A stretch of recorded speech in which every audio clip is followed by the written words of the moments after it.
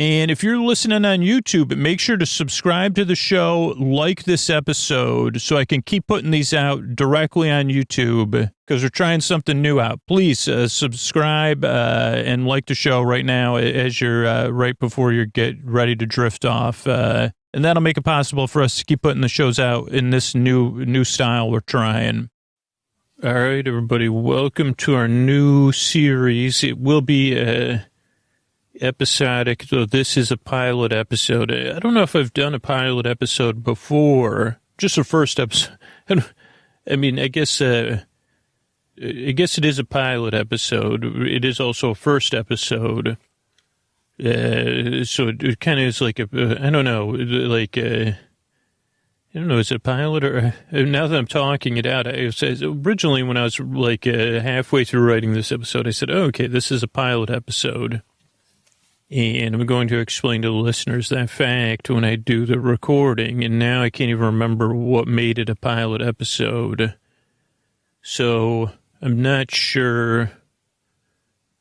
It's the first episode. I guess it is a pilot because, normally a pilot is something you try to you make so that you can get permission to make the rest of the series. But I have permission from me. But also, I guess in some sense it did.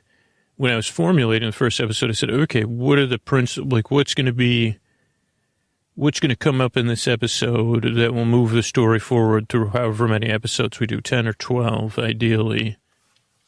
And so that's it. A couple of things you need to know about the first episode. It'll be extra dreamy because I won't, because it's a pilot or first episode this time, I want to try to leave it open instead of explaining everything, to leave you with a little bit of room, for your own, ideally you're asleep or you're snuggling in or you're getting comfy. But I do know there's those of you that listen because you can't sleep or you're listening for company or you're listening during the day or you're re-listening.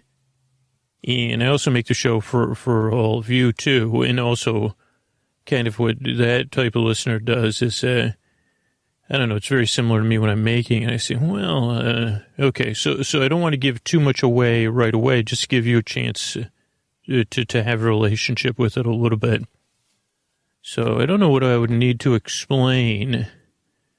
I guess I don't need to explain anything more. I don't really explain anything, but this will be a series. It has two characters and, two main characters, I guess here we go. And here's you maybe were wondering too, he is the world famous, the unbelievably kind. Antonio, I've been getting a lot of listener email about how I treat you.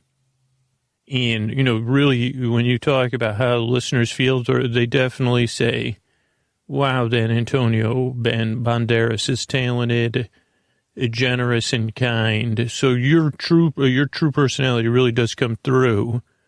Unfortunately, mine does come through too.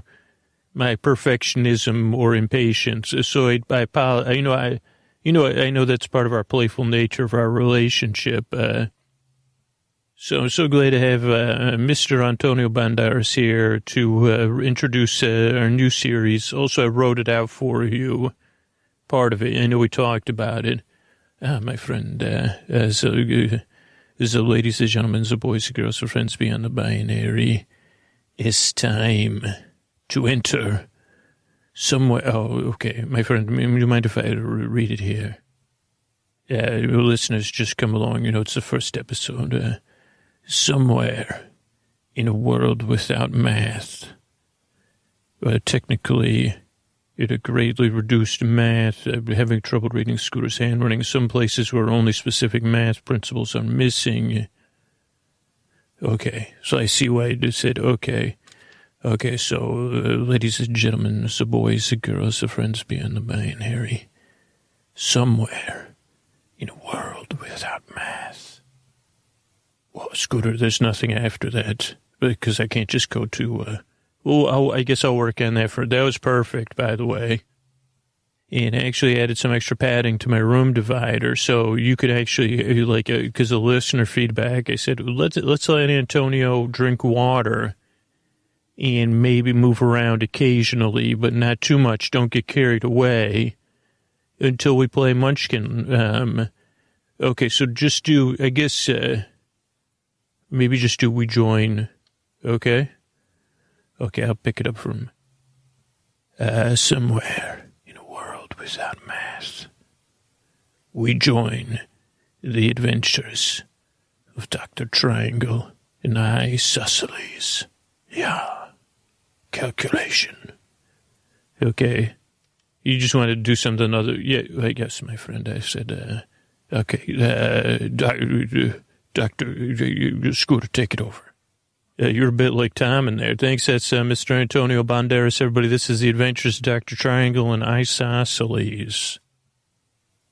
The name of the town is Danzig, and I'm positive that there's going to be baked beans here. I mean, I'm 100% sure. All right, but, I guess I don't understand how you would know that there's going to be baked beans here in this town. Well, because if you look at the map, if I showed you the map, just pay attention, because I've never seen anyone, just because we're riding and just because the horse is drawing the carriage doesn't mean you don't need to pay attention to the road, please. I'm paying attention to the road and to you at the same time. Okay, well, so if you would have looked at the maps I was trying to show you, before everything, there was the Grandma Ben's baked bean factory here. Grandma was named Ben. It was like a merger, it was some corporate merger, but it was, doesn't matter. There was a giant baked bean cannery here. And my understanding is that some of the beans, they even they warehoused, it was their national headquarters for the beans. So there's going to be tons of beans here, and we're going to take payment in beans today, or, anything else people have to give. Okay, well, I mean, I understand you're saying, okay, tell me, because why don't we just get, I just don't want to end up stuck with a wagon load of beans, because I calculated how many beans we could fit in the wagon, and it just seems like this is going to backfire, and I'm going to be existing on beans for years, and while I understand it's the foundation, you know what I mean. I'm worried about your plan. Okay, it's simple. So Danzig's here, right? Now, if before, with the consolidation of the city-states, there's a city-state that's only a 2-day journey away, where even before everything happened, there was a large number of former UK residents living in that area, the highest area in the States where people from the UK were living, other than, the huge, biggest cities. And this city considers itself, it's a UK-friendly, or former UK. They're going to want baked beans. It's just, it's a thing. Okay, but these aren't English baked beans. They're baked beans from, the Midwest. Again, you're not thinking with big picture. They can take the baked beans and they can, they don't have beans. They're going to want baked beans. It's the closest equivalent. And all you got to do is add a little sugar and it'll be close to English. You're overthinking it. We're going to be able to trade it. I already have the majority of the beans pre-sold. Yeah, but that's for something that you want. But it's pre-sold, and with that, again, is an even more valuable item. But that's a tanker truck. We also still have to find a way to transport the tanker truck. Yeah, but don't worry about it. It's going to work great. We're going to trade. We're going to fill this wagon with, we'll perform one show only, because they do have another buyer. not paying in beans, but like we'll trade the beans for the tanker of wine, and then we'll still have 25% of the beans to trade for other things. I would recommend holding 5%. Again, I've been working on this. You trust me, it's not a foolproof plan. Otherwise, I wouldn't have you involved. That's hilarious. That's just hilarious. Okay, we're going through just let me handle the driving of the way. You handle the bean planning. Good afternoon. Yes, we're here to perform tonight in your town square. I assume you have a city square or town square. Yes, we're doing a great job keeping the gates.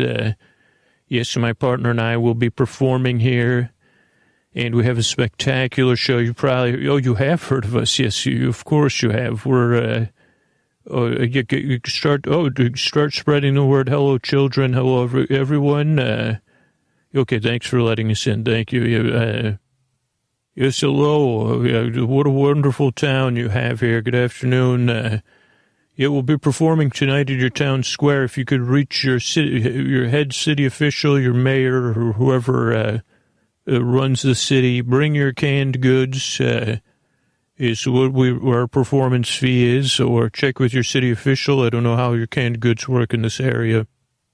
I do know I have a hankering for beans, though.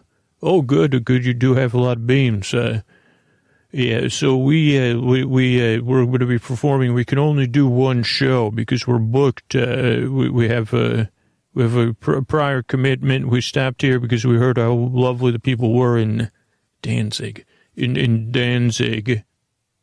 And we're going to have a great time tonight. So if you could just show us, okay, just up around that bend. Oh, so we go up the rise and then back down. Okay, thank you. Thanks, children. Thank you, everyone. Really looking forward to performing tonight. Oh, what kind of show do we have? Oh, well, have you ever heard of, do you like drama? Do you like action? Does anyone in your family like a little bit of romance? We have all of those things. And believe me, the show will have more. Do you like to laugh? So you do, of course. You're a child. You're looking for. Do you like antics? Because I can leaping. Okay, we'll come to the show tonight. Bring your beans, or have your city official bring a proper amount of. Good day. Tell your parents or whoever's in charge of you. Thank you. Okay, look over the city here. Do you notice anything strange in the city line? Well, this city's, it's got good, nice air. I noticed that. And it's in good shape because as you plotted out, you said this is one of the areas that's very low impact, just the basics. So, we don't have to worry about anything wonky going on in the city. Yeah, no, the city's in a stable zone. Yeah, but I was saying, just you have to spell everything out for you. Just look at the city skyline and tell me what you notice when you look across the city skyline. Well, I notice buildings. I notice birds, sky. Okay, look at the buildings. What are the two biggest buildings in town? The temples. There's two temples. That's interesting. Right, it's two temples. Do you have any idea which one's larger than the other one? Huh. We haven't been to a town where, I think we were the only town we had with two temples. That is interesting that one's large. I think but look at it, it's like older, it's a remnant temple.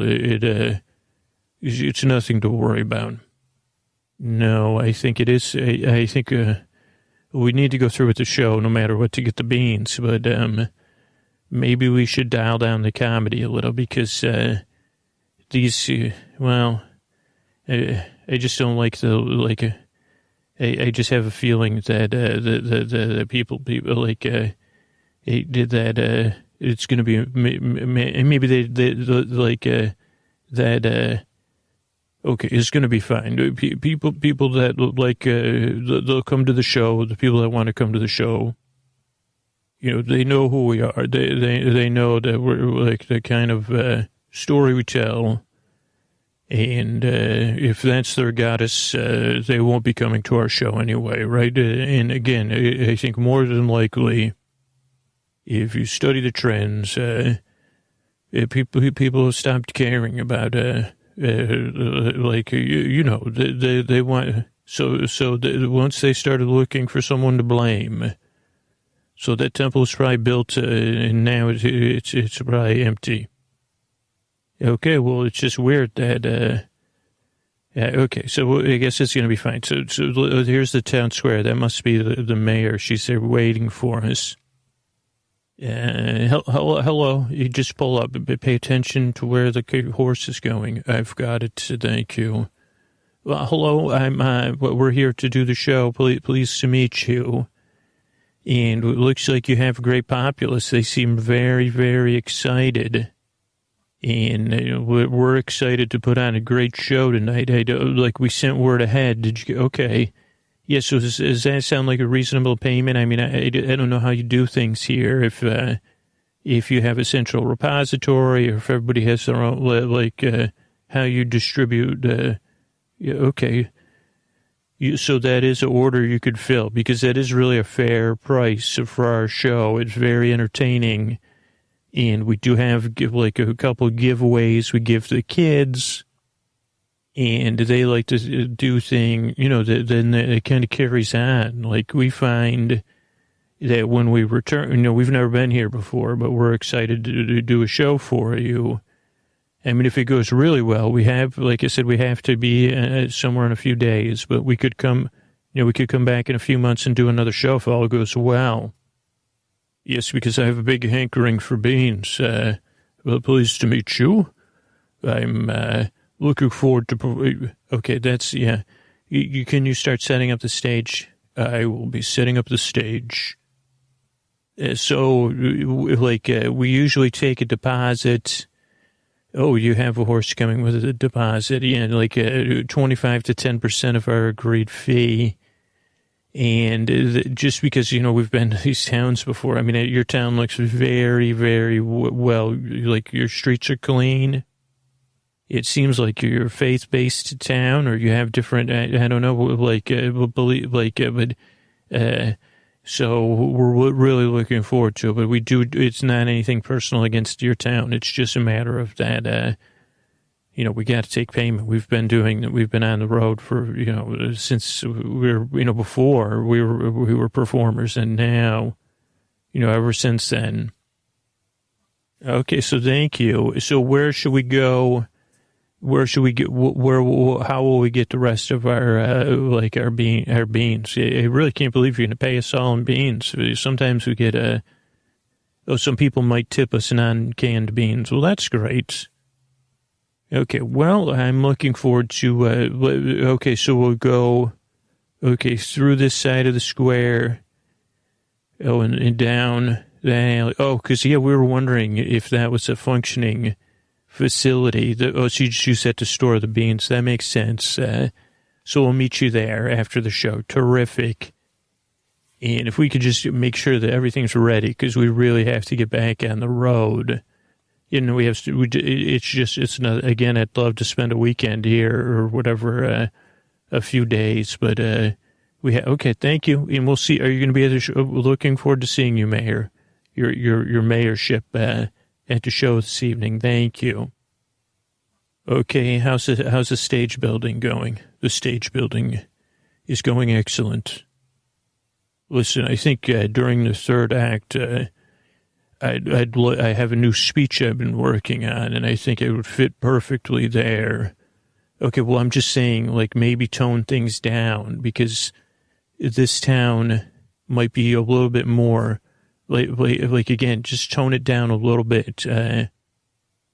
Okay, well, don't worry yourself. I'm a performer. I'm here to entertain, not really here to give any messages. I'm just here to entertain and make people enjoy themselves. And I thought, I was going to do it as a mayor, so I guess what you're saying is that mayor probably wouldn't like it because they would identify with it. Yeah, let's just stick to the regular show, okay? Okay, I'm going to lie down for a minute, and then when I wake up, we'll be ready to go. Okay, you go lie down. I'm going to be building the stage here.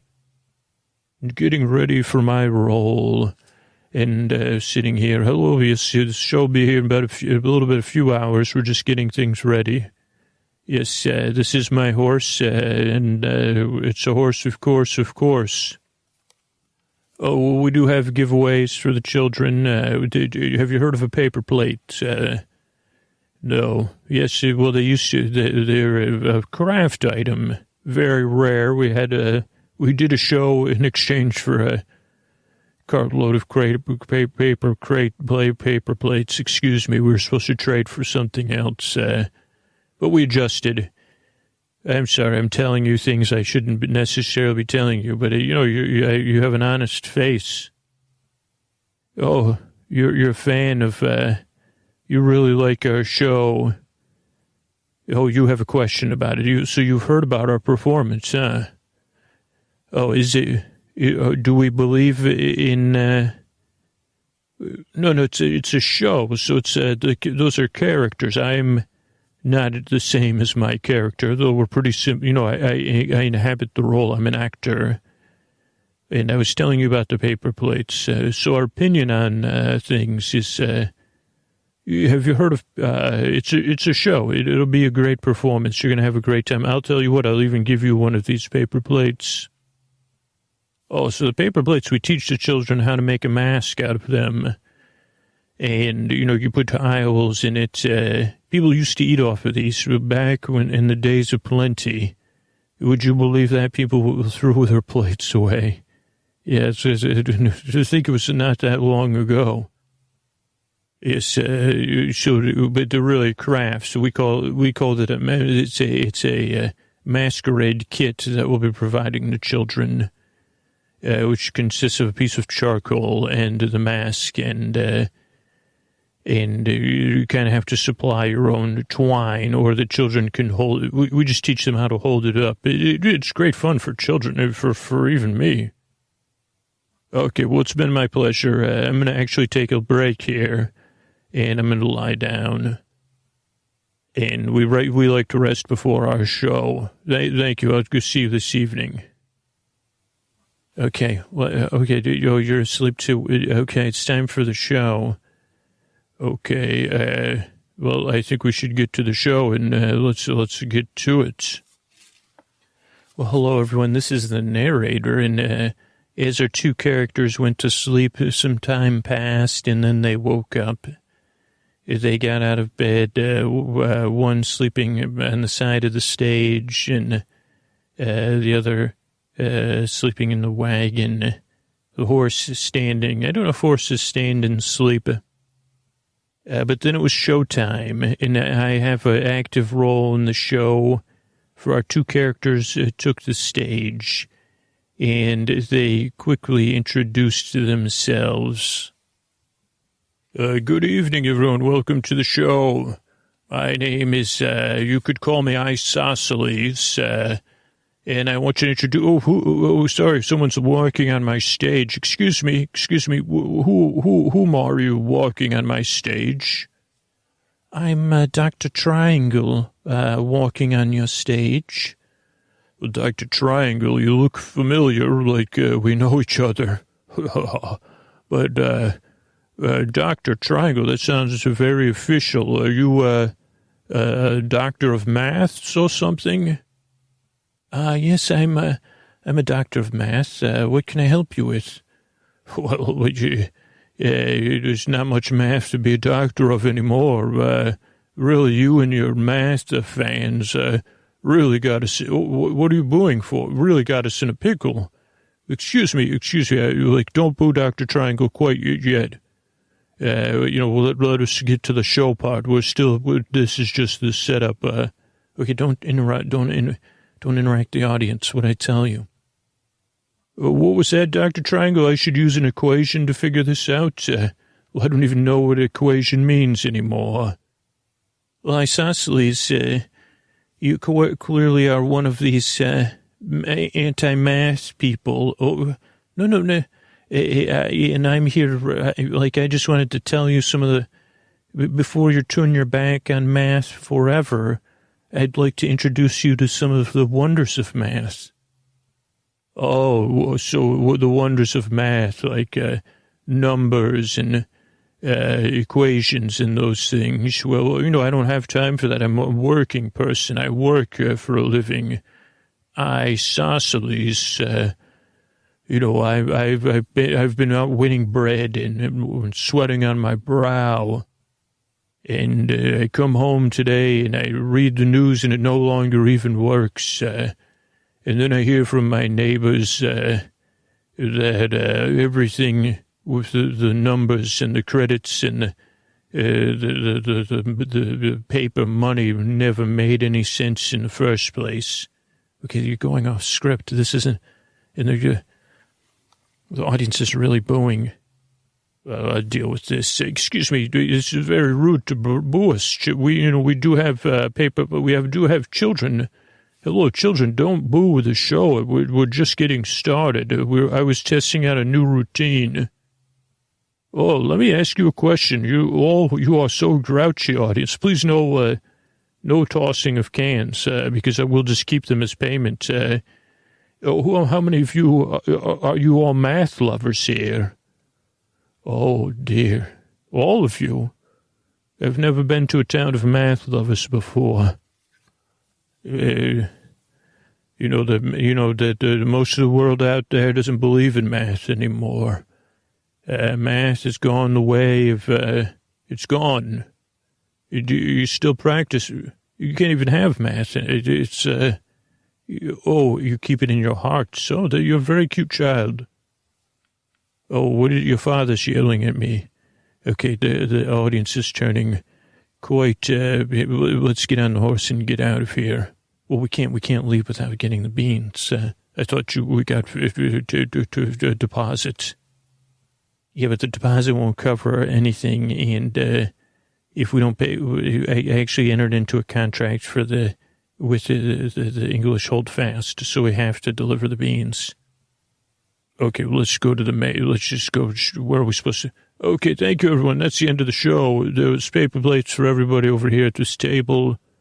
Okay, let's go. Get in the wagon. Just leave the stage. We'll build another one. Hi, everyone. This is the narrator. They hopped in the wagon. And obviously, they were presenting things in a much more delicate way. But what had happened was they started their show, and the audience was booing. The audience it disagreed. The audience maybe thought that it was a bit of anti-math propaganda. And they didn't like the show. And also because of the new bit that Dr. Isosceles was trying out with Dr. Triangle, the show never even got off the ground. And they hopped in their wagon. And it was a math-friendly audience. So they were booing and shouting, but they weren't doing anything, too egregious. Because they had their canned goods. They did lose 2 packets of paper plates, which the children used as frisbees because they never got to the part of the show where they used them as masks. And we now know they headed off in the direction the mayor had pointed them in.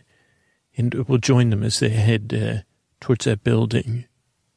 Okay, this is where the mayor said, well, this is the temple of Shashat. We can't go to this temple.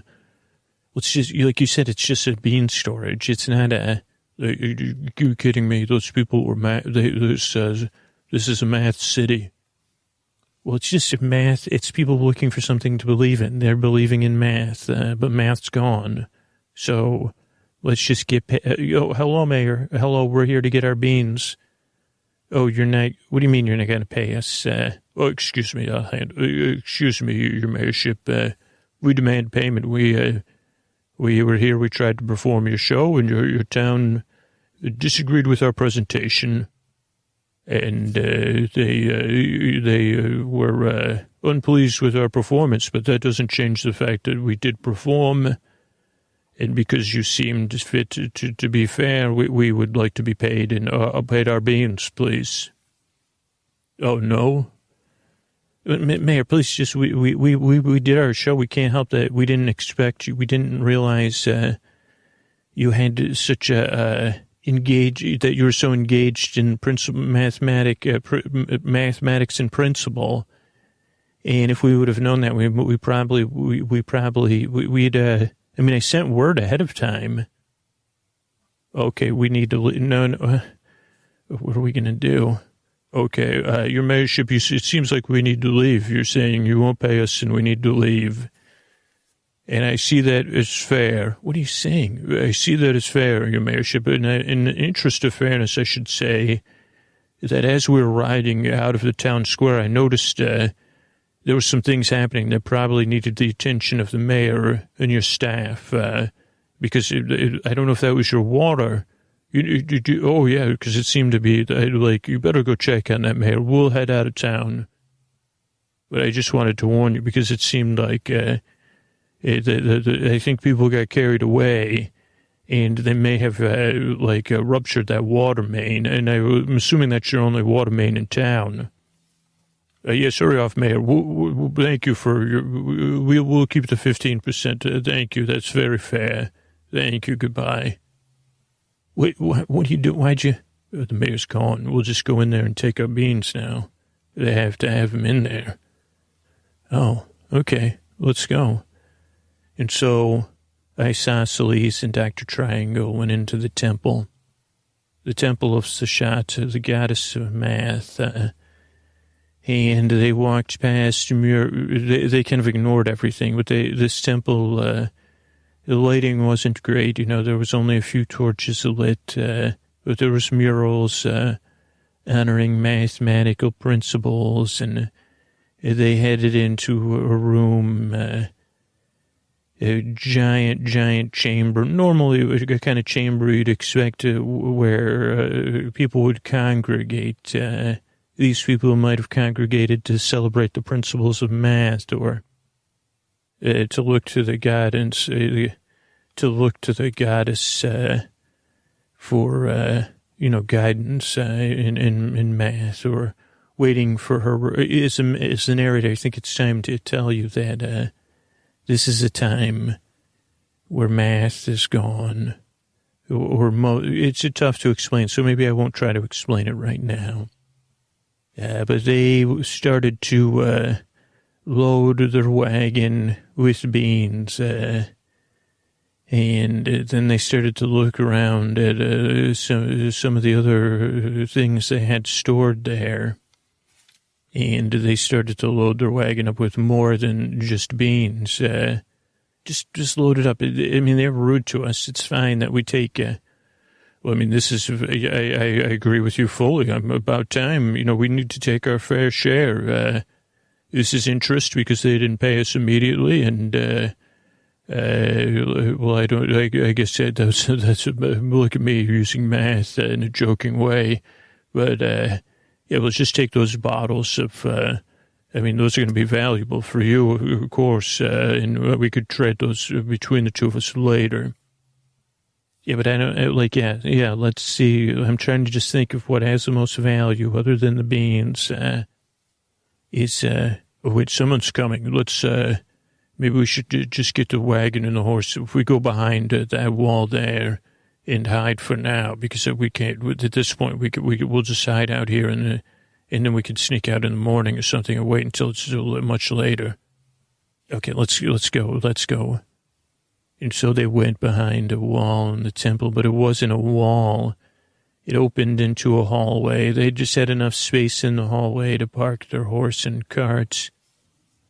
But something about the hallway and the fact that they were trying to use up the time kind of called to them, and they headed down the hallway, down the hallway, maybe searching for more, larder-type goods. I don't know.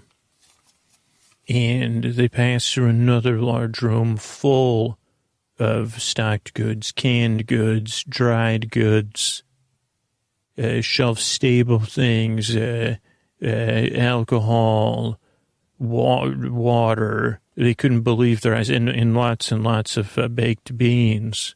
This town is literally sitting on a hill of beans. There's even dried beans down here. You're right. Okay, we should keep searching deeper because I don't know, this could be our big, even if we were to find another way in and out of this temple, we could just constantly keep coming in and out of here. No one would know, and they wouldn't even notice, and we'd be rich, and they wouldn't even notice we're taking stuff. Let's just keep going, because I can feel a breeze coming from that way. Okay. There's a shining. It's just like, in this next room, there's it's like a mirror. So it's a hall of mirrors. Yeah, it's not a maze of mirrors. It's just a hall. Do you see things in the mirrors? What, I'm looking in a mirror. Yes, I'm looking in the... What am I seeing? Holy cow. There we are, riding off to that whole English holdfast. There I am driving. Wow, I'm driving an entire... I can't believe we traded 40 cases of baked beans, or the equivalent of 40 cases of baked beans. A case being 12 cans for an entire tanker truck of wine. It's almost to the point, and there I am driving the tanker truck in the mirror. I can't even believe this is possible. Driving it off. Wonder if Isosceles is seeing the same thing, but still dressed as Dr. Triangle. And I'm headed off, and I give my choice. I could trade the wine, but I almost have both of my places fully stocked, so I can just live a lifetime. I know the tanker wine won't last me my entire, if I am expecting, but then I can just go drink my wine. I have all of everything downloaded, years and years of the old content. And I happen to have, I figured out, it's like we found that spot where we could convert digital to analog, and I'm just going to sit there and drink and eat and watch things until no one can bug me. It's going to be great. This is exactly. Oh wait, maybe I should keep walking to the end of the hall. There's something else down there. Isosceles, what are you seeing in the mirrors? Seeing this, where's in the mirrors? Yes, it is. It's nice, very nice. Isosceles, I see in the mirror. Isosceles, where are you going, Dr. Triangle? Just follow me. Would you see let's go that way. We don't need to worry about what we saw in the mirror. This is some strange room. And they did enter a room. It was a strange room. As they said, much different than something normal. And it was a well-lit room where everything else was cinematically a little bit darker. And as they entered the room, as you might expect, there was this faint rumbling as the door closed behind them, a stone door. And they found themselves sealed in, and the room had a rise. And at the top of the room, through an arched doorway, emerged a figure, not a figure, a person in a long gown. She looked down at them and spoke. Who are you that intrude on this sacred ground and this place of sacred principles? And you dare to discuss taking our supplies that we have? And you dare to come to our town and make fun of our goddess and our principles that we plan to return? Do you know the cost of math leaving this world? I'm sorry, I'm not 100% because we just went through that hallway of mirrors. Dr. Triangle, could you, I can't believe I'm calling you Dr. Triangle either. Let's just go by these names because, we're just a little lost. We were here, we were picking up our payment. We had a little bit of a disagreement with the mayor. And, Isosceles here managed to give your mayor a nice tip. And then we were just exploring the temple. We didn't realize that it was occupied. This is honestly the first town we've been in where there's active. Occasionally there's pockets of, I don't know what you call math acolytes. I don't know, praisers of Shashad's, math believers. I guess that's what we call you in our play. But, I play Dr. Triangle. Silence, the two of you. I don't know what you saw in the Hall of Mirrors, but now, in violation of our temple, you will face a test to see if you pay the ultimate price. Oh, you're talking just like Dr. Triangle. I like that. What do you mean we're going to face a test for the ultimate price? You'll see. If you can use 2 easy math principles, you'll be able to escape. Okay, we just do our play is parody. We really don't know very much about math. When the other goddess came to our world for real, it kind of boggled everybody's mind.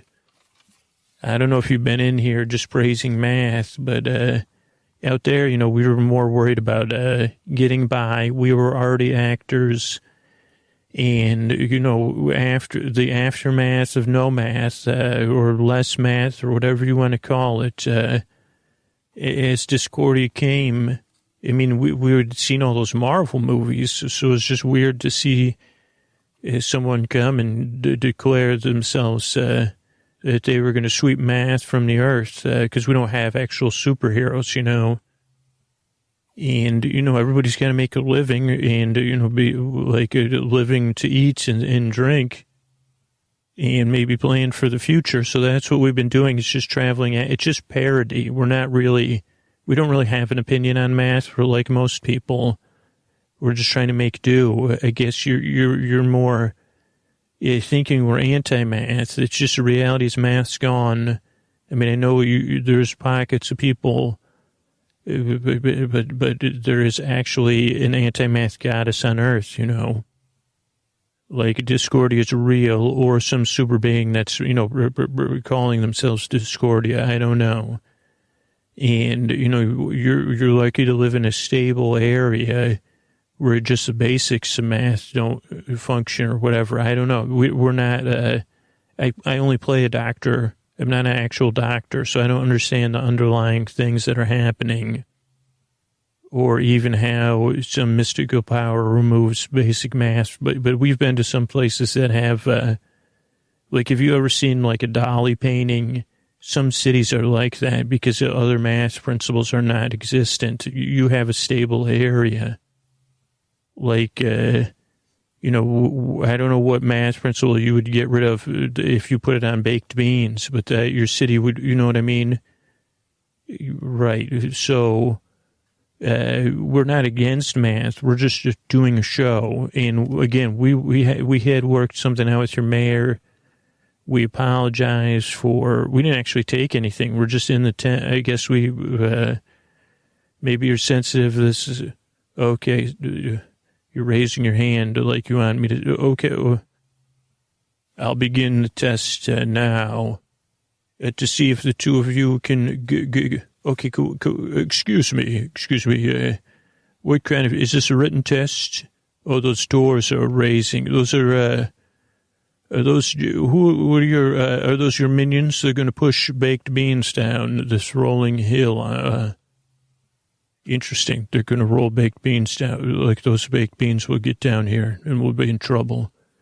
So you're going to roll. Our test is, your test is to use basic math principles. If you can use them before the beans, do you understand? We're going to ask you some basic questions. Okay, we don't really, people kind of forgot math when we were, after math left. Again, I think you're too math familiar. So could you give us an idea of the basic principles we need to know to solve this? So we have to do some kind of equation solving? All you'll need to know is a distributive principle. and the rate of change in slope to solve this equation. Use them together, and we'll set you free with your original payments. Okay, could you give us a couple of examples first of the distributive principle? That sounds like I don't know if we could figure it out. Like distribute. You distributed 15% of our beans to us. We do use math occasionally because you're a math. Distributed principle. I don't know do you know what that is? I don't know. It's a lot of pressure to be figuring this. Could you just give us a little bit more? Okay, so we have to do two equations or one equation using both principles. What's the rate of change of slope? I think we need graph paper for that one. Yeah, we don't even have graph paper, so I don't know. Distributed principle and rate of change of slope. It just sounds like that sounds very. You're really putting us in a pickle. Why? Well, they could just get rid of us. So I don't know if we should argue or what we could. You just give us a few minutes to do some practice equations? You're in the honor. We call on the mercy of Shashat. Oh boy, that got our attention. Yes, I also call on the mercy of Shashat to familiarize myself with the distributed principle and rate of change and slope or whatever the rate of, yes. Okay, so you're counting us down here. Oh, thank you in the honor of Shashat to give us some time. Okay, I don't even know if I hope I'm not offending the goddess. Okay, well, we got to figure out something. So they're going to roll distributed principle. So the slope is the hill that they're rolling the beans down at us. And the rate of change is probably going to be how fast the beans come down. And I don't know how that's going to make any difference. A distributed principle, so then, that's not even math. Distributing means just like we're distributing the beans for wine. In some sense, that's a distribution. Yeah, you're right. So I think it's like reassigning. I don't know what the equation is, though. They have 3 stacks of beans. They're different sizes stacks. There's 2 of us, so we must be part of the equation. The rate of slope. Okay, I don't know what they like. So, okay, she's counting still. I don't know what down to. Okay, well, there's like all these squares, like, there's like the masonry blocks on the. So that's kind of like a grid. Okay, I don't think this is a solvable problem, though. Okay, but what if we, okay, I got an idea. Excuse me, again, calling on the mercy of Sashat. We're both, we lost, we don't have the luxury of corrective lenses, which we both use. And so if we could just walk around while you give us this time, we're working on solving this equation and familiarizing ourselves with these, somehow we forgot the great old wisdom that you praise here called math. And so if you just give us a little bit of time, we're going to just walk around here and then work on, just so we could get a little bit better. Okay, let's just walk up here. Okay, what are we doing here? We're walking. 1, 2, okay, I pretend you're counting. Oh, yeah, like, remember the X, Y, that's what I remember. Oh, yeah, it's like rise versus rate or something like that. Oh, yeah, we've definitely got to calculate. It's a little bit harder because, we could use the squares on the walls also. It's like we're in a 3D puzzle. I don't know what you're talking about, but I just wanted to say X, Y. Does that mean, oh, yes, the axes, of course. Okay, keep walking towards the cans, because the people, they're like standing a little bit behind. Oh, yes, so let's just take a look at these cans to familiarize ourselves with Yes, oh, hello, guy. Hello. You're very good counting us down. Oh, I'm just checking here to see. I'm just going to do a little math to figure out, if I count, circumference, area and angle. Just kidding. I'm just kidding. That's just Isosceles from the show. Oh, yeah, let's count the beans. Let's count all the way around. You're right. So we're just going to start with these 2 pallets of beans. Excuse us. 1, 2, 3. Oh, it's 4, 5, 6. Okay, now, when you get on the other side, we'll just push them down the hill. And then I think we'll just, okay, I got you. Let's, 5, 10. I think I'll count by twos for a little while. 2, 4, 6. Okay, let's go. 1, 2, 3, push. And the narrator here, all the beans, 2 of the 3 pallets of beans went tumbling down, crashing where Dr. Triangle and Isosceles had been standing before, and cracking a hole in one of the walls. And they looked at, and then they ran, and then the priestess just stood in their way, and then they were again trying to use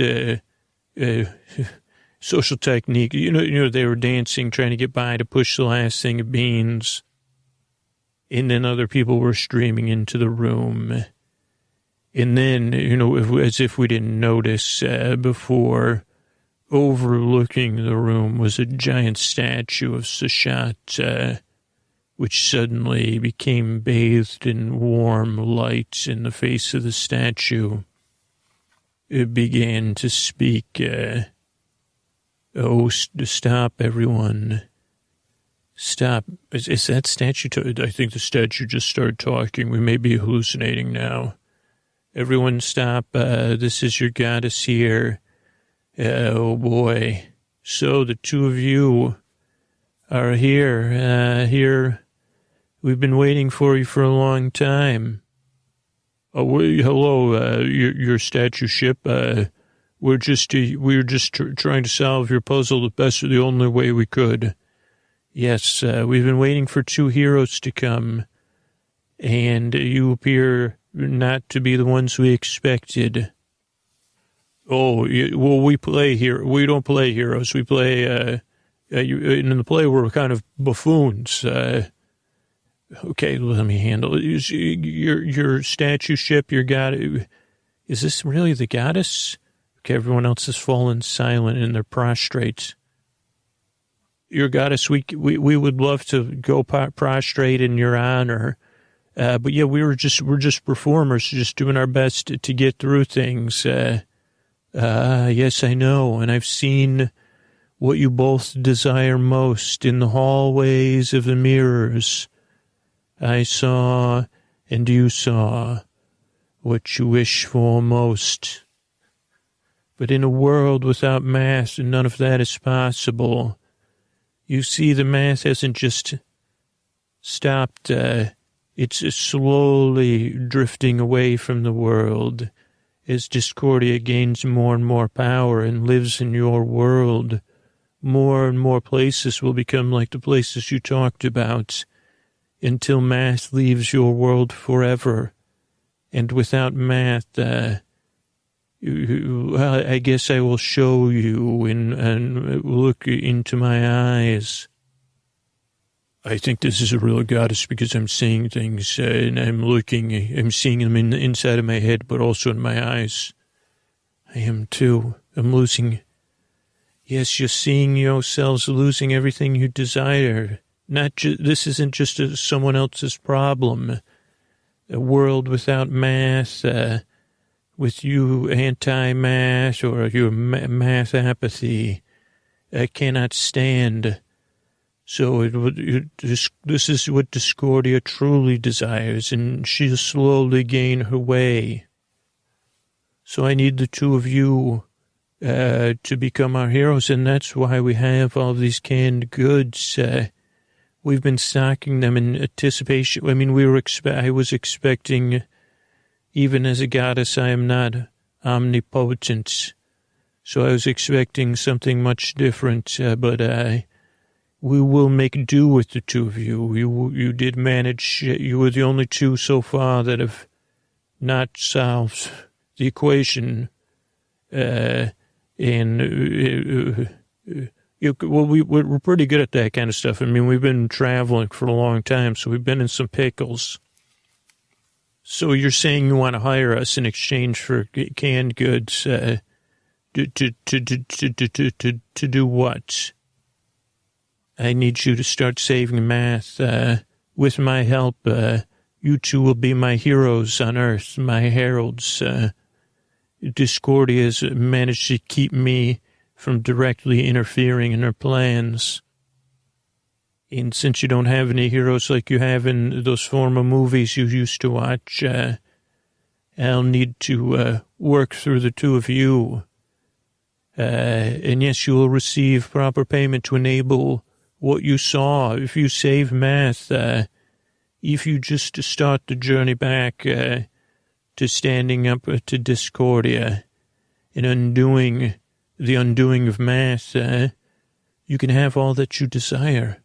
But without it, you'll have nothing. Okay, thank you, your goddess. We accept your offer. So does that mean we can have the beans? It means you'll rest in the temple tonight, and tomorrow you'll set forth, and yes, we have some destinations where you are needed. But we will also get your tanker truck of wine, Dr. Triangle. But from this day forward, you are your two characters you parodied so much. And I want you to cloak yourself in those characters and be as those characters. And one day you could be heroes of math, even though you spent your recent adult lives parodying and insulting math. Goddess, you sound like you're saying that with your teeth grinding closed. Why don't you rest now? And tomorrow you'll start your long journey. I don't know about this. Well, we don't have to, we don't have to know about it. We just have to use it to our advantage. We know that we're working with what we have. You're not the heroes we asked for, but the heroes we've gotten. This isn't what great, because it sounds good. Thank you. We'll rest here in the temple. And so, narrator, here are two heroes, Dr. Triangle and Isosceles, headed off to bed and rested for the night. And that's where we'll stop our tale here, where the adventures of Dr. Triangle and Isosceles began. Good night. All right, everybody, welcome to our episodically modular series, The Adventures of Dr. Triangle and Isosceles. Tonight's bedtime story. It features two characters named Dr. Triangle and Isosceles. And this is the second episode, but you could listen to it in any order because I'm going to tell you everything you need to know right now. It takes place in a world not like ours, but the same Earth, a different timeline or a different time. And not too much of a leap, though, for you to imagine, especially at bedtime. Imagine a world where math has diminished powers and math principles and the underlying principles that support math or depend on math have gone away from Earth or no longer function properly. That is the world our story takes place in. So a world a little bit, it may be in the future, but it feels like it's in the past. A lot of things like, at least from the fiction I'm seeing, the story, electricity, without math or some fundamental math principles, pretty tough to have electricity. Also, please, probably in this fictional world and a lot of other things. Now, not all math is gone, and some areas are more impacted by, I guess you'd say, like you'd say, Scoots, can you give it to me in 2 words? ELI 5 or whatever. And I'd say math outages. You'd say, well, this town has a total math outage, where our town has a partial math outage. So there is a diminished math capacity across the whole of what once was the United States. Meaning, power and stuff like that. Anything, ones and zeros. But I would just do, those aren't always based on math, but you know what I mean. So we live in a post, like a time after this, if you're saying, really trying to get me to nail it down and explain it to you, it's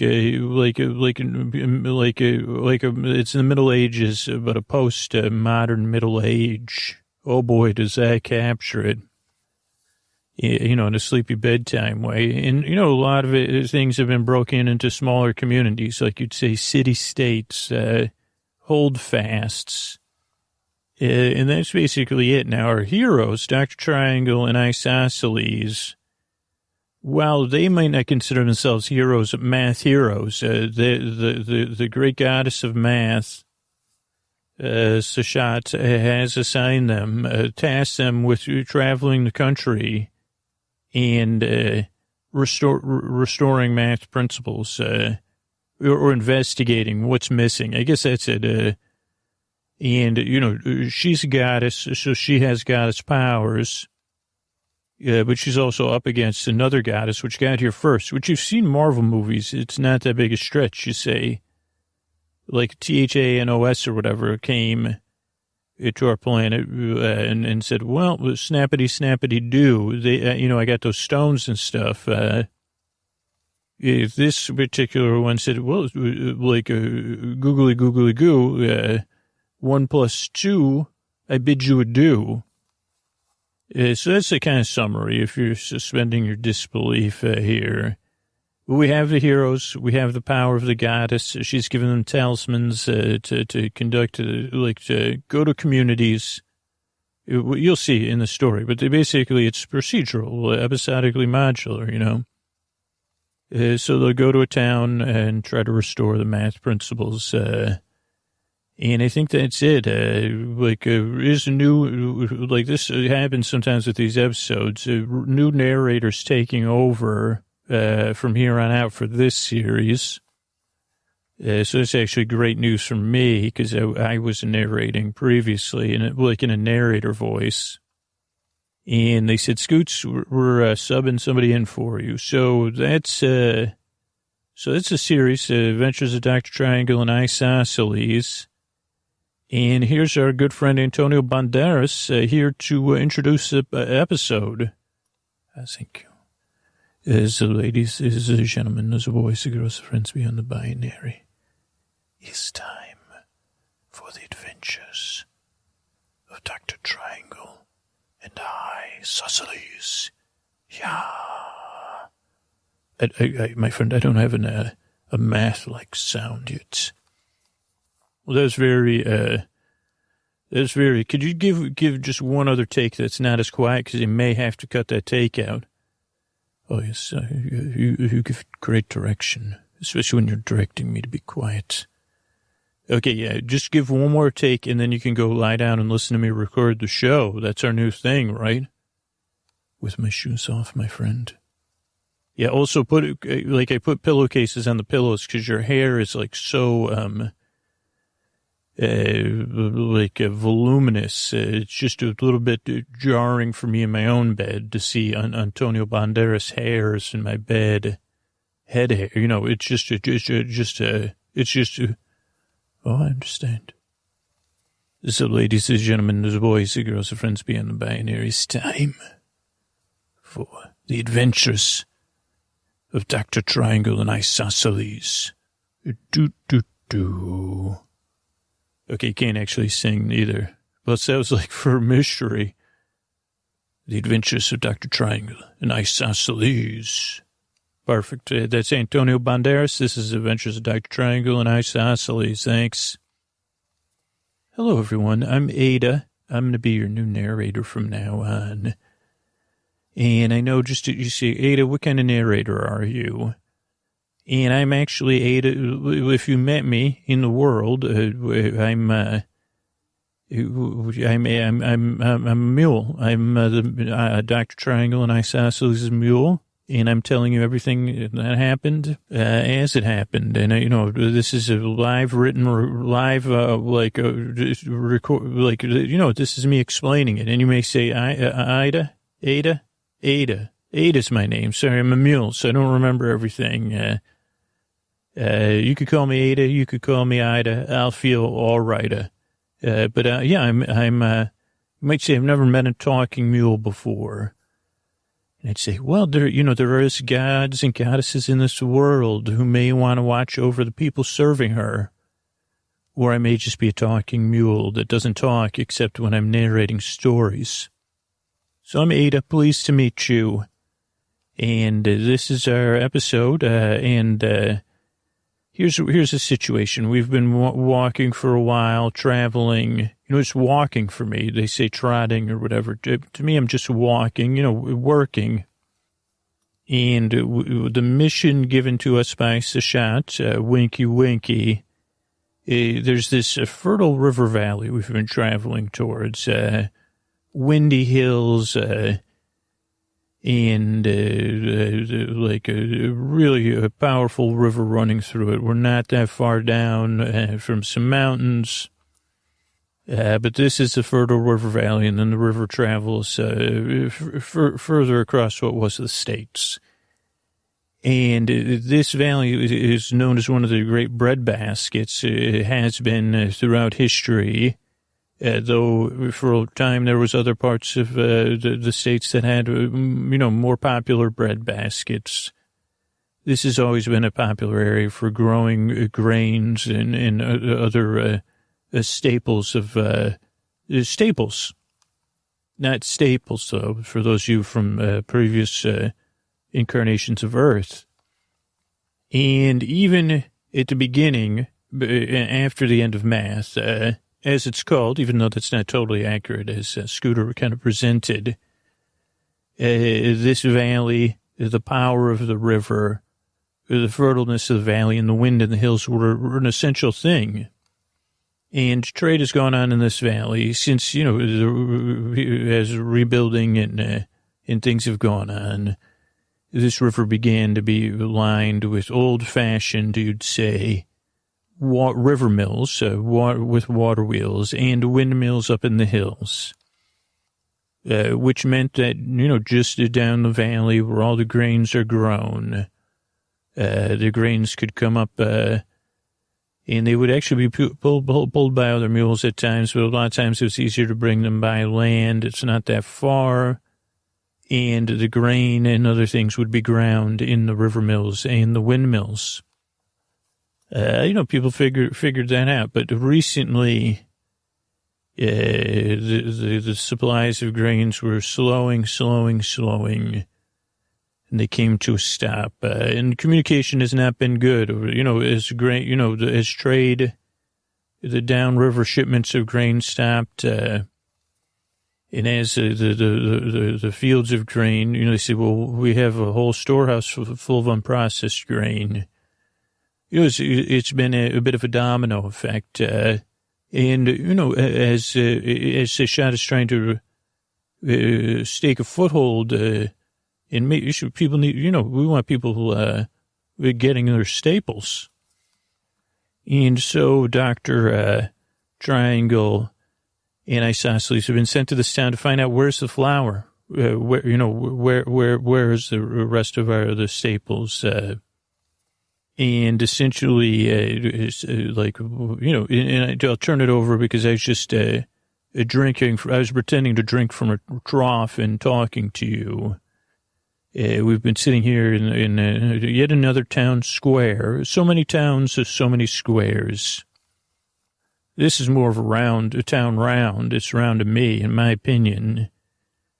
But here comes the Dr. Triangle and Isosceles. They've both been pacing in opposite directions. It's past noon. The sun is no longer in it's much past noon. Yes, I realize that.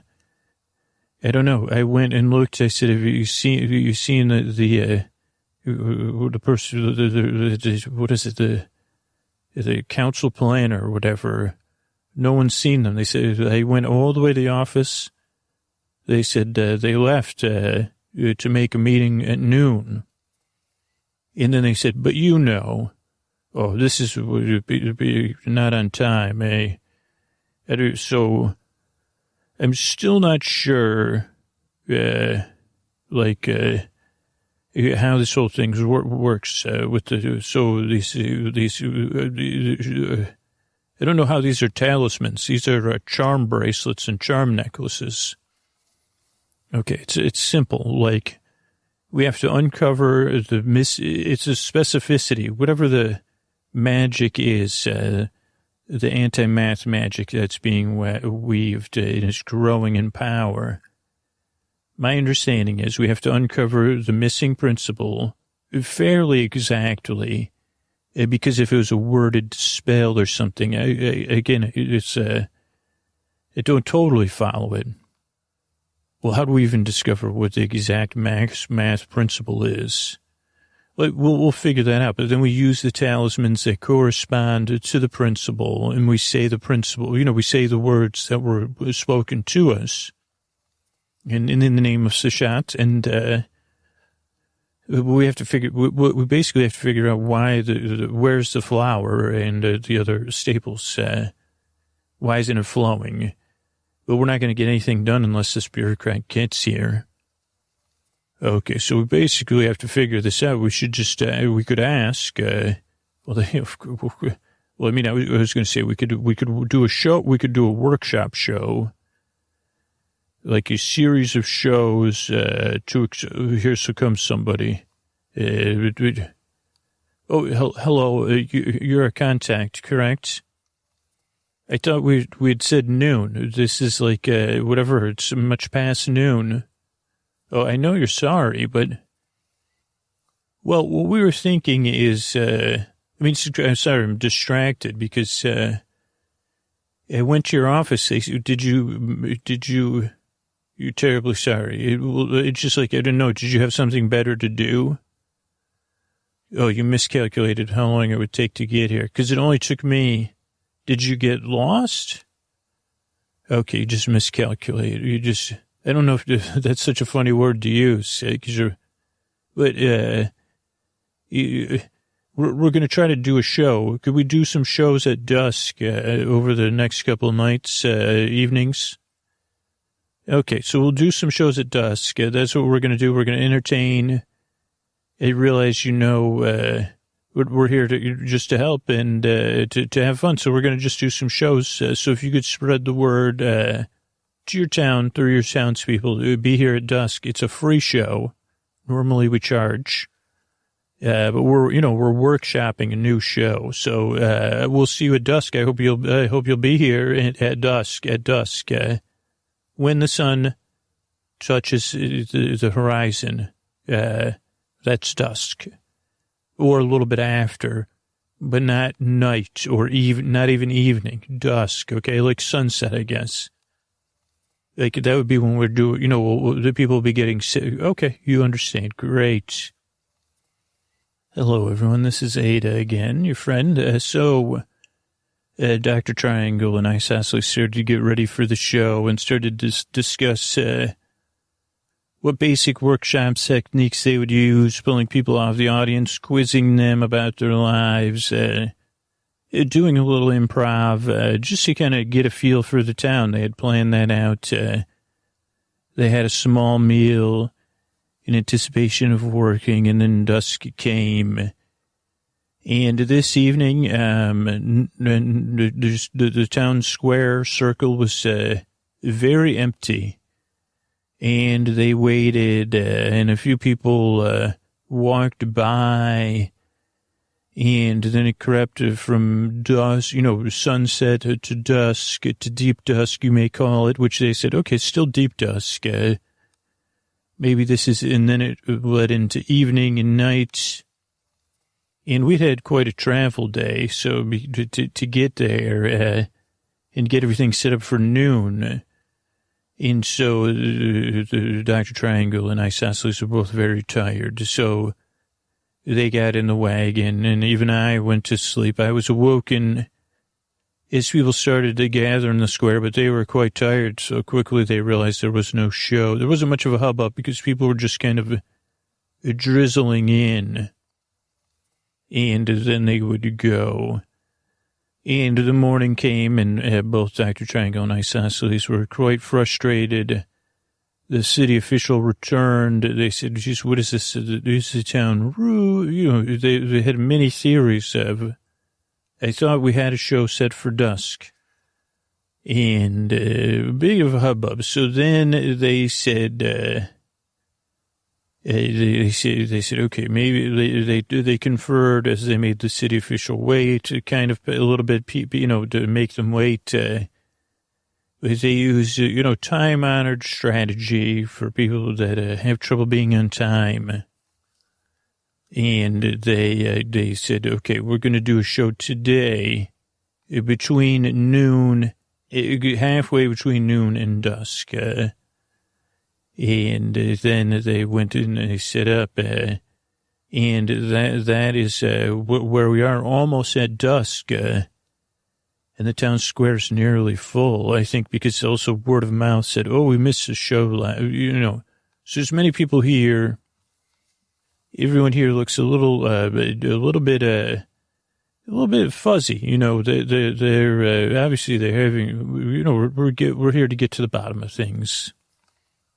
Though I'm just here to narrate and not interfere in any way, which is, you know, how I am, you know, the choice, it's just the rules I go by as mule, aid of the mule. That is what they call me. The two of them talk to me. I know more about either one of them than they know about themselves. And so there they go. They're calling to the crowd now. Hello, everyone. Welcome to our show. It's so good to see you here. Right on, ready to start. So good you got the memo. We're going to be doing free workshops here.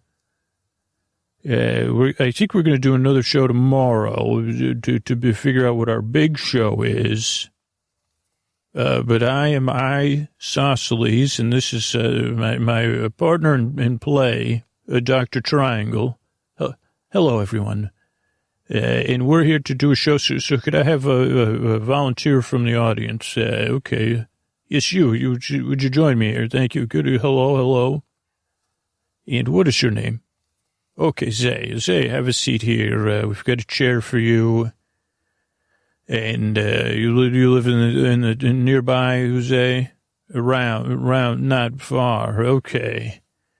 And how's your evening and afternoon going? Okay. Yeah, so so what we're going to do here is, are you familiar with what the way the sun travels across the skies, eh? Okay, so the sun starts, I want you to view the stage. Your chair's at the back of the stage. Imagine that, are you familiar with the idea of the sun travels across the sky, right? From all the way, sun rises in the east and sets in the west. So I want you to look over there and imagine that the sun rises, and then follow it as it sets. Okay. And I want you to just watch it. This is part of our performance. They're finding a way to what show we will build for all of you tomorrow. The show will be at the same time. So be here just between halfway between noon and dusk. You all seem to have the ability to kind of blankly roll with whatever.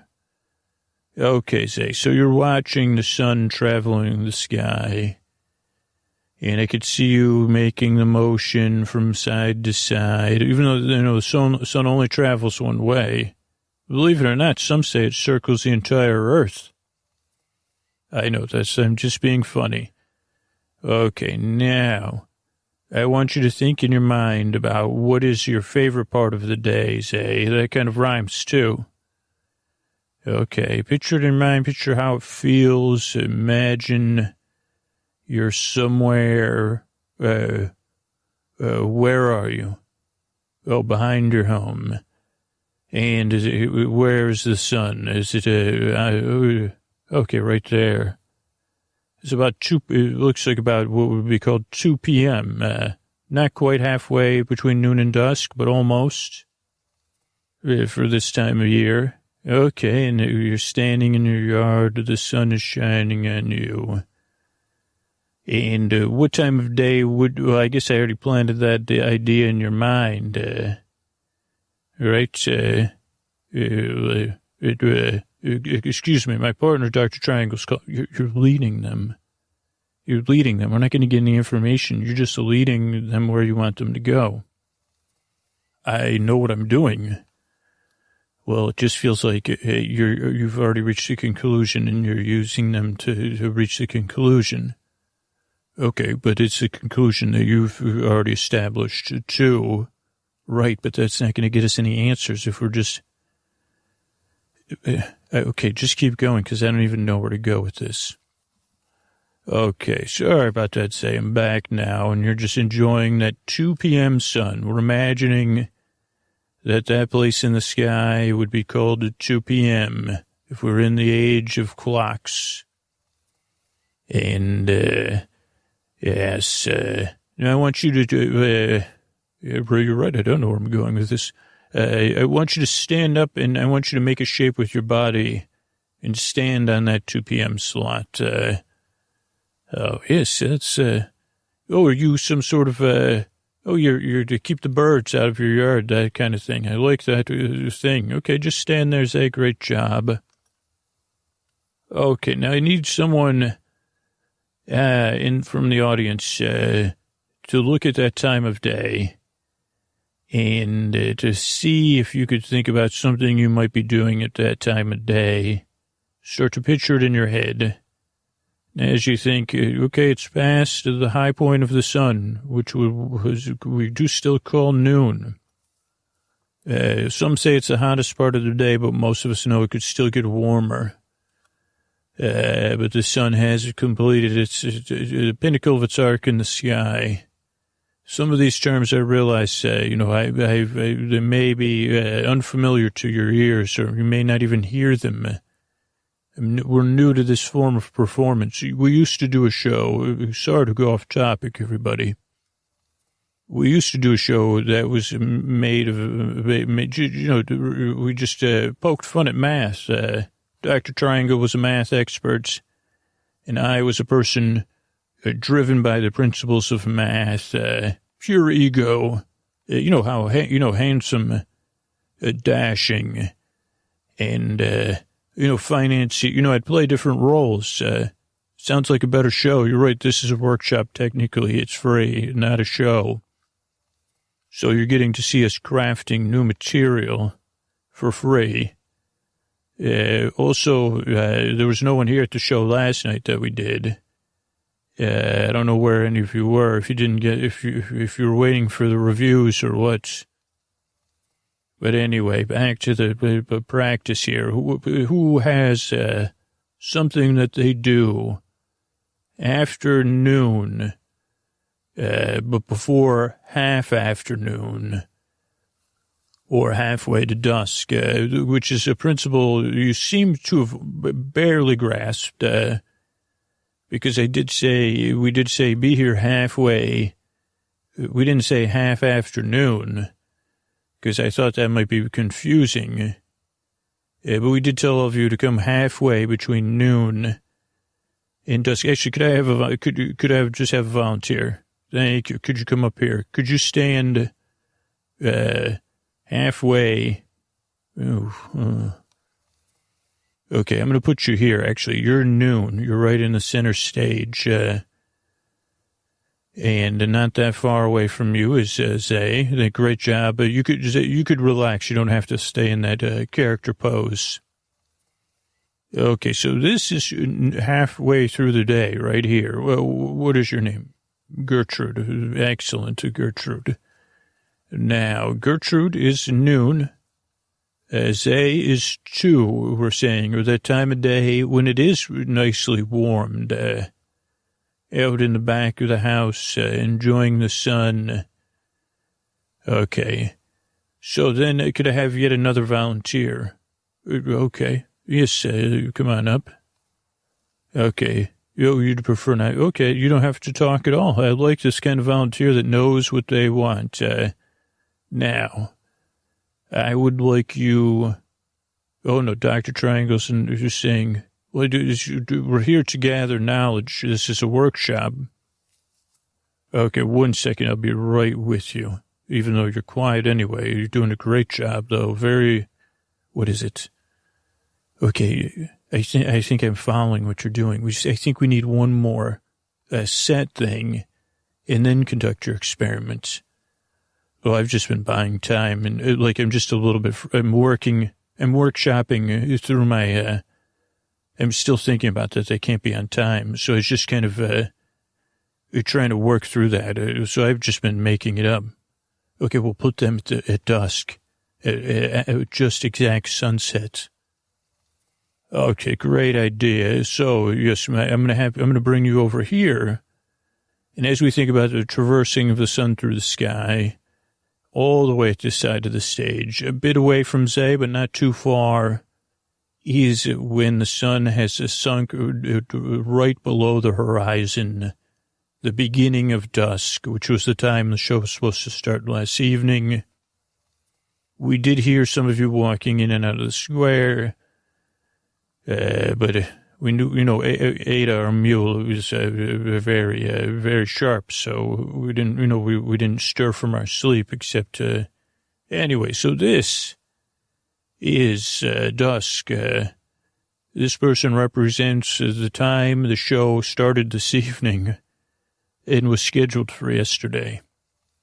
And now could I have one more volunteer, to come up, okay, and I would like you, now, 1 second, let me just look over. Okay, Dr. Triangle saying go for it. I would like you, oh, yes, what is your name? Franny, great. Franny, I would like you to find a spot between the show was the time the show was supposed to start this evening, which is halfway between the high point of the sun, also called noon, also represented right here at center stage, and dusk over here. Now, Zay is, what do we want to call that? A quarter. Well, we can't use those. You don't know any of those words, sir.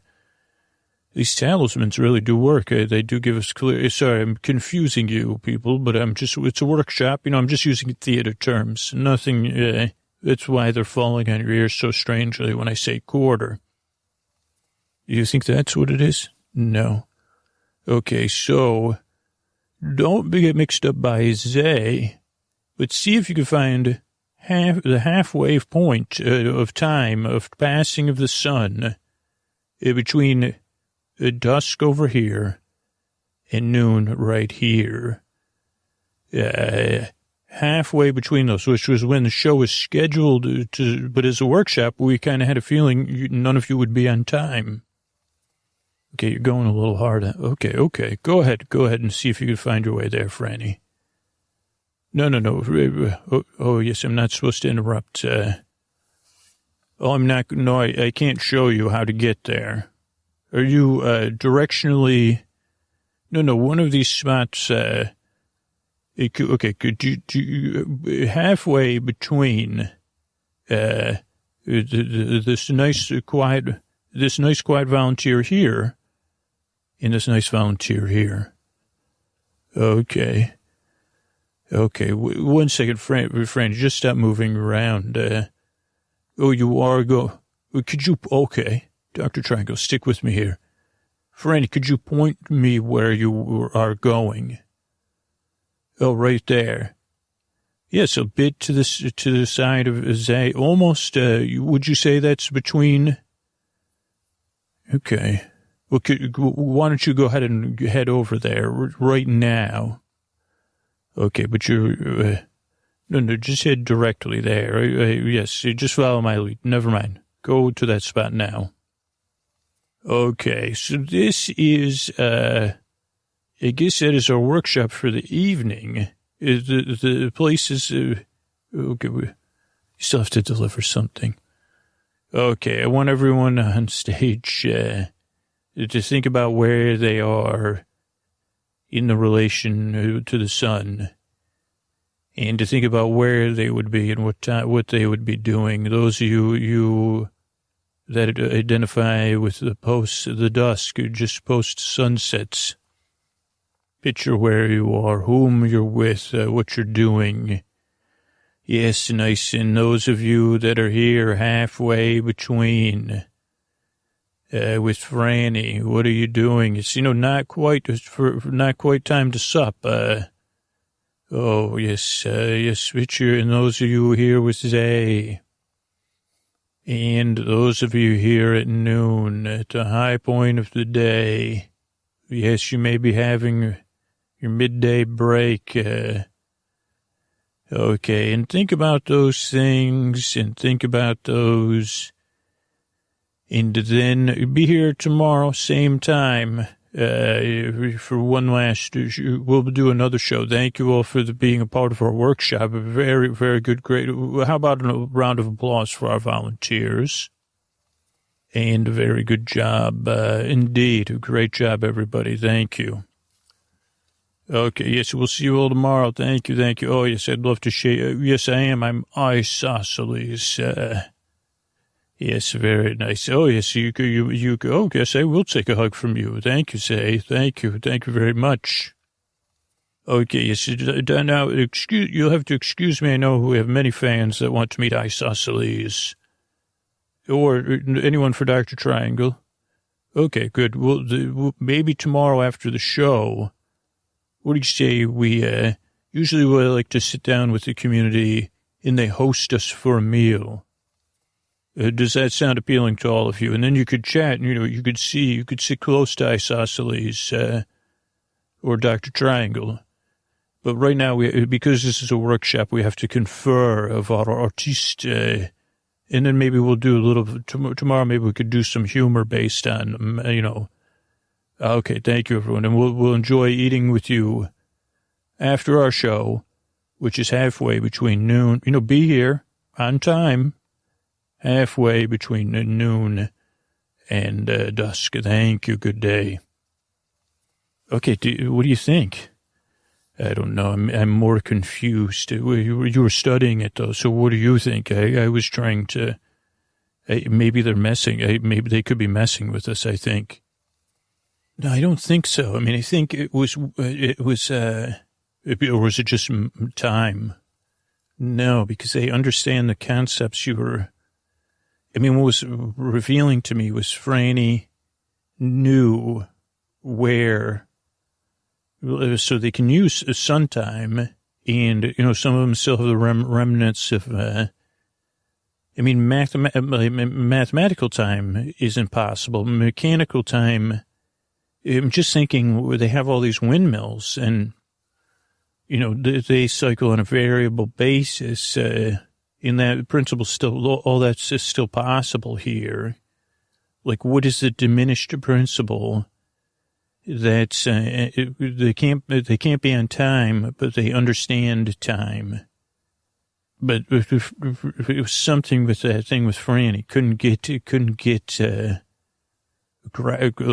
grasp how to get there, or what? Yeah, but not directionality, because it was still a good point. Yes, well, it was like leading like a cat with a string. Oh. What do you mean, oh? I think that, I have an idea for tomorrow's show. Okay, let's do tomorrow's show. Let's go rest. Okay, let's, Ada, we're gonna eat, and take a break. Well, hey, everybody, this is Ada here. Thanks for listening, and, they went to bed. Of course, they ate. I ate. I drank. The next day came, noon came, whatever you would call 3:30 p.m.-ish in your world came, and eventually the crowd came back at right around dusk. And then, for efficiency's sake, I'll tell you what happened is that Dr. Triangle and Isosceles set up a show with props this time and audience volunteers, pretending to be a windmill and then pretending to be the gears in the windmill and then connecting like a rope, which was made up of tied together handkerchiefs, a bit like a rope. I guess it was representative of a rope, and it was around the waist of one volunteer on one end. I don't like, pulleys and those things, gears, wooden gears, just like we assume are in the mills.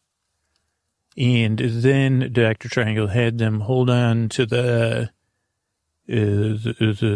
thing, because Dr. Triangle was had everyone moving at the same speed, so all the gears in the handkerchief rope was moving at the same pace, and everyone was clapping along. And this is interesting because it was almost it was like we're up against the edges of mathematics here, and so that's happening. A rhythm has been established, and then even the knowledge of the rhythms is established. Well, they couldn't use numbers to describe it quite. Their concepts and numbers, it was hard for the two of them to understand what the people were understanding because they couldn't be in their minds. They thought it was a pretty clear idea of that almost each pace was a clap, right? But then when they tried to break it down of estimation, was what Dr. Triangle seemed to think of claps, of paces, of how much time would be consumed to go from point A to point B as they played out this mechanical rope analogy. No volunteer could get that. Their ability to estimate the time was not possible. But also because there was so much appreciation and people were making noises, like as they were singing, and like people started singing. It was quite a fun show. And, there was a little bit of slapstick because Isosceles couldn't take not being the center of attention. And then the show ended. Doctor and Triangle and Isosceles were preparing to head to the great community hall for a meal. All right, so we'll just head right over there. So we've got it, right? You've got it down. I mean, I think so. This is our first time doing this. But we should go outside of the town. We just go upriver a bit, like where the mills are. And then we're just supposed to say the names of the principal, and it should restore the principal of the town and hold the charms, I guess, as you said, the pieces of the talisman that correspond. But let's eat. Hello, everybody. Oh, great. So what are we having here? Oh, what are these things? My goodness, it looks like, oh, thank you for feeding us. This is quite the feast you have here for us.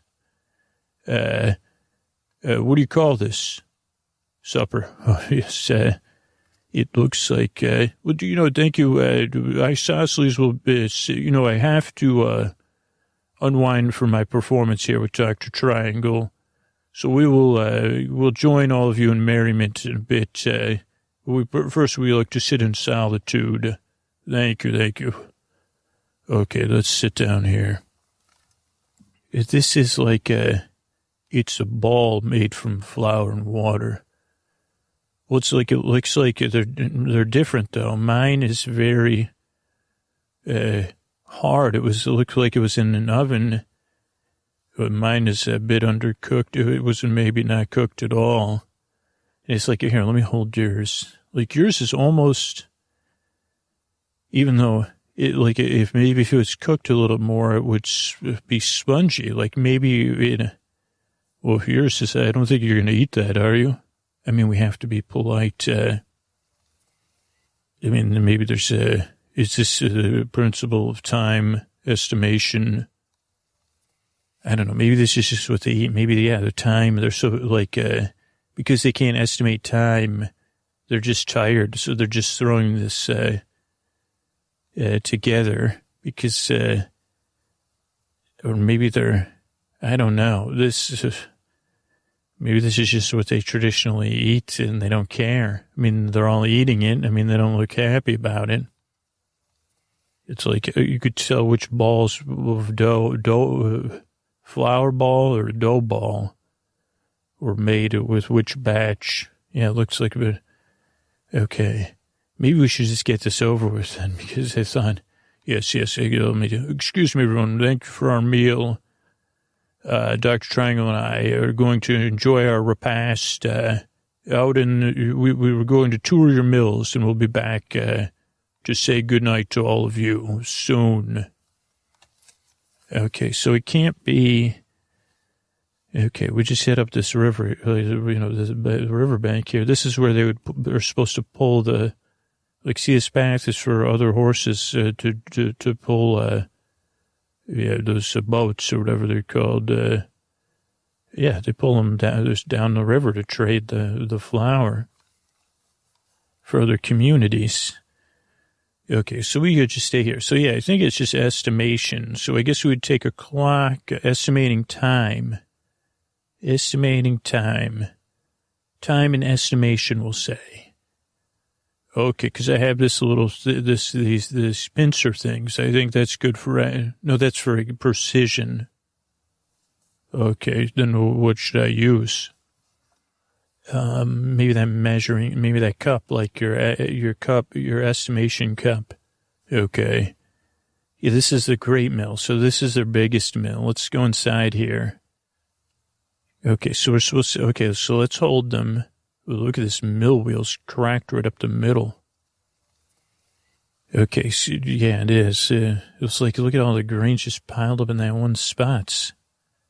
Okay, so it is estimating time, that's what we're going to say. Yeah, I mean, we have to be cool. We don't have to, it has to be the principle that's missing. So hopefully we get credit by, okay, so, great and power. No, that's from that movie. Oh, so great.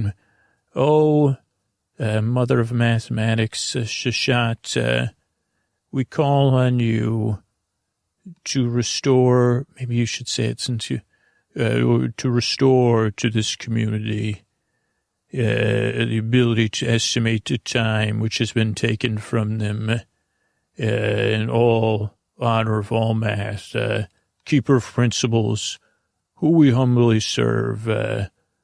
We've come to this town, and we ask you, we call upon you, we beg you, Sashat, to send down your power and restore the concept of time and estimation to this area. Okay, that was good. So what do we do now? Just, maybe we should go back. Maybe we could stop at the cart and actually eat something, and then we'll go back to and say goodbye to everyone. And then I guess once we head out, we'll get our next assignment. I mean, I think, or do we just wait here quietly? I don't know. Most of the time they like you to meditate, like and bask in their glories, like quiet solitude. I mean, I'm never good at that kind of thing, but okay, wait, there's some rumbling. Do you feel that there's rumbling? Oh yeah, that must be a power being restored to maybe that's, then they'll be able to estimate how long it takes to get to places. There's going to be so much, we will be heroes in this town. Yeah, it's like, maybe we should go outside of the mill because you're right. It's like, this time returning to these people. This is exciting. This isn't, I didn't realize I'd get so much, pleasure out of this work. Yeah, I mean, this is great because then whatever, maybe they couldn't leave for work on time. And they'll restore the flow of flour. These mills are essential. We're going to get credit from the goddess. We get credit from the people. We've just we're It's still shaking, though. Like, it feels like his shaking's getting closer. Yeah, I don't know. Maybe, like, there's maybe they got to get a lot of time back in the ground or the mill is the mill's looming over you. Well, yeah, it's like this is the great mill. No, it's become personified. It's come to LIFE, and it's let's run. And so, hi, it's Ada here. I was standing off in a cop's area of trees watching, and the great mill came to life and began to chase after more lumber after Dr. Triangle and Isosceles. It had grown 2 legs and 1 arm. The other side of it was a water wheel arm that it was swinging at them and saying, I'm going to GRIN you down take the whiz out of your math. I'll estimate your time. I'm going to make, some flour out of you. And Dr. Triangle and Isosceles ran from smaller mill to smaller mill. Smaller mill to smaller mill, excuse me. And at first they thought, well, these are little mills. That's a big mill. Maybe it will be safe in here because it's like a baby mill.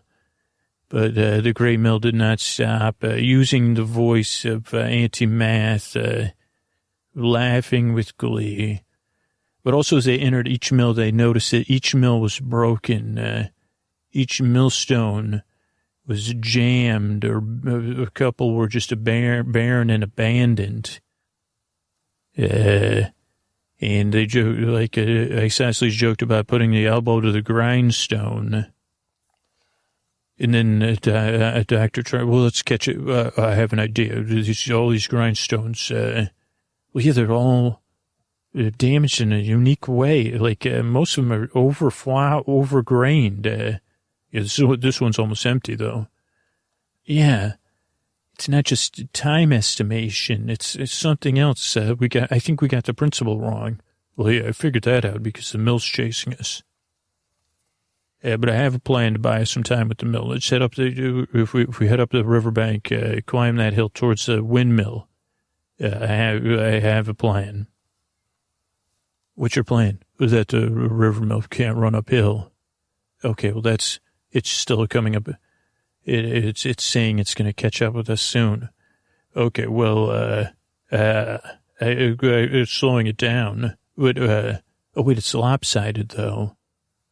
Okay, let's just stop here then. Oh boy, it's so tired from climbing this hill, and no idea, really, it's a good thing we're fast enough to dodge out of the way of everything but that water wheel, huh, Dr. Triangle? Yeah, oh no, the mill with its giant water wheels coming towards us. That's it for us. It's, CURTIANS, I guess.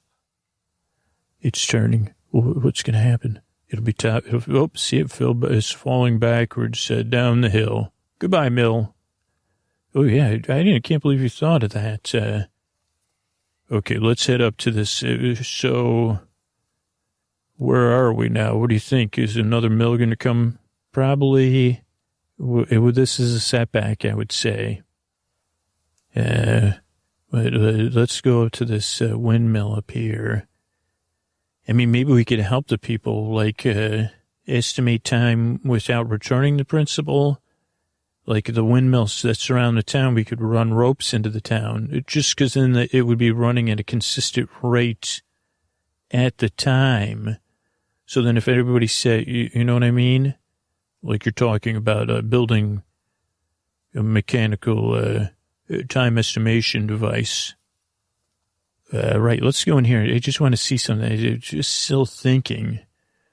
Like, yeah, look at this. This is another one. It's like if they were running this, you wouldn't even get a tablespoon of flour out of this mill with the grain they have here. Or the ones with the broken millstones.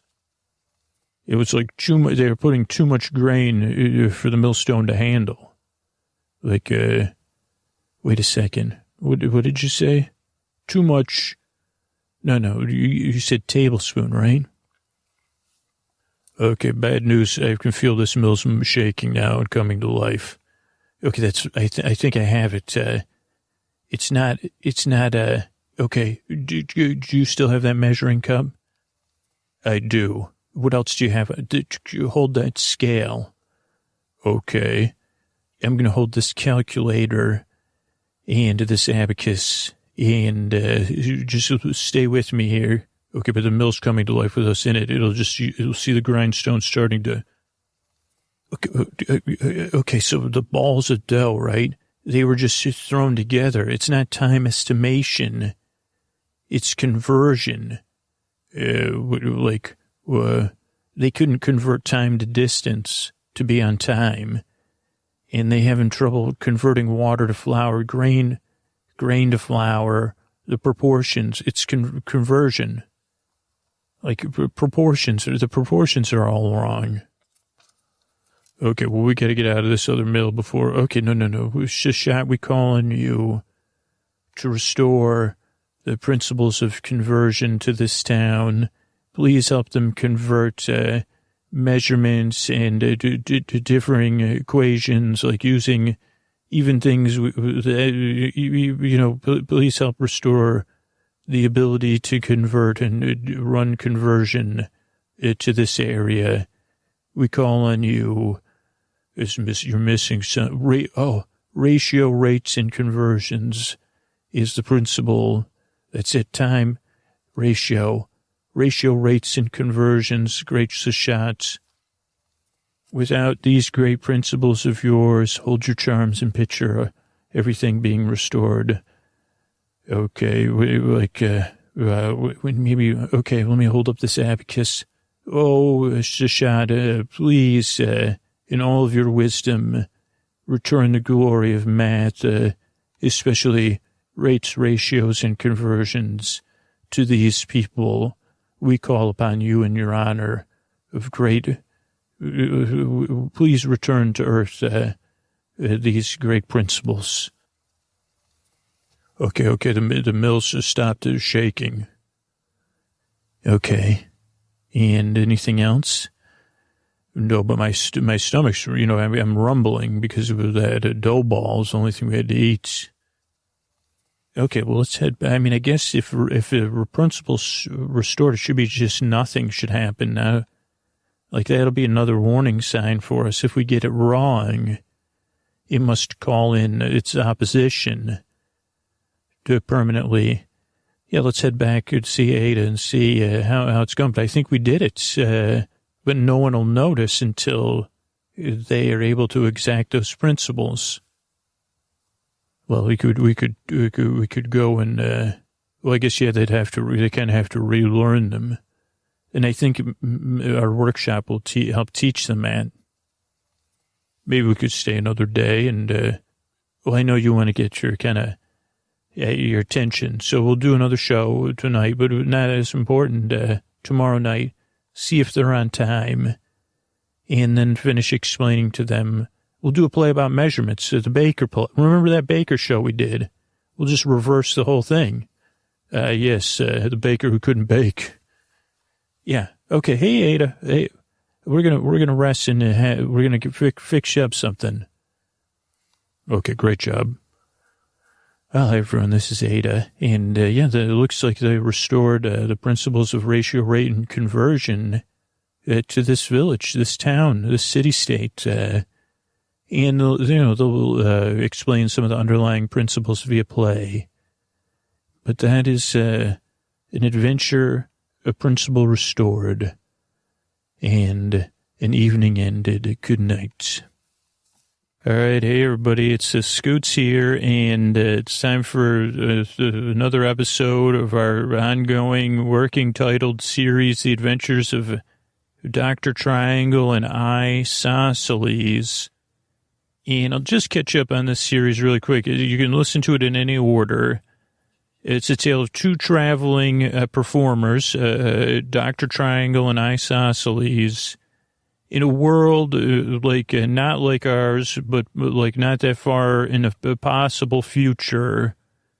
in a post-math world where two goddesses are battling for, well, not math supremacy, because there's one goddess, the goddess of math, and of order, and then there's another god. Like, so it's like a little bit like, you've seen Marvel movies, right?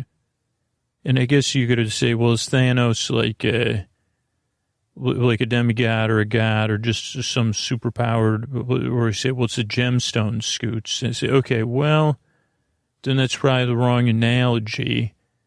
But in a world like ours, and like ours in movies, anything's possible. And in this world, a goddess came and, like, she didn't have the power to remove all math and all math principles from Earth, but she did, like, do enough that it kind of set us back to the Middle Ages, and she's slowly trying to remove, like all math from human existence.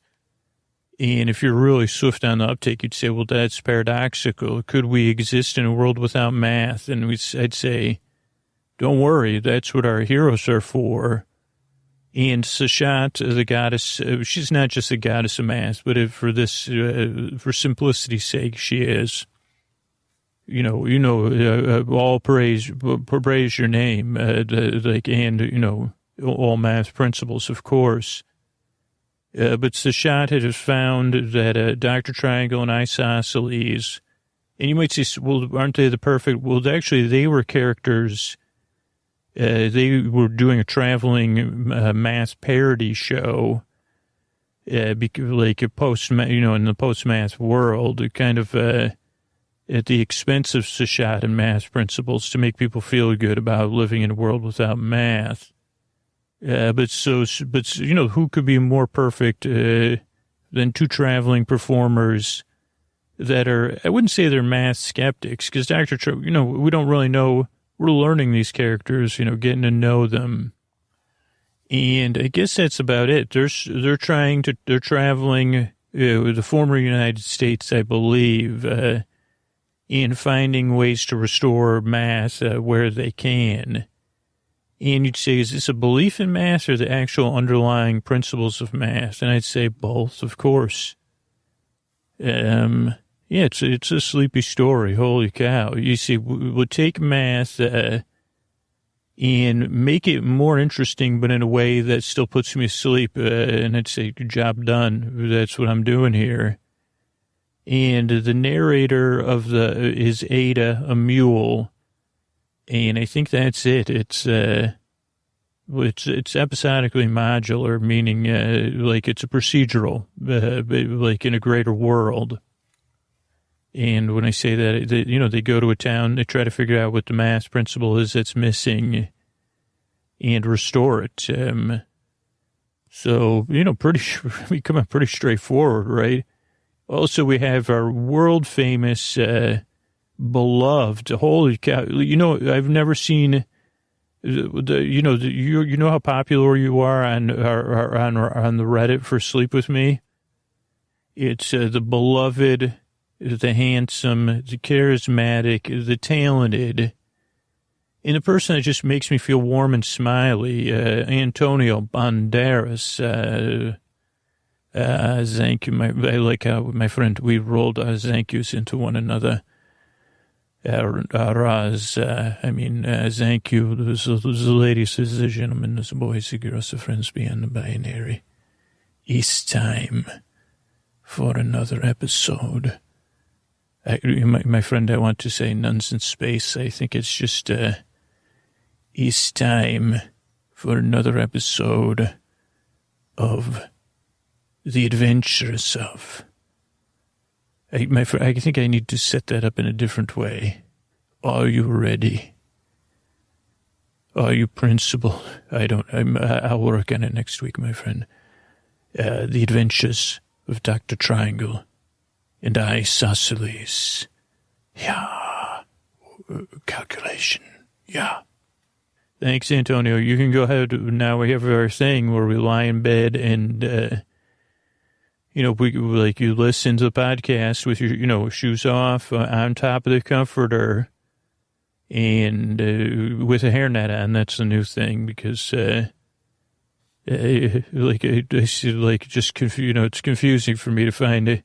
He said, did my imagination put that hair there? I said, oh no, Antonio's hair, as I say, there's no other, how'd this hair get in my bed?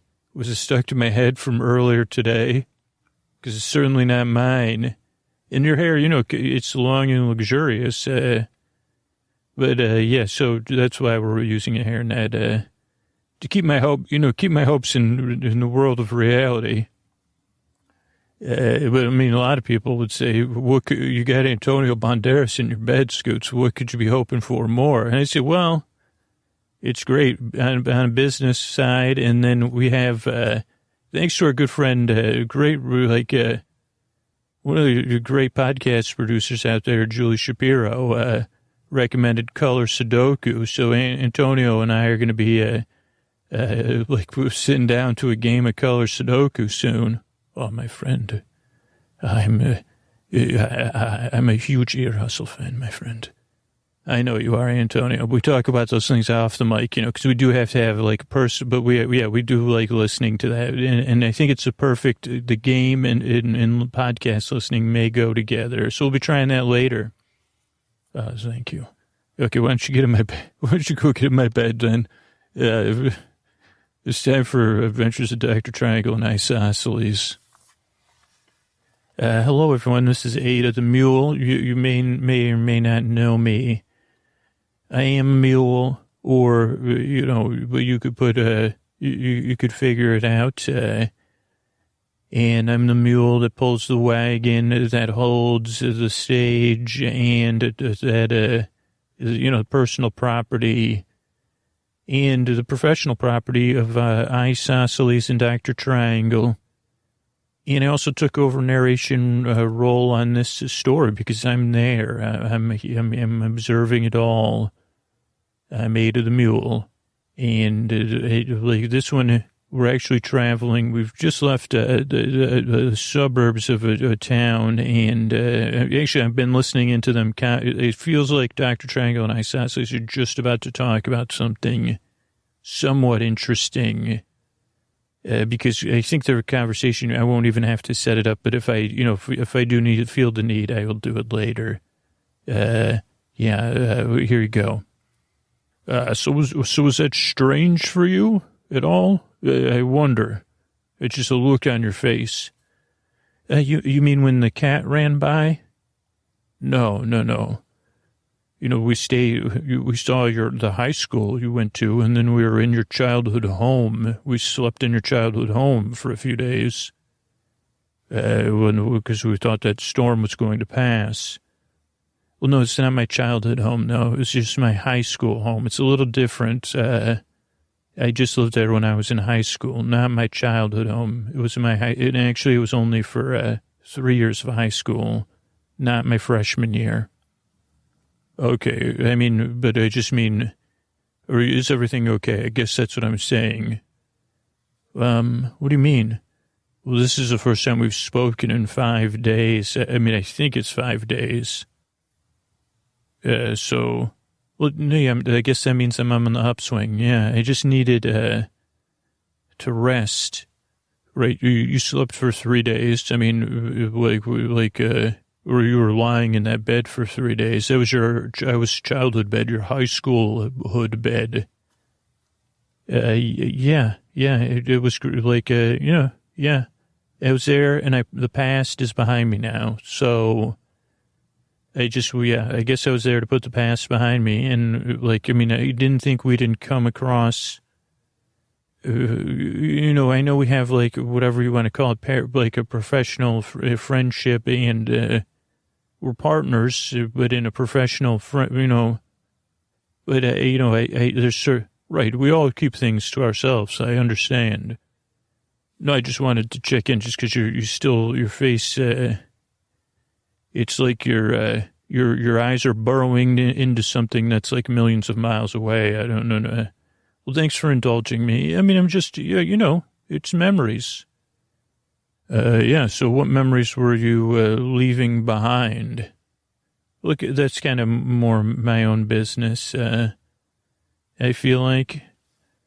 Okay, well, no, I mean, I'm just here to listen. It's not like I have an agenda other than figuring out these, I mean, you think we're here for a reason, right? We told Ada to go, that's our new thing. It's just follow the mule. And we ended up here, and this town, that your high school hood was on the whole, edge of suburbs. There's these two weird storms on either side of the town. I don't know, they're more like vortices or something. It's just high school stuff I was leaving behind, I guess. You're right, that's the end of childhood. It's not an easy time. When was the last time you were here? I mean, a long time ago, when that period of my, it was a while.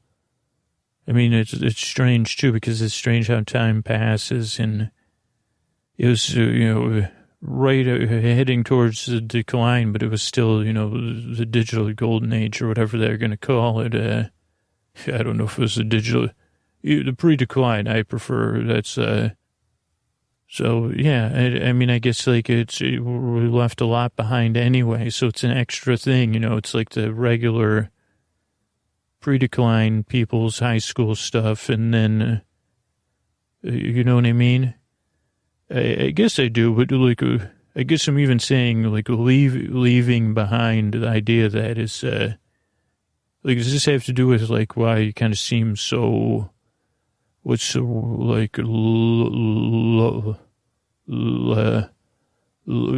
you prefer the company of you? I think we should start thinking about what the show's going to be tonight and how we're going to prepare.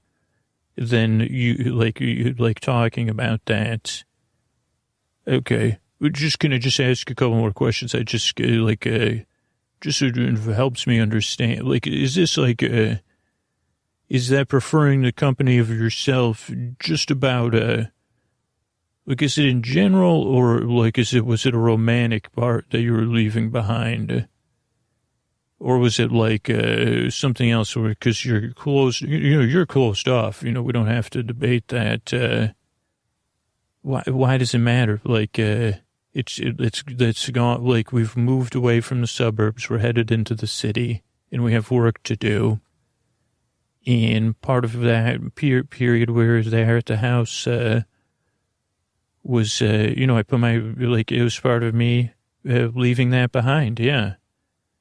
Right, but you seem like it's simple. Is it really that simple to you, like flicking a switch?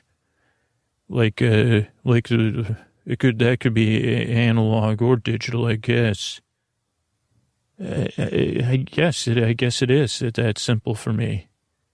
I mean, because connection, because we've worked together a while now, and, being on the road, it makes it tough to have long-term relationships, and, I've tried some, it would be, letters and things, but you've been kind of independent, I'd say, the whole time, never anything more, you've been 100% independent, right. That's what I prefer. I mean, right. It's a simple thing. Uncomplicated, straightforward, and it keeps me here. I was working on my plan.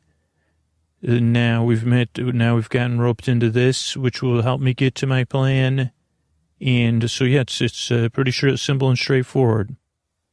Okay, well, I have a couple ideas for tonight's show. I mean, here's the thing, I'm not saying, you're a unique individual, but I don't think that dissuades people from possibly connecting with you.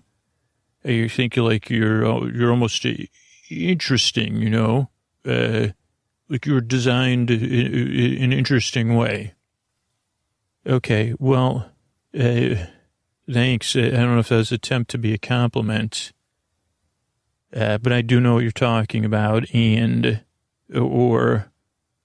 so yeah, back then it was like a reality and I adjusted to it. when, now, this is my, wow, man. I mean, I'm talking more about your person. I mean, my personality is not, I'm just saying your behavior is, as far as a theater and parody, I mean, you're great at writing. You're much better at coming up with jokes around math than me because you understand it. We think much differently. So, I mean, I just didn't know, was it someone you, is there anyone, when we've been out on the road, there isn't any times you're like, well, I kind of like that person, and you even play it out what would happen? And no, because I don't really need to know what would happen or what's possible. I mean, if you really want to get into it, reality is, I'm not sure, I'd probably either, it would become unsimple, right? I would either jump into it in a full bore. That's what happened. That's what I was leaving behind, okay? And no matter how, so I'd jump in or pull it, say, get in my boat, or I'd get in their boat without checking the weather, without checking supplies. And then I'd be, at some point I would, I'd be at sea, you know what I mean? No, I think you do know what I mean. It's just easier. I don't know why we keep talking through this. Okay, so it's kind of like you're you're taking care of yourself by being by yourself. That's what you're kind of saying, and I guess that makes sense to me. Yeah. You do get me in a way that, yeah, that's it. I'm glad you're seeing it in a neutral way. I mean, right now I'm seeing it more for tonight's show. I'm just thinking if we could lean into this because I think we could really make something of this. And just more as parody, just like with the math stuff. What do you mean? Okay, we'll see. So we got to get to this. Okay, we're Ada's already here at the town square. Good afternoon. Good. We're going to be doing our show this evening. Very exciting. We're going to be doing a few nights of experimental theater. We'll see you folks all tonight. Wow, those two vortices or vortices are really, is that a storm? Can a storm be a vortices, or is that just a fancy word? Well, they're kind of swirling. I mean, do we know there's storms? I mean, there's probably some sort of anomaly. Yeah, but yeah, we should find out more about those at this, with the show. What you're saying is part of the mission, we should lean into me. All right, we'll gather information. I'm thinking of a play where I kind of have an idea for a story, but it's kind of synchronicity. You would be the central character, and we'll be doing our jobs, and you could just roll with it. And it'll just be, because it's theater, you could just roll with it. It's a chance for you to experiment where you are right now. I mean... And, you totally within if you start to not like it, we could just change the narrative because it's, we'll be doing audience members, so it won't be 100% in our thing, but you could just, you could say, hey, Ada, and then I'll know, and Ada will know that it's time to change things up, okay? What do you, I guess, you meaning, you're gonna, fix me up with, some sort of connection thing with the audience members in a story sense. What do you think? I don't know. I guess it's I'm both drawn in and repulsed by the idea, if I'm being serious. But I think it would work for getting information and taking the town's temperature. So I guess, yeah. Well, that's the spirit. Let's get ready for the show. Hey, it's Ada here. Hey, Ada is the secret thing, and they're getting ready for the show.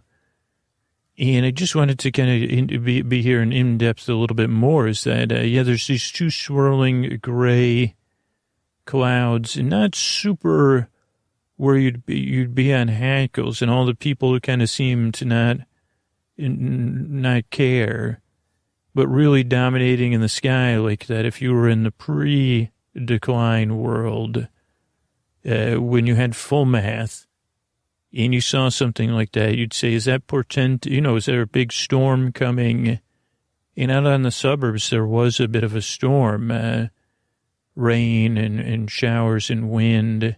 Nothing that was, it's just out of sorts, but no one seems to care. And as I've been listening, that these two swirling storms have been growing and that they've been there for years.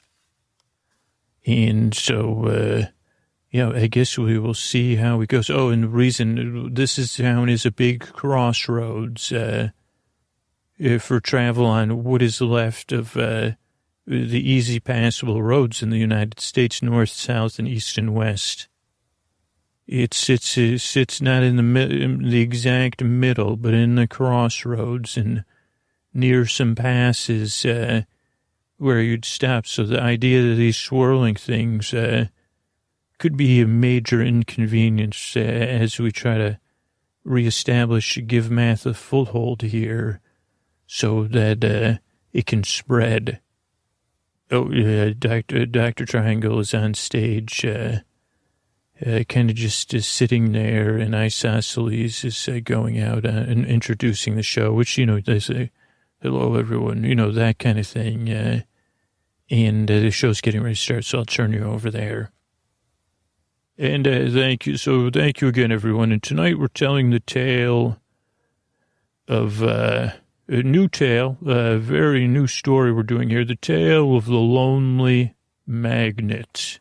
What? Yes, a lonely magnet sitting there. Mags, the lonely magnet. This is real subtle. And, yes, likes to talk, they're lonely mags, sad, the lonely magnets. Some of you may not be familiar with, magnet. Now, magnet in, 1 second, ladies and gentlemen. I'm going to need you to go backstage, get the hockey puck outfit, and come back on stage, please. What do you, no.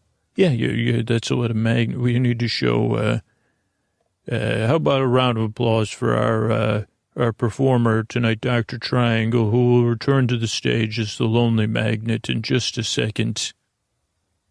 Now, a lot of you may be familiar, some of you may not be, because we don't mind knowledge of Isosceles do declare. A magnet could come in a disc form or other forms, a round, flat disc. If only I could find something, just like this giant round disc here. And it would be attracted to metal. And one day, many years ago, the magnet lived a world where it was attracted to metal and, did magnet things and worked in the magnet stuff. And then the magnet lied down and took a deep, long sleep. So long did magnet lie down. I know it'll be hard to get back up, but I'll help you. With a grouchy furrowed brow, magnet lied down and went to sleep. And Mags the magnet. And Mags dreamed of a world where Mags had a life being pushed and pulled and pushing and pulling. Of where it didn't have to push or pull any longer. And when Mags awoke, Mags heard a twinkling sound, just like this wind chime I'm ringing here. Twinkly, twinkly, twinkle. And Mags awoke in a world of wood. A wood world. That's the world we're in right now. an audience and people full of trees, made only from wood, soft wood, hardwood, fresh wood, rotten wood, smooth and rough. It was a wood world. And, Mags started to, check out the world, and Mags did not feel any push and did not feel any pull. And, then, Mags said, huh. And Mags just started to spend time just being Mags, not thinking about the fact that Mags was a magnet. Is this going anywhere? Yes, it is. And Mags, really started to said, but I'm not wood. And Mags got uncomfortable meeting pieces of wood. I mean, Mags had tried. Yeah, that's a good part of the story. But Mags didn't feel like wood. And Mags put Mags's head down and was sad. And then one day, a goddess came. Let me get a mop head. Hold on. The kids love it when I put mop heads. Yes, this is my hair. One day, a goddess named Boggy came. And she heard Mags crying and said, "Oh, what's wrong, my round friend, flat and round and disc-like? What seems to be the matter?" "Oh, well, I don't know. I've fallen asleep and I was a lonely magnet, and now I've woken up in a world of wood. And I'm not wood, and I'm not sure I remember what it means to be a magnet either. Who are you?" "Oh, I'm the goddess Boggy, the goddess of the wood world, the great bog where all wood would be hatched from, if it would be hatched from a wooden womb of boggies." "Oh, thank you, Boggy. So, yes, Boggy, I could use your help or guidance because I have no idea what's happening. Plus, I'm in this strange area and there's a swirling in the sky. And I'm actually more interested in what that is and how it's impacting the wood world than anything else." "Ah, yes, my child, it is so good to hear your thoughts.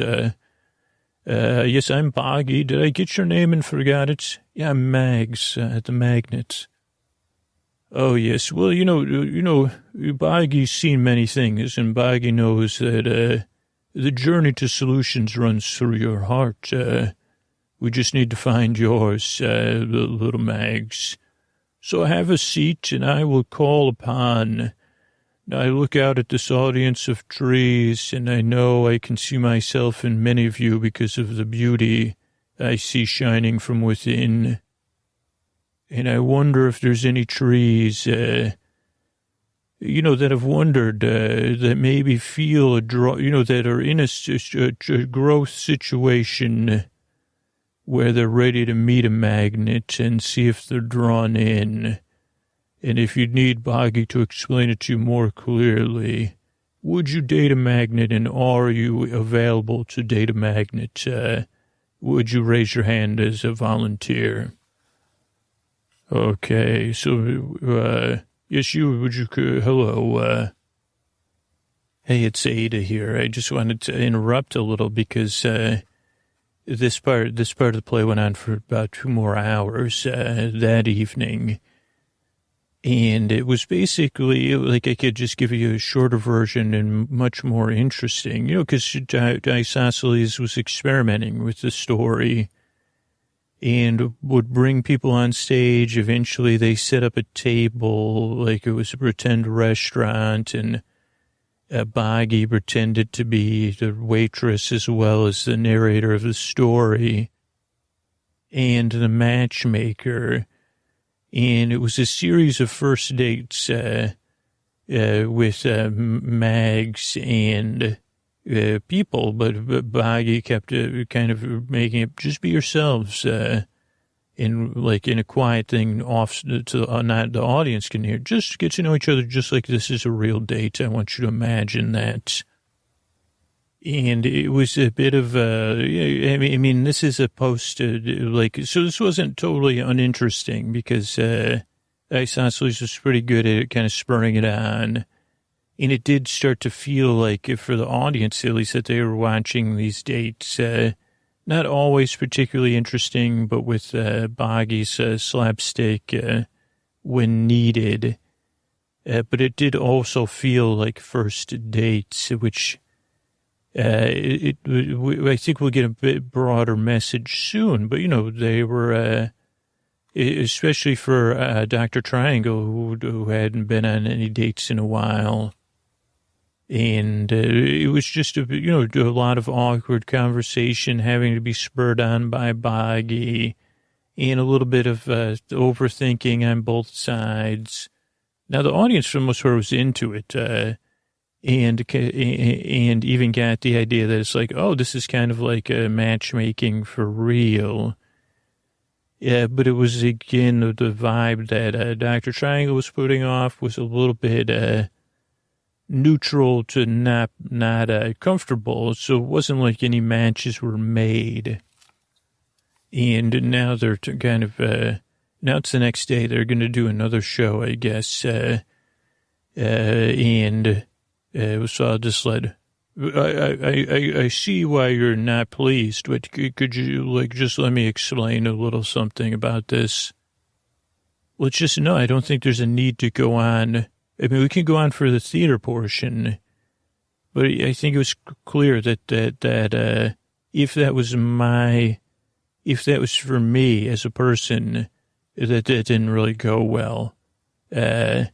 Because it was, none of those dates would have, even if those were real dates, they didn't. Right, but here's the thing, new first dates don't go well. Yeah, they do. Right, in commercials they do, and movies, but they're usually, it's not the different than testing the water or something. Sure, there's conceptually that, there's going to be but if you're waiting for the best first date, it is going to be far in the past or far in the future. Oh, right. Like first dates are much more gray. I keep kind of trying to push you in that direction. The first dates are, but I think I did have a couple of people that came to me after the show.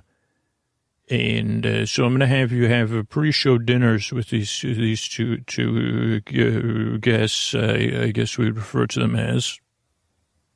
And then we'll do one final show with whichever date I feel like works out best for the drama portion. But remember on these two dates that you just have to be yourself, and it doesn't have to go great. It just has to.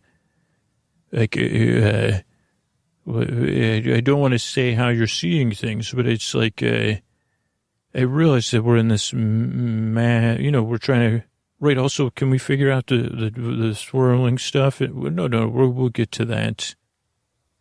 But that, it's not all one thing or all the other thing. You're really seeing this dating stuff, in a very, switch-based context. And in my experience, I get on a lot of people's nerves initially. Then they kind of like me, or they kind of like me, then I get on their nerves. And if I were worried about one or the other, I would and here's the other thing I've been thinking a lot about. This is your plan, right?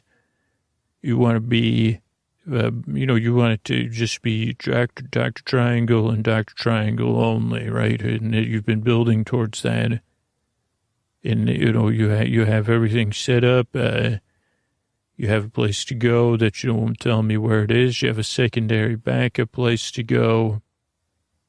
And a third backup place with food and adult beverages. And you're just going to go there.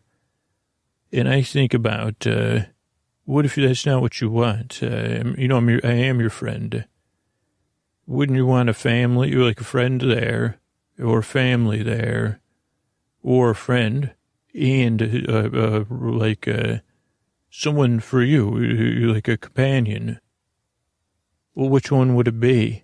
Well, it could be both, or it could be like a companion, a romantic companion, and a friend, like in a community, just a friend, so like multiple people to eat all my like supplies and, have the space that I've kind of set aside for myself. Well, right, more as a choice though, like more as like an option to be open for. I just think about that. Anyway, I'm going to get these dates set up, and believe me, I'm here working on our plan too. So don't worry, everything's going to come to light. Okay, so Ada here. So Dr. Triangle had done some pre-interviews, and it set up a second round of dates. And I guess I'll just tell you right now, both of the dates. Well, the first date was very clearly, but not to Dr. Triangle, working for the forces of anti-mass, a plant, we'll say, and taking kind of a really encouraging Dr. Triangle's all-or-nothing views and saying, well, why would you work for someone that, does it like you're saying work for me or, the world loses math? It really seems extreme. And, Dr. Triangle said, okay, I'm not sure about this date. Then the second date, which again, I think it's pretty obvious, or maybe it was working together, kind of said, was a little bit softer sell, like, hey, tell me what you dream about, Dr. Triangle.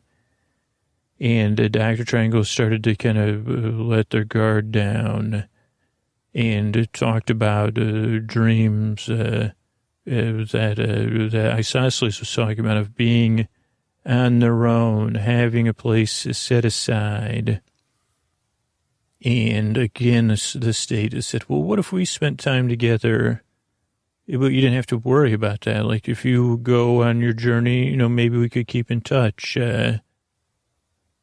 Or maybe you could stay here, but, then go off on your own.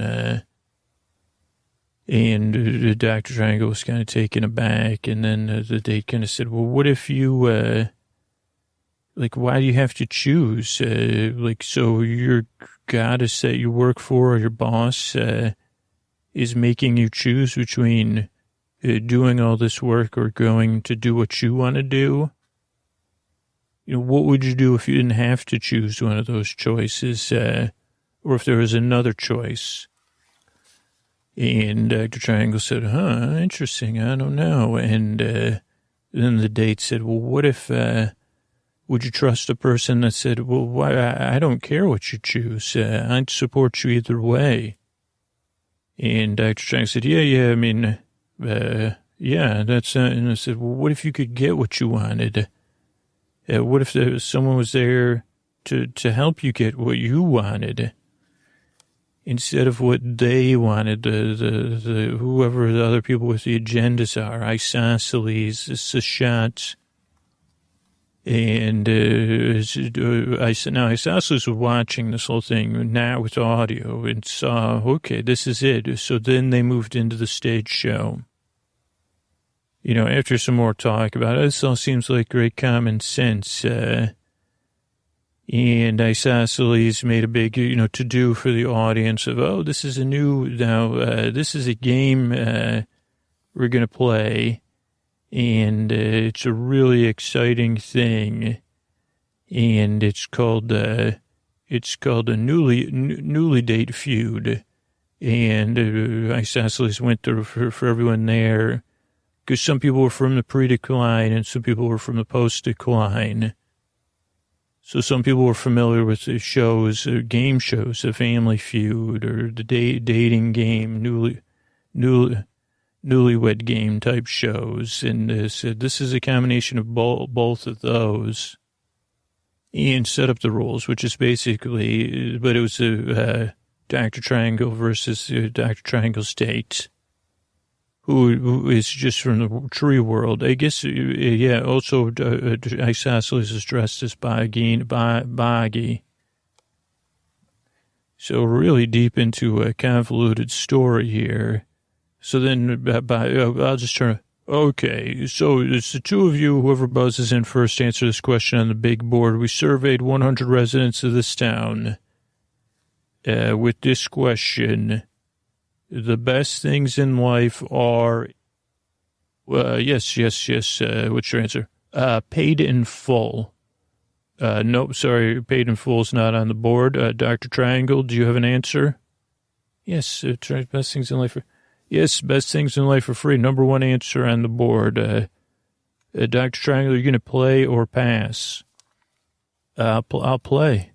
Okay, so the rules work. You're going to have to guess and fill out the rest of the board. I don't know if I exactly know the rules. Okay, well, you'll just figure it out. It's fine. We're looking for, there's 3 more answers on the board. We surveyed 100 people. The best things in life are, Dr. Triangle, friends and family. I think people here would, number 2 answer, friends and family. Very good job. We would have taken friends or family either. Okay, Dr. Triangle, very good. 2 more answers on the board. We surveyed 100 residents to answer this statement, complete this statement. The best things in life are... or is love or loving-related activities. It was something I think people here would answer. Correct. That's the number 4 answer on the board. So we have 1 more answer on the board. Let's see. 9 people answered this way, if my math is correct. The best thing in life, things in life are, what's your answer, Dr. Triangle? Being alone. That's an X, I'm sorry.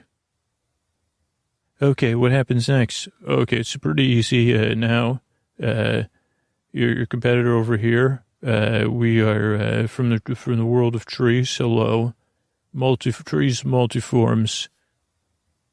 Now, instead of stealing by guessing the last answer on the board, because this is newly date feud, you have to guess the answer Dr. Triangle gave to this question. And then you'll capture all of the love points that Dr. Triangle's accumulated. So we asked Dr. Triangle to answer this question. The best things in life could I ask a rules-based question? Sure, you may. Could it be one of the answers already on the board? Yes, it could be. That's not a hint, though. Okay. The best things in life are savored alone, would be how Dr. Triangle would answer that question. Nope, I'm sorry. The answer Dr. Triangle gave to the question, the best things in life are a mystery to me, is how Dr. Triangle. So, Dr. Triangle, you get 91 points. Oh, wow, you seem pleased that you didn't win those 91 points, and also the storms seem to be getting worse. That's interesting. Okay, well, we asked 100 people to complete a phrase using this word. A little bit different. We asked 100 people to complete a phrase using this word. Are you ready for the word? Yes. Nothing. Okay, buzz. Nothing plus nothing is nothing. Yes, that is the number 1 answer. Would you like to play or pass? I'll play. Okay, we asked 100 people to complete a phrase using this word, nothing. There's 3 more answers on the board. What do you have to say? Nothing else matters. That's correct. That's the number 4 answer. Okay. Oh, wow. It is really getting windy here with these storms up there. We asked 100 people to complete the phrase using this word, nothing. Nothing, I feel nothing. Yes, correct. Dr. Triangle, these storms are pretty bad. You should be ready to steal at any time, Dr. Triangle. Okay, we asked 100 people to complete this sentence using the word nothing. What do you have to say? Nothing is the absence of something. Oh, I'm sorry, no one answered that way. Dr. Triangle, we're going to need you to guess your date's answer to the question. We asked you to complete we asked your date here from the world of trees, to complete a question, a sentence, using the term nothing. Dr. Triangle, this would be for the wind, because the wind is really picking up and we're going to have to close down everything. Complete a phrase using the word nothing. Okay, well, I'm struck by something you said. The absence of nothing is not the, it's like, oh, no. Oh, Dr. Triangle, I got to ask you, no. I think we need to take this show in a different direction. Something and not nothing. Okay, but Dr. Triangle, I need you to guess your date's answer to the question. Well, I think I've got an answer because I think I've been distracted this whole time we've been in this town. And I didn't realize that this swirling was going on, trying to get my attention the whole time. And I guess if I would have answered, I would have said making love out of nothing at all. That's how I answered the question. But that was a lyric from a song I used to sing in my high school bedroom. But that has started to make me think about math and math principles, and something I've learned while I'm here. I've learned from you, Bagina. Okay, thank you. You could go now. You could leave the stage now. Everyone, some applause for our dates. Oh, no, you're wait a second. Your date is turning into a storm. Okay, Dr. Triangle, we're in a bit of a pickle here. Here's the thing that that's the forces of anti-math. That's why my date turned into a storm. And and then there's my other date. The first date from this evening just turned into the other storm. So both of these storms on either side of the town, gray and swirling, one counterclockwise, one clockwise, I noticed. I guess I got to keep my speech short, but I've learned the ways of math aren't always hard numbers, aren't always all or nothing, aren't always as simple as ones and zeros. And that math isn't all just hard and fast rules. Someone taught me that. They were trying to teach me about the ways of love, and really they taught me about the ways of math. Okay, Dr. Triangle, pick it up because we got to figure out what principle is missing so we can stop these storms are combining into one. Yeah, that made me think of so I was thinking about what math principle could be missing in this town. And I was so distracted and so thinking about my own situation that I was within something that date that became a vortex said, made me think about negative exponents and zero exponents. Okay, I don't know. Okay, so negative exponents and zero exponents would be like x to the 0 power. But x isn't a number. X, I don't understand. Okay, so 3 to the first power would be 3, right? 3 to the first power is 3.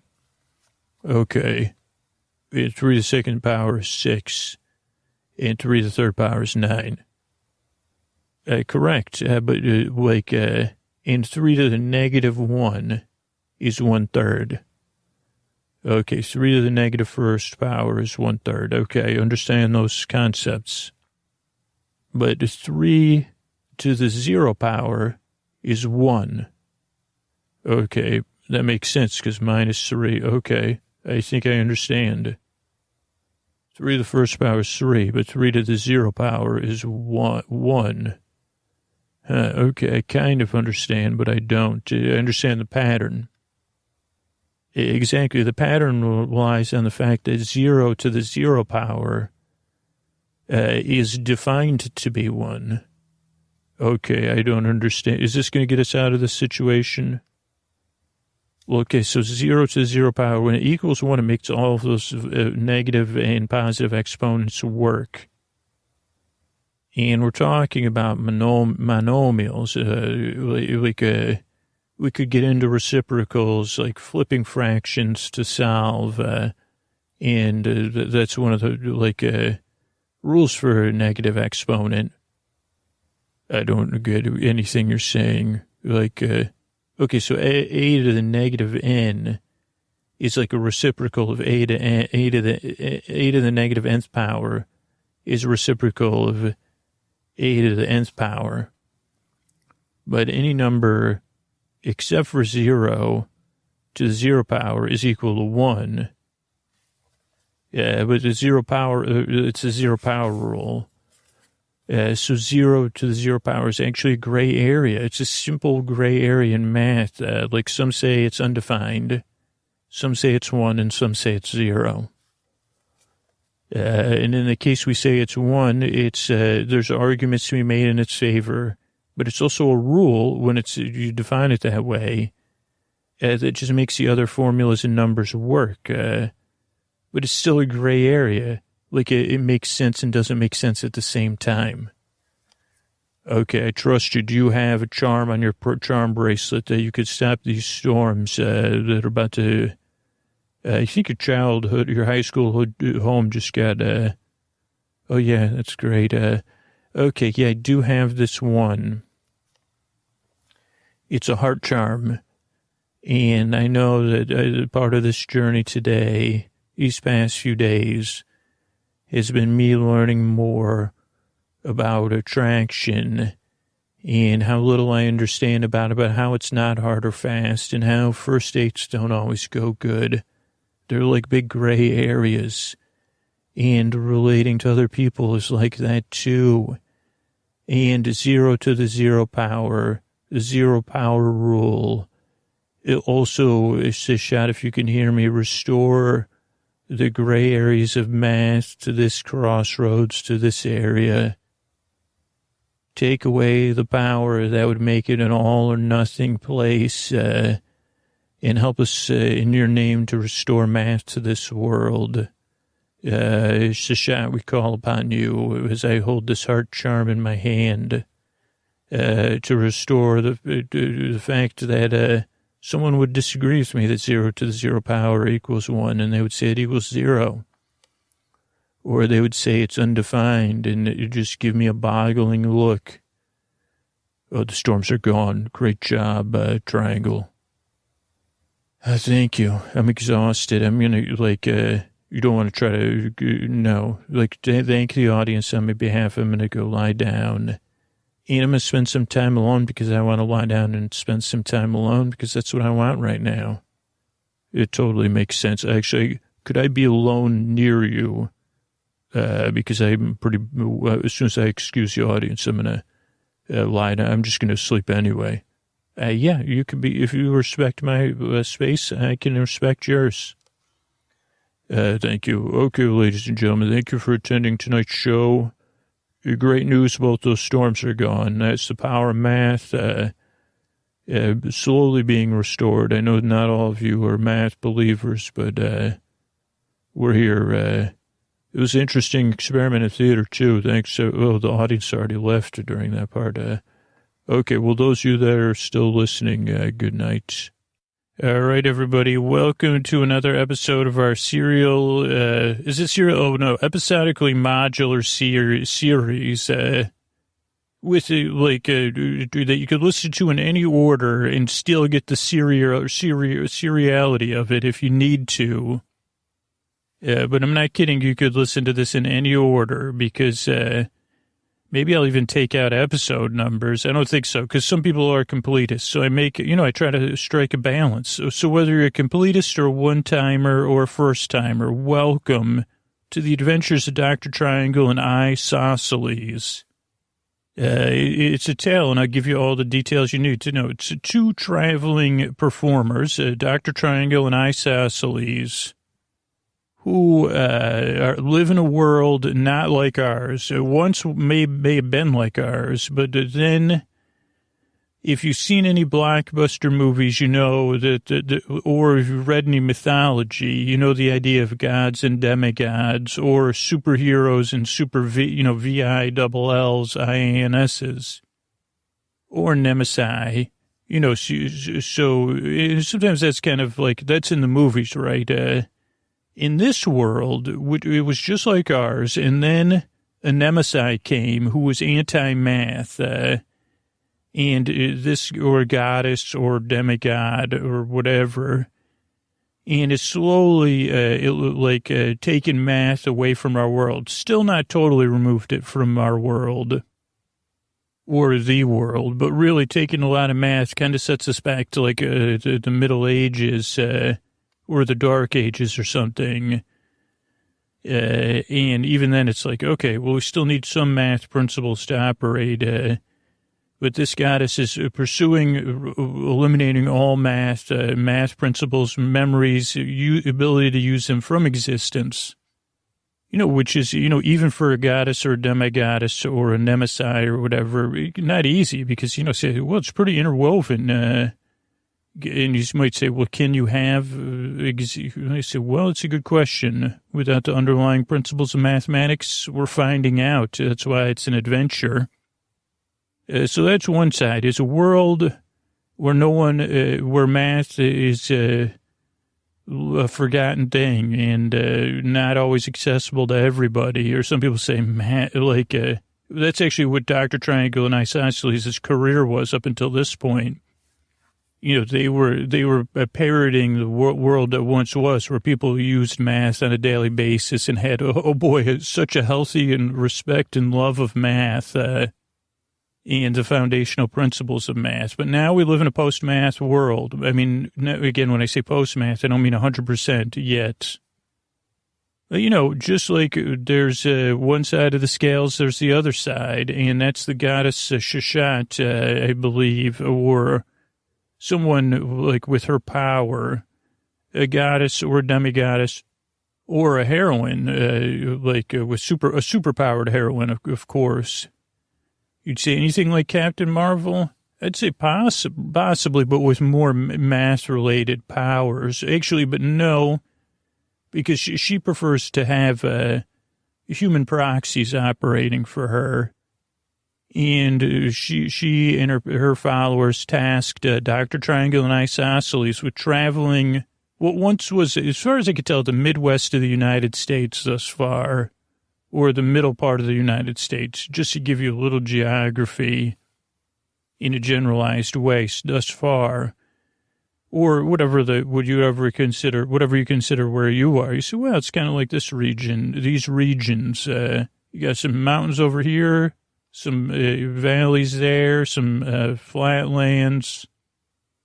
Okay, where was I? So Dr. Triangle and Isosceles, two heroes tasked, or two people discovering what heroism is, are now traveling the earth in search of areas in need of math, and they have the ability, supernatural ability, and the math-based ability, kind of two things hand in hand, to restore the math, not the math principles, but the math principles taken away from that area.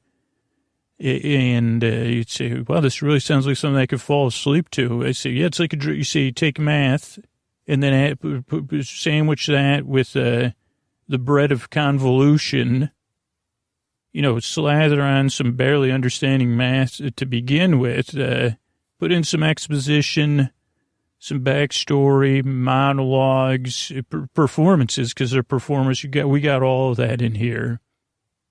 But what you really need to know is the main characters are Dr. Triangle, Isosceles, and Ada, their mule, or their mule, sentient mule to us, the narrator. And I think that's it. So, they travel from town to town or city. Well, these are like city states and holdfasts and stuff, and try to restore math. I think that's pretty much it. You see, what timeline is this on? I say, well, the timeline where people said, let's try to forget about math for a while and see how it goes. So that's it. So I guess this is the adventures of Dr. Triangle and Isosceles. We also have a doctor of suave, of a performance of handsomeness and kindness, and just a calming presence, and a celebrity, Mr. Antonio Banderas, who sets it as the ladies and gentlemen, the boys, the girls, the friends beyond the binary. It's time for another episode of Dr. Triangle and Isosceles, where 1 + 1 equals 2 and so much more. Yeah. Oh, holy cow. Wow, you're a writer too. I didn't even realize. I'm humbled by your gratitude, my friend.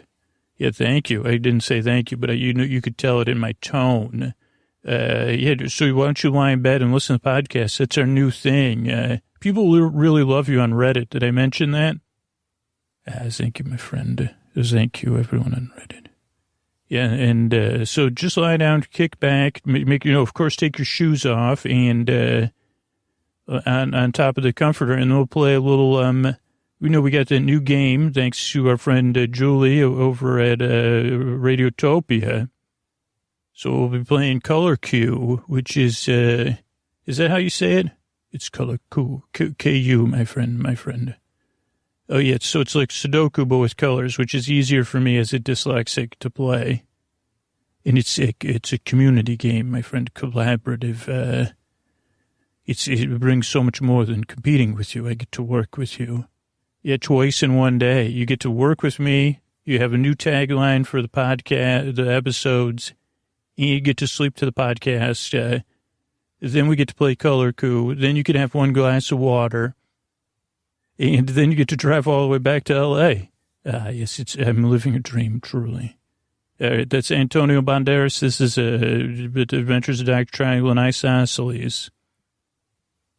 Hi, everyone. This is Ada. I'm the narrator of this podcast, and I know that, my wisdom and foresight, that kind of the spirit of the podcast has already been set up. So I wanted to set up this where we're headed and what's going on. Though the characters, my partners, character actors, I guess, we'll be talking about it quite a bit. But once again, we're tasked with heading to a region and restoring. This one, even I'm a little confused on. I don't want to give you too much info because it's a bit boggling. But as what once was the United States has come to grips with some math principles being totally gone and other regions just not having access to math principles, and then other regions having math principles degrading into nothingness. One thing about you human beings is you're very adaptable, and they talk about resilience a lot of times, and you do possess it. And so humans have kind of adjusted in some places, and one of the main mechanisms of is like a metal and tools. And now, you could recycle metals, and there may be, we'll get more information. But, I guess what I'm saying is that once again, we return to a time when you could be a blacksmith. But actually, because there's still inner city commerce, you could have a town based on Smithy Town. This is Foundry Town, or Bellowsville, sorry. Foundry Town, so that's, okay, I'm just looking at my map. I'm sorry about that. We're headed into Bellowsville, which for a long time was the main supplier. It was a town of blacksmith business town, where you say, okay, we do the, I don't know everything. I'm just just a mule. So let me turn things over to Dr. Triangle and Isosceles, because they're talking about the same thing, because we've gotten basic information. I mean, tools are a critical part of any civilization. So the shortage of tools is tough, because they obviously they're going to be planting and harvesting.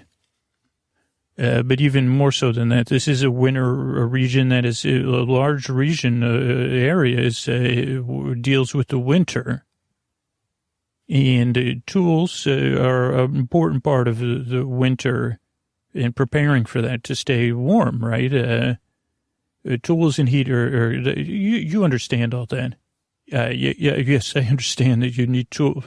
I mean, I guess I didn't quite realize the connection, but it makes sense. Tools, food, and warmth, and comfort, building, even repairing, right? And when everything first happened, and there was the more federated states that are still back east, or whatever they're calling, and they kind of made a peaceful bargain. They said they kind of took control of all of the tools, in a lot of the other things. They said, okay, let's not argue about this. We're going to take all the tools and a lot of the other stuff back to the federated states. If you want to come, you're welcome to join what we're doing. But they're there's nomads over there. They're math, HOSTILE. But so they have all the tools. I know I've thought about this a lot. I mean, you must think about it with your planning, and because you have your facilities, right? And you're planning on living there.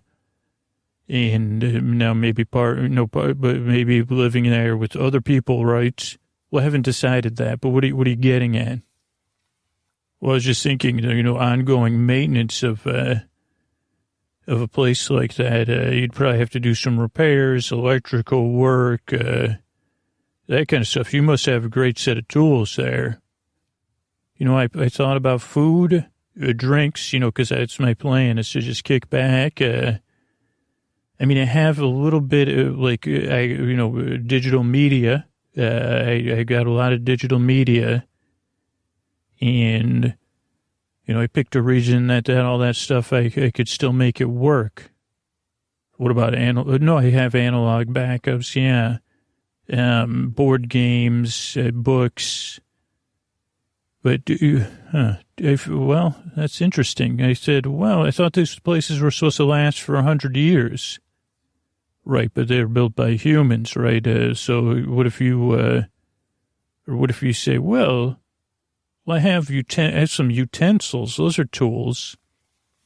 Well, you should probably, if we get things going back here, you should think about getting some tools, because, I'm dedicated to making sure these tools go out to all the people, particularly a few city-states that I'd like to prioritize getting the tools to first.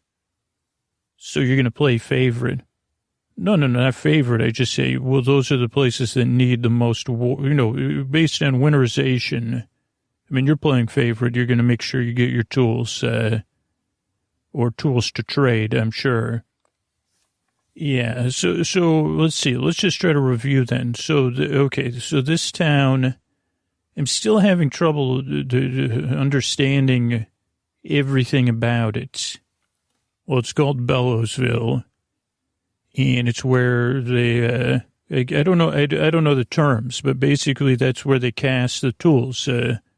They get the raw materials, whether it's recycled metals or I believe would be the other one. and they can melt it down there and cast in the tools. And this is one of the few regions, because they designed these, it's called Bellowsville because they have some giant way to drive the bellows. Yeah, like giant, like not even giant, humongous leather hair, like, I can't quite contemplate it. Well, yeah, I picked up this children's book about it. It was, it has like, but it's also tough for me to understand. But yeah, so they originally were making all the metals or casting all the metals, but primarily, things for cutting, things for digging, and things for mining, because those were the top priorities. And then things for building. And just like a lot of these other places, suddenly, after everything happened, people adapted, and this was working for a time. And then it started to trickle off, where now they're not, there's just a huge tool shortage, I guess. Yeah, because we also have to deal with the federated states coming in and taking the tools, so they kind of have to be making tools, right. It's just not a thing. So what's the children's book you have? Tell me about that. Okay, well, we're a little bit older, so you might remember this, or maybe you don't. It might have been when we were, once upon a time. So this book is, it's interesting because it's fictional, I believe, but it's based on the legends of this town. And the founder, the great bellow, that's who they call the great bellow. Okay, you're losing me already. Okay, so the great bellow was inventor. Okay, so remember there was a game, and they had two forms of it. I actually had it on a keychain for a while. But there was also a handheld version. It was called, I think the game was called Bop It. And believe me, I did use it. I used to play it with a partner of mine for clothing. I'd say, okay, well, I'm sorry, what? Well, if you lost, if you couldn't, it was a bit like, remember those memory type games like Simon? Yes, I do. Okay, so this one, instead of colors, or you touch colors, you say red, green, blue, red. This one had a thing you bopped, a button you pressed, which also made a sound, a thing you twisted, a thing you twanged, and sometimes other things like a pluck or a pull. Okay, so it was like a contraption. Yeah, but it was a game. So it would tell you, it'd say bop it, twist it, pluck it, twang it, pull it. And you would have to do that, and we'd get faster and faster. And in your version, if you didn't do that, I would take a sock off, you know what I'm saying? And then if they didn't get it, they would take a shoe off, and so it goes. Oh, you're an interesting person. But anyway, that's what this book is. No, this book isn't about that. It's about the game and how it was this great, influence for Bellow, the great Bellow. Okay, I don't understand.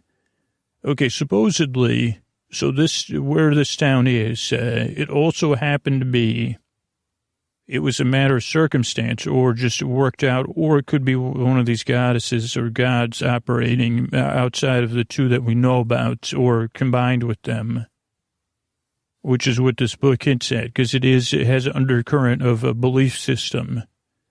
Okay, so explain it to me. Okay, so the great bellow developed these great giant bags that could contain air based on other, because there was a great tool shortage.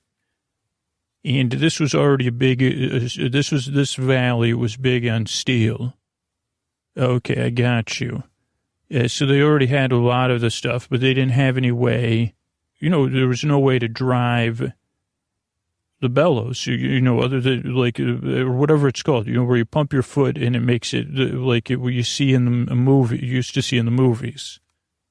Okay. So the great bellow invented these giant bags, huge, humongous. They got bigger and bigger over time, is my understanding. And the reason, the great bellow had started small, and then they kept building these, and they were able to supply more and more tools till they became the tool capital. But it would also cause the size of these things, which led to them. It's tough. It's a chicken or egg situation. What does that have to do with bop it? And I still can't. I'm still picturing you taking your socks off. Well, hardy har. But so, okay, there was also, because of different other principles, there was because they were in a valley, there was this slides coming into the town. The town was, and the great bellow was able to protect the valley from anything, any rocks or anything sliding, by building these bellows and up on the heights outside the town. So then the town was protected. It also protected from occasional, like the rivers coming by or getting too full. Okay, so something about these giant bags, what do you call it? Yeah, just giant bags. I don't know how else to describe it because I haven't seen it. And in the book, it's they look humongous. But what does the bop it have to do with that? Okay, well, it keeping the bellows full. I don't know. There's something about the bop it. There's a couple pages missing. And then after it says, and then by being inspired by the bop it, the bellows would remain full to overflowing at all times. Okay, well, here we go. This is the town square here. Okay, hey, everybody. Well, hey, kids. Yeah, we're getting ready to do our show tonight. Yeah, did you get the flyers we sent in advance? Yeah, so we're going to be doing the show. And we'd love a tour of your town at some point, too. That'd be great. Oh, right now? Okay, let's go. Hello, everybody. Yeah, so we're the performers. Yeah, we're here. We were reading this. We were getting prepared. We wanted to do a show. And we heard about these bellows. Where's everybody going? There's bells ringing on every rooftop in town. Oh, the children are taking us by our hands. Okay, so we have to go to these mechanisms. Everyone's going to everyone's going inside a building that the bells are ringing in. Okay, kids, where are you bringing us? Oh, you're in charge. Each one of you kids is in charge of us. Okay, so we got to go into your houses here. Oh, you two are okay. So we all wait in line. Okay, this contraption's attached to a pipe. And is that your parents? Okay, and they're twisting. Oh, it's like it's kind of like a mechanical version of the bop it thing.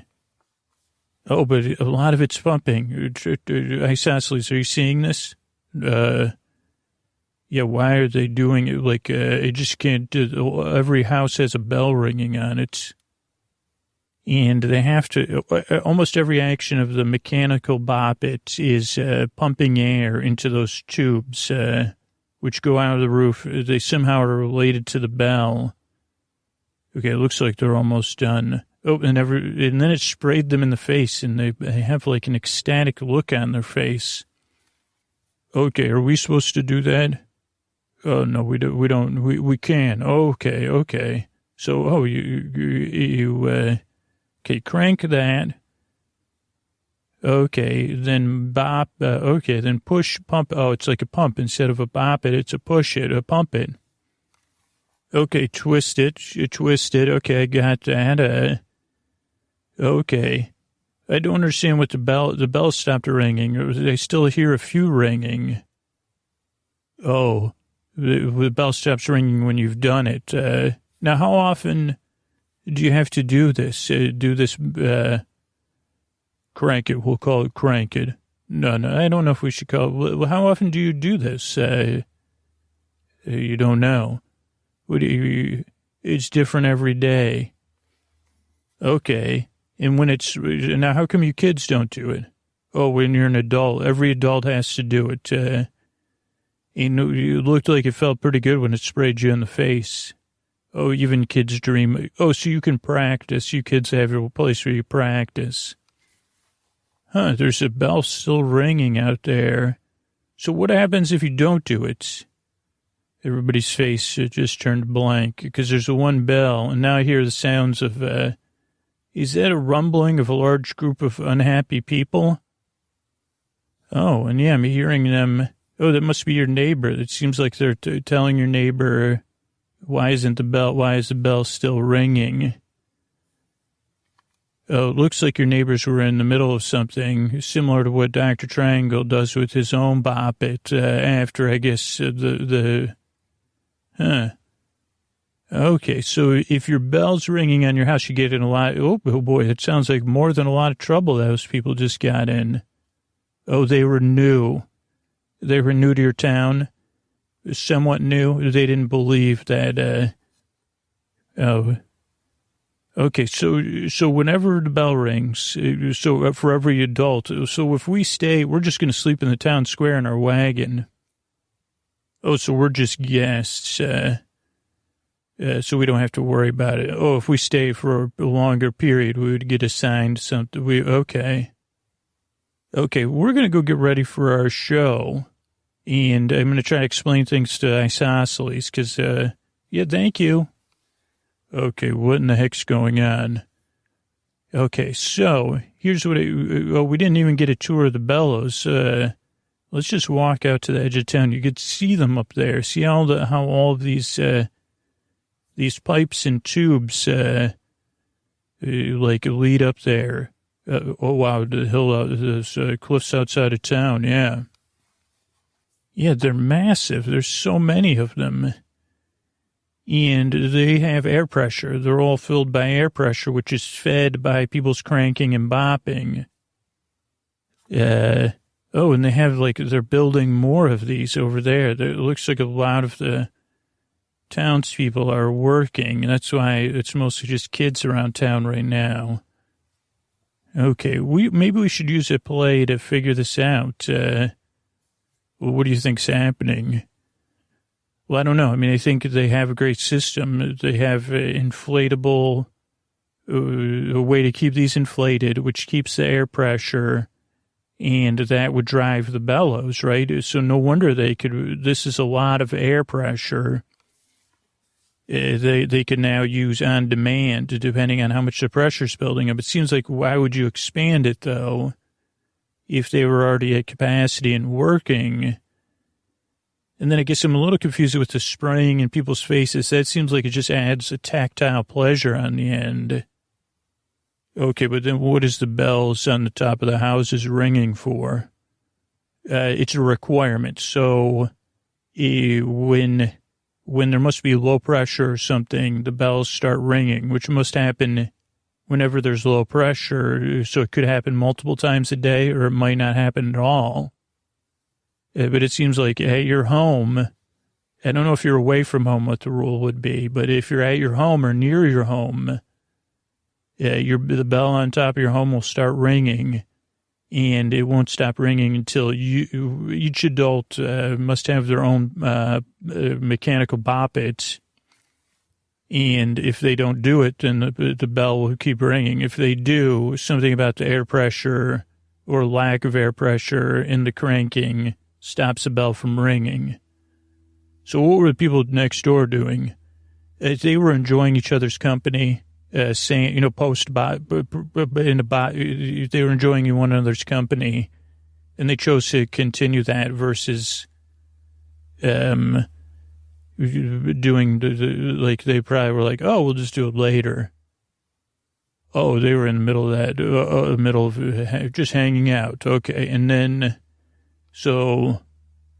they chose, and then they got in trouble. It sounds like it was, it sounds like, okay, what does any of this have to do with math or tools? I don't know about the math. That's where I'm a little bit mixed up. Maybe we're in a more of a helping role here and not a math role. And we could do that through the show. It just seems like here's what my gut's telling me. Okay, hit me. So they have a system to feed the bellows that works great, but maybe they're a little carried away or something. I'm not sure. And everyone's required to do it. Somehow it got folded into their belief system, so it's kind of an all or nothing thing now. You always have to be. It's tough to be efficient if you're more focused on keeping the bellows primed or at full pressure than actually doing, like, making tools. And why do you think that is? I think because it serves a protective purpose, and maybe that's woven into their belief system. Maybe that was what the pages in that children's book are missing. Wow, you're pretty good at this. Well, yeah, I play a role as a Dr. Triangle. So I think we just have to steer them in the right direction. Like maybe just plant the seeds. I mean, I guess maybe, I don't know how long we'll have to do this for, because I really do need those tools, and the rest of the area needs tools before winter. So I think we need to, well, what do we do with children's play? Have the children figure it out, make it obvious to the children, and then the adults will be like, oh, the children figured it out. They're always so much wiser than us. Okay, it sounds like you should take the lead on that. Okay, I think I remember that sleep podcast had that character, it was Cinderella's stepmother, Agatha. I think I'll have her pretend. Oh, I got it. Okay, let's get ready for the show. Okay, ladies and gentlemen, boys and girls, friends beyond the binary, especially as children of the Bellowsville, we now present, we have a special guest, that I'll be right back because Dr. Triangle wanted to do some thinking. Well, hello, everyone. My name is Agatha. And I don't know if any of you heard of Cinderella. I heard you have a very, the great bellow is who, oh, you're all cheering for the great bellow. Yes, I'm Agatha. I'm just a stepmother. I've saved other towns, but I'm just your guest here in town. I've been learning about, these wonderful inventions the great bellow helped you all design. You should be very proud of them. You are, yeah.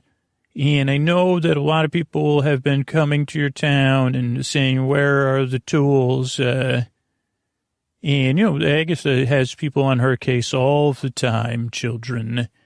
And so I wanted to help your adults figure that out because you're kind of making frowny faces at me, but you are known not just for your great bellows, but for what you use them for, the tools that you supply everywhere. And the great, there's a great scrapyard of metal outside of town and an ore yard that are waiting to be used. What if, I would ask, if I was asking my children who are so wise, what questions, do you have? Oh, there are no questions about no one questions the great bellow. Thank you, young man.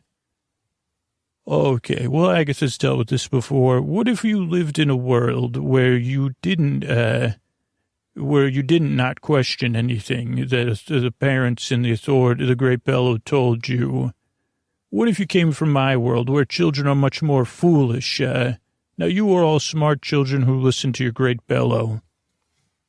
But where I come from, children are much more foolhardy. If you were a child from where I came from, or like Agatha, so foolish, what if here's an example of a foolish idea Agatha has, or children from so think of ones like this.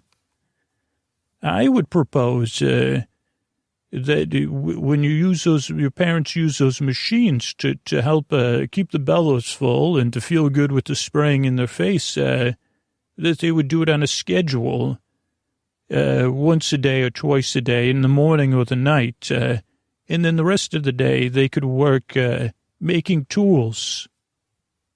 I know it's so, you're laughing at me of how foolish, and your parents are glaring at me, telling me that it won't work. Who else has an idea that, that someone like me or my children in my world would come up with? Okay, yes, you.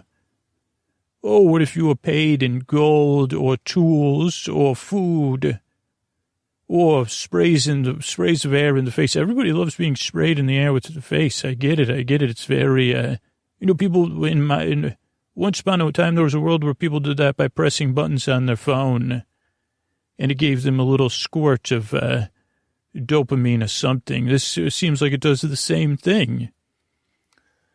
Oh, so what if you were paid like? Yes, why wouldn't that work at all? The bellows is what we need them. Okay, yeah. Well, it seems like you probably, because you were trading the tools, correct? Oh, so you have a great storehouse of things. Oh, that's why. So you trade so many tools that you saved up. But, that's probably, okay. What if, who else has an idea of something like we could do without no bells on the houses? Yes, it's very distracting when those bells ring. So hard to sleep, or, I was once I was once a pit of lentils, and I was in a relationship with a letter. Yes, a letter, a piece of paper. Yes, that's who I was. That was my beau, B-E-A-U. And if we were, having tea or something and the bells were ringing, it would be very distracting. And we would say, when we're finished with our tea, we will deal with the cranking and the pumping. So what if we got rid of those bells? That's a great idea. What, anything else related to the people, the rule, like more nicer rules. I love that. I love your smile, too. Well, here's an idea. What about this idea? Because your children are so wise, just having the children going around and doing this in between school. Like if you had a schedule, you don't go to school. Well, why not? Oh, there's no teachers. Why are there any teachers? They're all working on, the expansion of the bellows. That's what everybody's doing when they're not filling the bellows or concerned with when the bells are going to ring. Okay, it looks like the adults are coming up. What do you mean we have to go? No, I'm Agatha. I'm not Isosceles. We have to stop the show for what reason? Oh, okay, take it. Goodbye, children. Thank you for coming to the show. We'll leave town. Yes, thank you. Okay, I was just this is just a fiction, by the way. I'm Isosceles. That was Agatha. It was just fiction. That's what, yes, thank you. You've got to go back. The bells are ringing. You better go get those bells unrung. Okay, Triangle, that didn't go good. Your Agatha was great. Your Agatha was great, though. Okay, did you think up anything while I was doing my show? Yeah, this seems like it's very ingrained in there.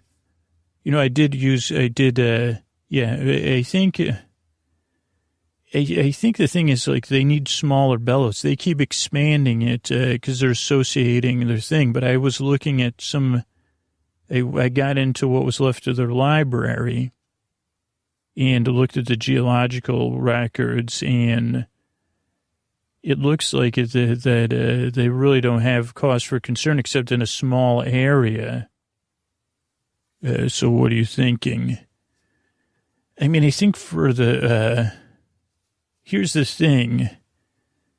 I'm thinking two things. They're not the greatest idea, but I think they're necessary. Okay, what is it? I think we just cut down we cut the bellows for the most part. They seem like they have like a system anyway, that there's interdependent. They're interconnected, but they're not interdependent. Because I've been looking through the telescope, and so we go up there, and we cut down. I don't have a way to calculate anymore, but I'm just guesstimating barely works for me either. Do you think this is all about estimation? No, because that was one of the first things to go was calculating. But anyway, if we just get rid of a percentage of the bellows and their storehouse, like all of their extra, like we don't have to get rid of everything. We're going to get rid of their supplies. No, I was thinking we could ask the goddess or whatever, like, to kind of hide that. We need some spiritual help or whatever, that we're dealing with some sort of other belief system. Yeah, these people are far from believing in math. Okay, so let's do it. Let's. I guess let's go with your plan. It sounds not foolproof, but like if they need to start trading, because we could reach out to the some of the contacts we have. Exactly. Okay, so let's go to bed, and then we'll do that tomorrow. I don't know if I could sleep with all these bells ringing. Yeah, well, we'll just, well, hello, everyone. This is Ada, narrator. Just quick, brief fill you in. So they went with their plan a little bit. The plan changed a little bit. They contacted some of Shashat's followers in nearby areas because they weren't able to do everything by themselves, including some people in the town that were undercover followers of Shashat. And they proceeded to reduce the number of giant bags feeding the bellows by not a percentage, but they just started getting rid of those. And they used a simple illusion provided by some of the followers of Shashat. You could say magic, or you could say stagecraft, to make it seem like the storehouse of supplies, the surplus they had, was gone. And then the people reacted very much like they did when the bells wouldn't stop ringing on one house, except almost everybody in town. And they started to attempt to work with Dr. Triangle and Isosceles in a way. So the Dr. Triangle and Isosceles are kind of walking very fast outside of town, back towards the bellows. Okay, this plan did not work out. They're coming. That's like every person and child in town. And they do have some tools. So I knew they had tools. Yeah, those tools are for hay. Yeah, well, we're not hay. Okay, what do we do now? Okay, I don't, okay, I guess the only thing we can do, so these bellows were right by the ones that are deflated, right? At first I thought we could hide under there, but I don't think that's going to work. It's too many people. And they're not happy with us at all. They're not going to relent. So what I think we should do is guess, since we have no idea if this is math related or not, we'll guess the wrong math principle. And ideally those bellows will be the, like, to kind of get sentience. And then, okay, so we'll take ourselves out of one situation and make it worse. We made one situation worse, so we'll make it better by making it worse. Right, it'll cause a distract. We'll have that. We can, yeah. It'll at least give us a chance to make it make everything unworse. Okay, I think I get it. Okay, so I'm going to take this one. It looks like a keyboard. And why don't you just pick a random charm? Okay, this one's a percentage sign. Okay, I'm going to say cosines and sines is the elements that are missing from this town. Please restore a sine and cosine to this town. Okay, nothing happened. Oh, boy. Yeah, oh, that giant former bellow thing is coming. It's growing. Oh, and the people, wow, you are swift because the people are standing in awe. Oh, wait, that's a great idea. Oh, great bellow, I see you rising in a strange form. These are your people. They've been, we brought them here to open their eyes because their obsession with more and more air and the joy of being sprayed in the face and overinflating instead of, there must be a math principle at work. I'm feeling like there is. Oh, great bellow, you seem to be expressing a lot of displeasure with everyone. For you, are you not, you're using making it worse to now change their belief system, even though it's not based on reality. I'm improvising. Use displeasure with the people not taking it too far, great bellow. Spirit of the great bellow rising and growling and spraying. Oh, wow, that's quite a whirlwind you're spraying there. And I don't know if you have enough air. Oh, it's trying to connect to the operating bellows. Okay, well, we have it distracted. It's going to spray everybody, though. That's a pretty intense airflow. Yeah, it's like that's worse than those hand blowers. Oh, does everyone see, that we'll great bellow. Please let these townspeople return to the town, and we'll deal with you if they all promise to work out a compromise where they could spend most of their time making tools and then some of their time keeping enough bellows to keep the town operational and a good place for everyone to live, and you can still get sprayed in the face occasionally for joy. Does everyone agree on that, especially anybody that looks like a town leader? Okay, everyone return to town. We'll deal with the great bellow. Well, these people, they bought it. Well, yeah, it aligns with, what are we going to do? Thanks, children, for sticking around. We're going to give ourselves over to the great bellow. Right, because we were the ones that, yeah, you're right. We messed it up just like Agatha said. We came from where Agatha's from. You're right, yes. So we'll deal with the great bellow, and you just get back to keeping those tools supplied, and you have to work out a compromise. Okay, it looks like they're all headed back to town, and they seem to be, they're actually laughing that we're going to get our just desserts. Okay, now we still have, okay, oh, it's done. It reinflated itself. Okay, but wait a second. It has two hoses, and it has one. So if it sprays us with both hoses, it only has one hose going in, and it has two hoses going out. It heard me. So now, wait a second, but that might be the math principle. What do you mean? Okay, like two inputs to one output.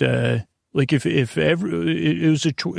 whole thing was twisted, right? So everybody in town originally was pumping the bellows in a creative way. So the great bellow was on to something. And then, so everybody, there was thousands of inputs to one, or thousands of inputs to one output.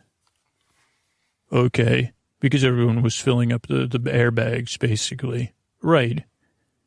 And then that was outputted to the bellows. That's kind of more straightforward. And also kind of kept the town. But so at some point it got reversed where they kept expanding the bellows, thinking that was the thing. Like you're saying these people kind of praised airbags. In a demigod's type sense, maybe.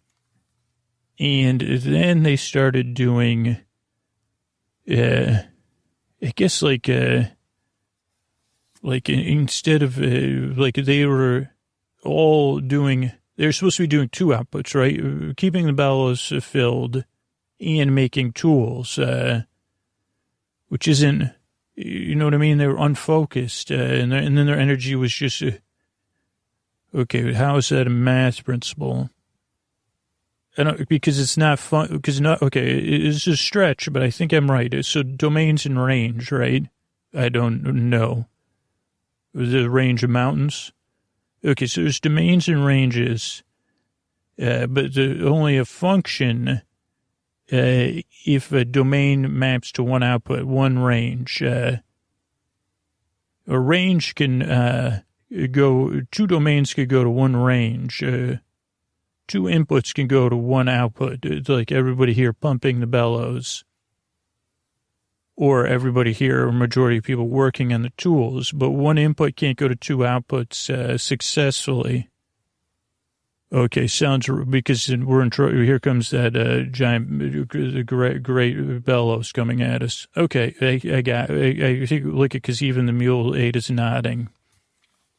Okay, let's see. So you hold that one that looks like graph paper. I'm going to hold, Sashat, please restore the principles of domain and range and function and outputs and inputs to this town so that they can again supply the area with tools as they once did. And please, make it a balanced thing for them. And maybe hopefully we didn't corrupt the belief system. In all of your wisdom, Sashat, please do so now. Oh, that bag just deflated. 100. Oh, now it's floating away in the wind. Yeah, we did it. I hope maybe they'll write a children's book about us. I think they'll probably do it about Agatha. They'll remember Agatha. They won't remember us at all because they probably assume they'll come back and they'll assume we headed to the big farm in the sky. Yeah. So but the good thing is this deflated bag makes for a great camping material. Oh, you're right. What about the illusion hiding their storehouse? That'll be slowly restored, but we don't want we want them to maintain a healthy. Okay, because once they start trading again, right? They'll kind of remember that. Oh, cool. Okay, thanks. Let's lie down in the wagon. Hey, Ada, we're gonna lie down and go to bed. Good night. All right, everybody, welcome to another episode of our ongoing episodically modular series, The Adventures of Dr. Triangle and Isosceles, the tale of two heroic figures. It's episodically modular, so you can listen to it in any order, so don't worry. I'm going to catch you up on everything right now. Our tale follows Dr. Triangle and Isosceles, two traveling performers who live in a post-math world, a world not without, if we did a trailer, it would say a world without math, but that's not 100% true. A world where the basic underlying principles of math have eroded. Some have vanished and some are deteriorating, and some are missing in one area and not another. So but a post-math world, the unity, and some would say on the other side of this issue, the dominance of math has finally waned. Believe it or not, it was the fourth generation of Wayne Enterprises that said that. And I said, what would Bruce say? That you said, here at Wayne Enterprises, we believe math has waned, or whatever. Anyway, not important to anything. I said, for the love of Alfred, can't you believe, but so actually I didn't say that because I wasn't there. So it's a world in a time, at one point it was just like ours. And then a goddess came, or a force, or not a superhero or heroine in this case, but, like a Thanos-like character came and removed, they were the one who came and took math away. And I don't talk about this in a lot of intros, but some of it may have been, seductively. I don't mean in the hubba-hoo-hoo seductively. I mean, culturally, to say, well, wouldn't you want to live in a world without math? Wouldn't that be great? Do you really need math? Do you believe, that whole 9 yards? We've been through it, I think, but now with math. And so a world without math is really not a world, it becomes a bit like the Dark Ages, because suddenly without math you realize, I mean, this is paid for by math, this episode. In some sense it is paid for by math. This episode of Dr. Triangle and Isosceles brought to you by the principles of math, but it's a piece of fiction, so we got to take our time to get there. And also even introduce the episode. So the main characters are Dr. Triangle, Isosceles, and Ada the mule, or donkey. I'm not sure. And they were tasked with the goddess Shashat to return math to our world, one principle at a time. And so they go around, they're traveling around, mostly I think the Midwest, or what would you say is the middle of the United States, which is a postmodern time, because it was modern and now they don't got any modern stuff. I think I filled that part in. No more TV. You say, well, I'm so sick of math. I say, are you sick of TV? Because anyway, I don't know why I just want to explain it. I guess I'm pro math, not a fan of math, but I like it. I use it, don't understand it. Just wanted to put that out there. So each episode is what is that called? I always forget it. A procedural type series where Dr. Triangle and Isosceles head to somewhere, try to figure out what the math principle is that's missing, and restore it. Usually veiled in some sort of mystery or lacking or need. Not really super mysterious. So I wouldn't say it's an actual mystery, but they're procedurally, they're supposed to bring math back to the area.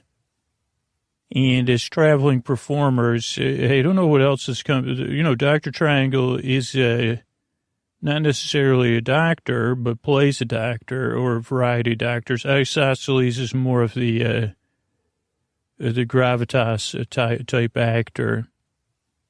But I think that's it. I think I got it. It's a tale of a world without math, and only two heroic figures can come and restore math to the world for some reason. Also, Ada the Mule, who is our narrator from time to time, is our new series. And also we have a Hollywood, so also us buying time, you know, because traffic can be unpredictable, especially at rush hour, which is today. I decided to record at rush hour about 8 hours ago when I texted Mr. Antonio Banderas to get up here and spend 4 minutes introducing the series. And in this case, you probably drive back immediately, or you could stay here without me being here, I guess, because I got to go do something. You could stay here with Koa, and you could, spend time with one another. You could even sleep over if you want, because I have a bed on the floor right now, because I had family here. But it's, ladies and gentlemen, oh, that's your line. You're right. Mr. Antonio Banderas. The ladies and gentlemen, the boys, the girls, the friends beyond the binary. It's time for another episode of the amazing adventures of Dr. Triangle and Isosceles. Oh, I thought you had a tagline last time, but that's pretty good. I like how you called it The Amazing Adventures. Reminds me of Cavalier and Clay. Yes, my friend, that book got you a job, I remember. Yeah, it came up in my job interview. That was like a long time ago. So you really remember things. But so you're going to stay over? I may. An evening with your dog, Koa, sounds fantastic. Thanks. So that's Mr. Antonio Banderas, who's going to lie down quietly in my bed on top of my comforter, which hopefully I've laid out already, and listen to me record. And it's time for another episode of Dr. Triangle and Isosceles. Hello, everyone. This is Ada the Mule here, and good to welcome you. I know you know why you're here, And we're headed to the exact, well, I guess Dr. Triangle and Isosceles will talk to, we're headed to the center of things. And we're supposed to partake and supervise and assist with the census, accounting of people that I guess is not going well. And it will tell you a couple of rule-based things that I know because I'm a mule and maybe I'm more than a mule. And some may say, son of a mule, you better watch out where you go. But not everyone would say that. Anyway, so the centermost point of the United States is where math is strongest. So that's one of the reasons we don't understand why, or I don't totally understand why. But that's one of the reasons the census is there. It makes it easier to count when you can use a little bit of math. And there's rival areas in the East and West Coast, so those communities aren't really open to the people in the. So we're here we're almost there, near the border of Kansas and Nebraska. I don't know if they call it the Heartland. I think they do because this is actually the Heartland. And we're headed there to figure things out. And those two are going. Yeah, let me just turn it over to Isosceles and Dr. Triangle. Yes. So, as I was saying, I feel like I drifted off there, like I could hear the mule talking or something, but I don't know. I mean, there's census is it a censi or a census? Like census is or censi, but it's a biblical thing, census. So I think there'll be probably plenty of things we could do a play about. And I mean, I could see, I don't know what method, I don't really know a lot about censuses. What about you, Triangle? I mean, we're close. It seems like, they have inside, it's, again, they're trading in canned goods, which is always, it would seem very appealing to people. And they're saying it's a year's worth of canned goods, which I think technically means 24 cans per person. But you get one can right up front, and then the rest on completion of as partaking in the census. So I can't see why anyone would turn that down. But we really haven't seen a lot of people on the road. I mean, I'm not known for my powers of observation, but I notice the roads are not well worn. There's some traffic, but you'd think it'd be busier because look, there it is at the field. I think it's a more temperate area than it had been. But this is still, the winters here could be tricky. Yes, I wasn't thinking of that because it's not winter, but I guess you were. Yeah, I try to think everything out. Okay, well, hello, we're looking for the head of the census. We're here. We're Isosceles and Dr. Triangle. We're booked as performers to entertain the census goers, the census takers, and the participants in the everyone involved. Okay, yeah, run it. We'll sit up here. Is this the staging area for performing? Okay, thank you. I mean, it doesn't look very busy. And what did our contact say? This is supposed to be well underway. Yeah, my main concern is, I feel like shouldn't be too much of a mystery that I thought they would have a problem with counting or adding or subtracting or sampling, something with numbers, because you see, even it's going to be tough, a census without math. I know we were trying some tests out and math is stronger here, but it's not full math. I mean, I could pretty much count everybody here. I could count the tents and just write it down. We wouldn't even have to do any math. It would just be continuous counting. It wouldn't take me a day to count everybody here. Yeah, I mean, what we would probably do is take I guess you're right, we wouldn't even need to take a sampling. We would just each do our own count and then compare the numbers and then figure it out from there. Well, you could just take I would do a grid system. I think if I could remember what a grid, well, you're right, it's difficult without math. So what do you mean? We just figure out what's missing, addition, subtraction, grids. What if it's multiple things? If we get one wrong, you think we'll have consequences? I don't know. Hi, are you the one? You're the head of the census? Yes, ma'am. Thank you. Oh, your mother's a ma'am. Oh, that's funny. That's very funny. Mine is too, I guess. Well, yeah. Well, yeah. I didn't mean to wander into that one.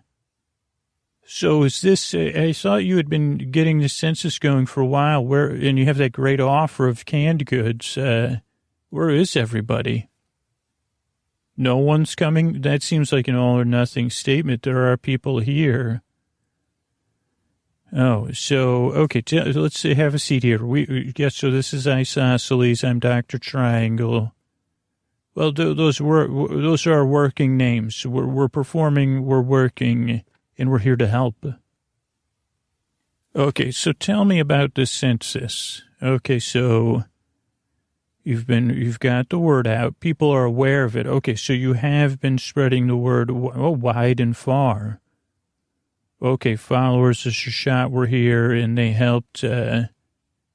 Oh, wow. So because those were cool. They weren't posters. They were made of wood, which makes sense. And paint. Yeah, but it seemed like it was a permanent one. Come whatever the phases of the moon in the month. I got all that off the poster. So people are aware of the census, but they're not. What you're saying is more people are aware of it than have arrived here. Do you have any ability to, do you have any idea about, so people, so people started coming. Some people started coming and stopped on the way. They just stopped in other communities, not one community. Okay. Oh, so that's what's baffling. The word was out. People were excited. The people that were informed were excited. They said where they would come. And then a much smaller percentage of people have shown up. Okay. Oh, but you don't know okay, so if you knew, that would be useful. You're right. Okay, some people were making their way. And do you figure it was just too far? No, that was, all of okay, so that was all planned out. I mean, from what I'm thinking, Isosceles, I'm seeing a twinkle in your eye, and I think we're probably on the same page. What do you think of this? I mean, I'll be honest. I don't think, I think your census stinks. I mean, I think initially what happened, because I've been doing theater for a long time. Let me tell you, you're already sitting down. Thanks. So initially, those were posts. You posted posters about the show, right? A census. Yeah, I know it's not a show. Thanks, and that's what I'm getting to. Actually, is what seems like a great deal. 2 canned goods per person. The more people you have, the more canned goods. Be great to stock up on those. On paper that looks good. If you tell somebody, "Hey, come here," for technically, I don't think it's a year's supply. You didn't write that. It was an unofficial poster. Okay, well, we won't quibble about those things, but it's not enough to motivate. That's what it is. You lost the motivation. And the good news is you got most of the people, it sounds like you got them on their way. You started, and maybe you delivered. It just, your offer was not appealing enough. And I could see, you're a census person. You're not a performer. You don't see the world as Isosceles see the world. And Dr. Triangle, sees it in a way similar to me, but different, which is wonderful. And you see it in yet a different way, which is wonderful. That's the beauty of census. And that's why we're here to help you is, I don't even know if this is a math issue. I think this is a marketing issue. And a content issue, really. What we need to do is take this, first of all, and census. You know what I'm saying? No, you don't know what I'm saying. I'm saying, and we could run this by the people that work with Shashat, because I see you have a temple set up nearby. Is if we'll get a budget. If we're not, we'll get creative. I'm saying once in the first New World's Fair, something sweepstakes, something and a census. Okay, you still don't get it. We're going to have a giant festival. We're going to have a fair. We'll call it a fair. We don't have to call it the World's Fair. Come to the center of the earth, the fair, center of the World's Fair. You know, we'll work on the marketing. But you want something that's going to come one, come all. So we'll have entertainment. We'll have things for the kids. We'll have, we'll have a menagerie if we could track one down. We'll have professional performers, and we'll have shows. We could have maybe some, I don't know what other entertainments we could come up with. We'll put the word out to them. Also, then they'll be participating in the census, all of the people working. Also, employment brings in more people. People brings in business people, vendors and those things. I think we have to look at this, as a little bit of a long-term project, Dr. Triangle.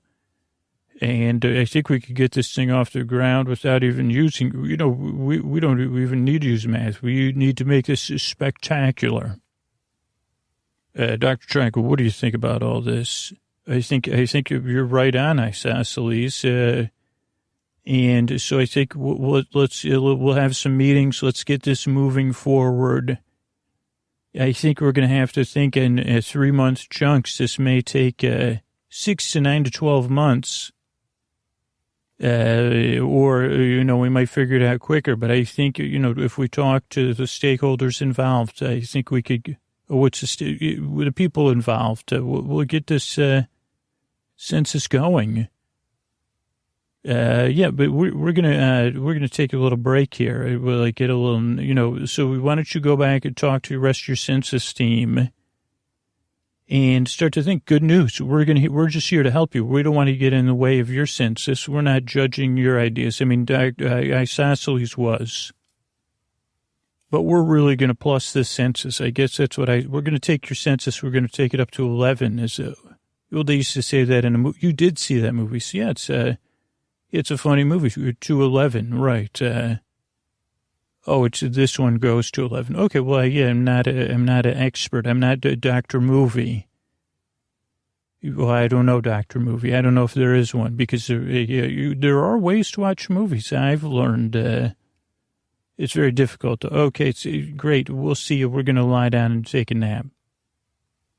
Hey, everybody, this is Ada, your narrator. And so, by the power of passing of time, when you're in the hands of a capable narrator, they started to enact a plan. They started to spread the word about an upcoming festival and fair. An opportunity to make, not money, but, to exchange goods, for people to be paid in goods, for their entertainments, for distractions, for fun. And as soon, and when I say soon, I mean in a 2 to 3 month time frame, this area not that far from the Kansas-Nebraska or border started to have more and more performers and vendors coming. And more and more excitement building, and more things looking like, even I, as Ada, if I was just a mule out in the world, I'd say, that looks pretty cool. The center of the World's Fair, they did end up calling it that, a little bit braggadocious, sweepstakes and census. So there's also signs of, getting a chance, not just to get some goods, but to participate in a sweepstakes just by participating in the census with grand prizes. There's also, feats of intelligence, feats of strength, many other competitive things. And some people did begin to trickle in. But again, because the machine of the census was already working with the vendors and the performers, they knew that the majority of the people were out there aware of the census, aware of the center of the world's fair and sweepstakes, but not making their way towards it. And that's where we join our heroic figures.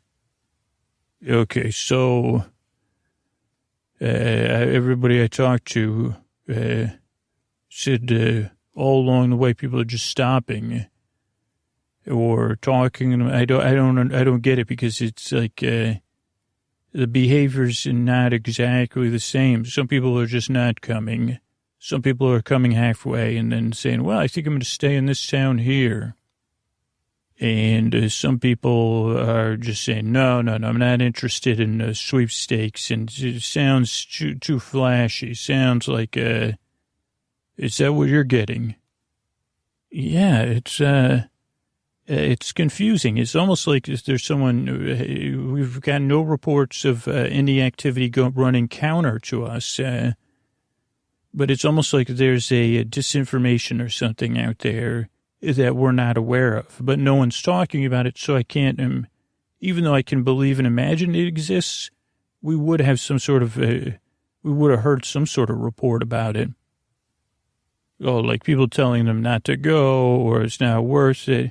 Yeah, we've been building good word of mouth. I mean, when a menagerie goes through your town, that's a very rare thing now. You see all the animals, the kids get a look. They say, where are you going? Well, we're going to the center of the world's fair and sweepstakes and census. Yeah, and all of the Shot's followers have been spreading the word. I don't get it. I don't get why it's not working. It's just baffling to me.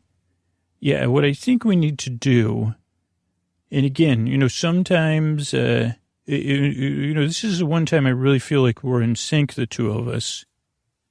Well, I'm always in sync, but you mean you were synced up. I really feel like what I mean by that is that I think your idea of plussing the census was brilliant, and I think maybe we just need to plus the message.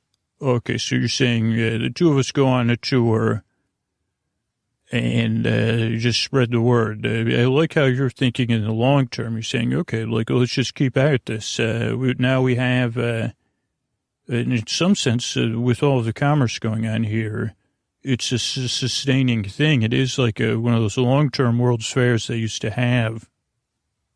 There's no more currency. It's just bartering. But so we have the time to go out in the world and start spreading the word to the people, or at least get to the bottom of this. Or our job is to help. So I think we just go out there. We help try to get. I think the two of us working together.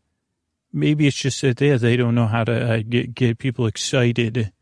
They don't know how to, the je ne sais quoi of a sweepstakes and a World's Fair and a census, that it's an exciting thing to be a part of. And that we have set aside respectful space for people that you say, well, I'd like a little bit more room, or I don't want all the hubbub. Yeah, we have hubbub free town. What else could you be? We have Dullsville, hubbub free town. Isoville, those are the different areas we set aside. You forgot about quiet, well, that was Quiet Town, but we said, well, we already used town. It's still Quiet Town. To be named later, I put on the sign. Okay, so let's go, let's go out. Ada, you ready? What do you think? Well, this is Ada. I'm not talking to them. But what do I think is that we did head out and we set out across the middle of what once was the United States of America. And we visited the towns in the Kansas and Nebraska area and beyond. And we saw that the reports were true, that in some towns the populations had grown as people had made their way to the census and decided not to come. And they started to interview those people, mostly in a acting type way, to get to the bottom of why did you stop? And a lot of just because was a common answer. And as they started to dig deeper and interview more and more of these people in more and more of these towns, week after week, day after day, only about a few months, but month after month after month. And even explain to the people, say, it's a sweepstakes. The entry's free just by going and participating in the census. Oh, do I have to participate in the census? And then quibbling about it, they say, well, no, wouldn't you go if you didn't have to participate in the census? Wink at it. No, because, what do they want to keep track of me for? Why do they need to know? Or people saying, I don't join things, or I don't want to be told what I should, a lot of different, objections. And what are they going to do with the information? I said, well, we'll keep it popular. We're just trying to help know what the population here is in the. So, for who? And so there's a lot of resistance, and I guess I turned it over. Dr. Triangle and Isosceles are kind of talking about. I mean, this is just ridiculous. I mean. There's stubbornness, no offense, stubborn as a mule. They won't, I don't get it. They refuse to, it's as if by trying to motivate them, it demotivates them. Yeah, I mean, I just don't understand when there's not really an agenda other than, I mean, I guess there is an agenda, it's like they're projecting something onto, because they say, okay, well, yes, there is a chance for people with expertise in things that are going to be there for the census. They could help you with stuff if you're not feeling great, those kind of things.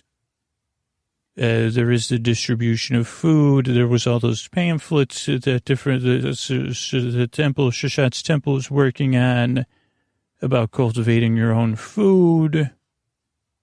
About stuff with water, and then the other projects we've worked on. Hey, keeping it warm in the winter. That was my favorite pamphlet. I didn't read any of the pamphlets. It's a problem with motivation, is what it is. We can't motivate.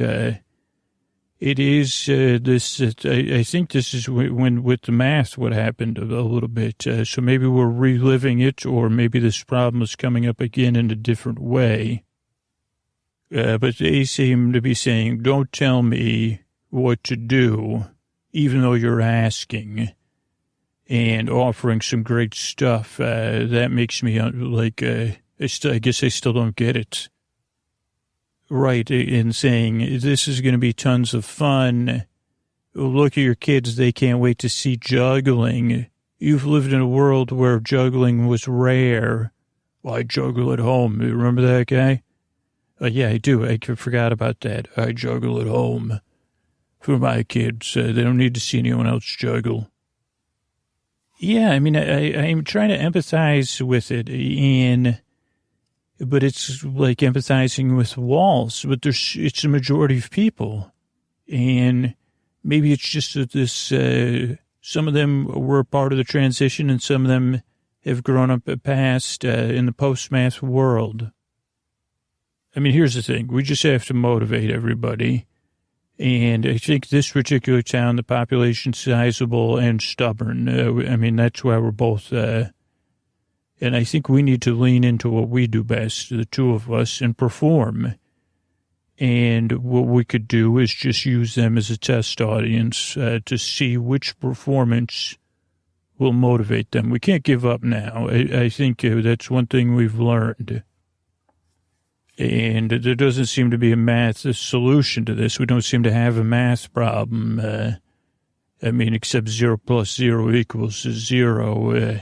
That's just me being, just a little grouchy, I guess. But we'll do some plays, and we'll get things going. I don't have any doubt about it. Okay, so what would be the lineup of the plays?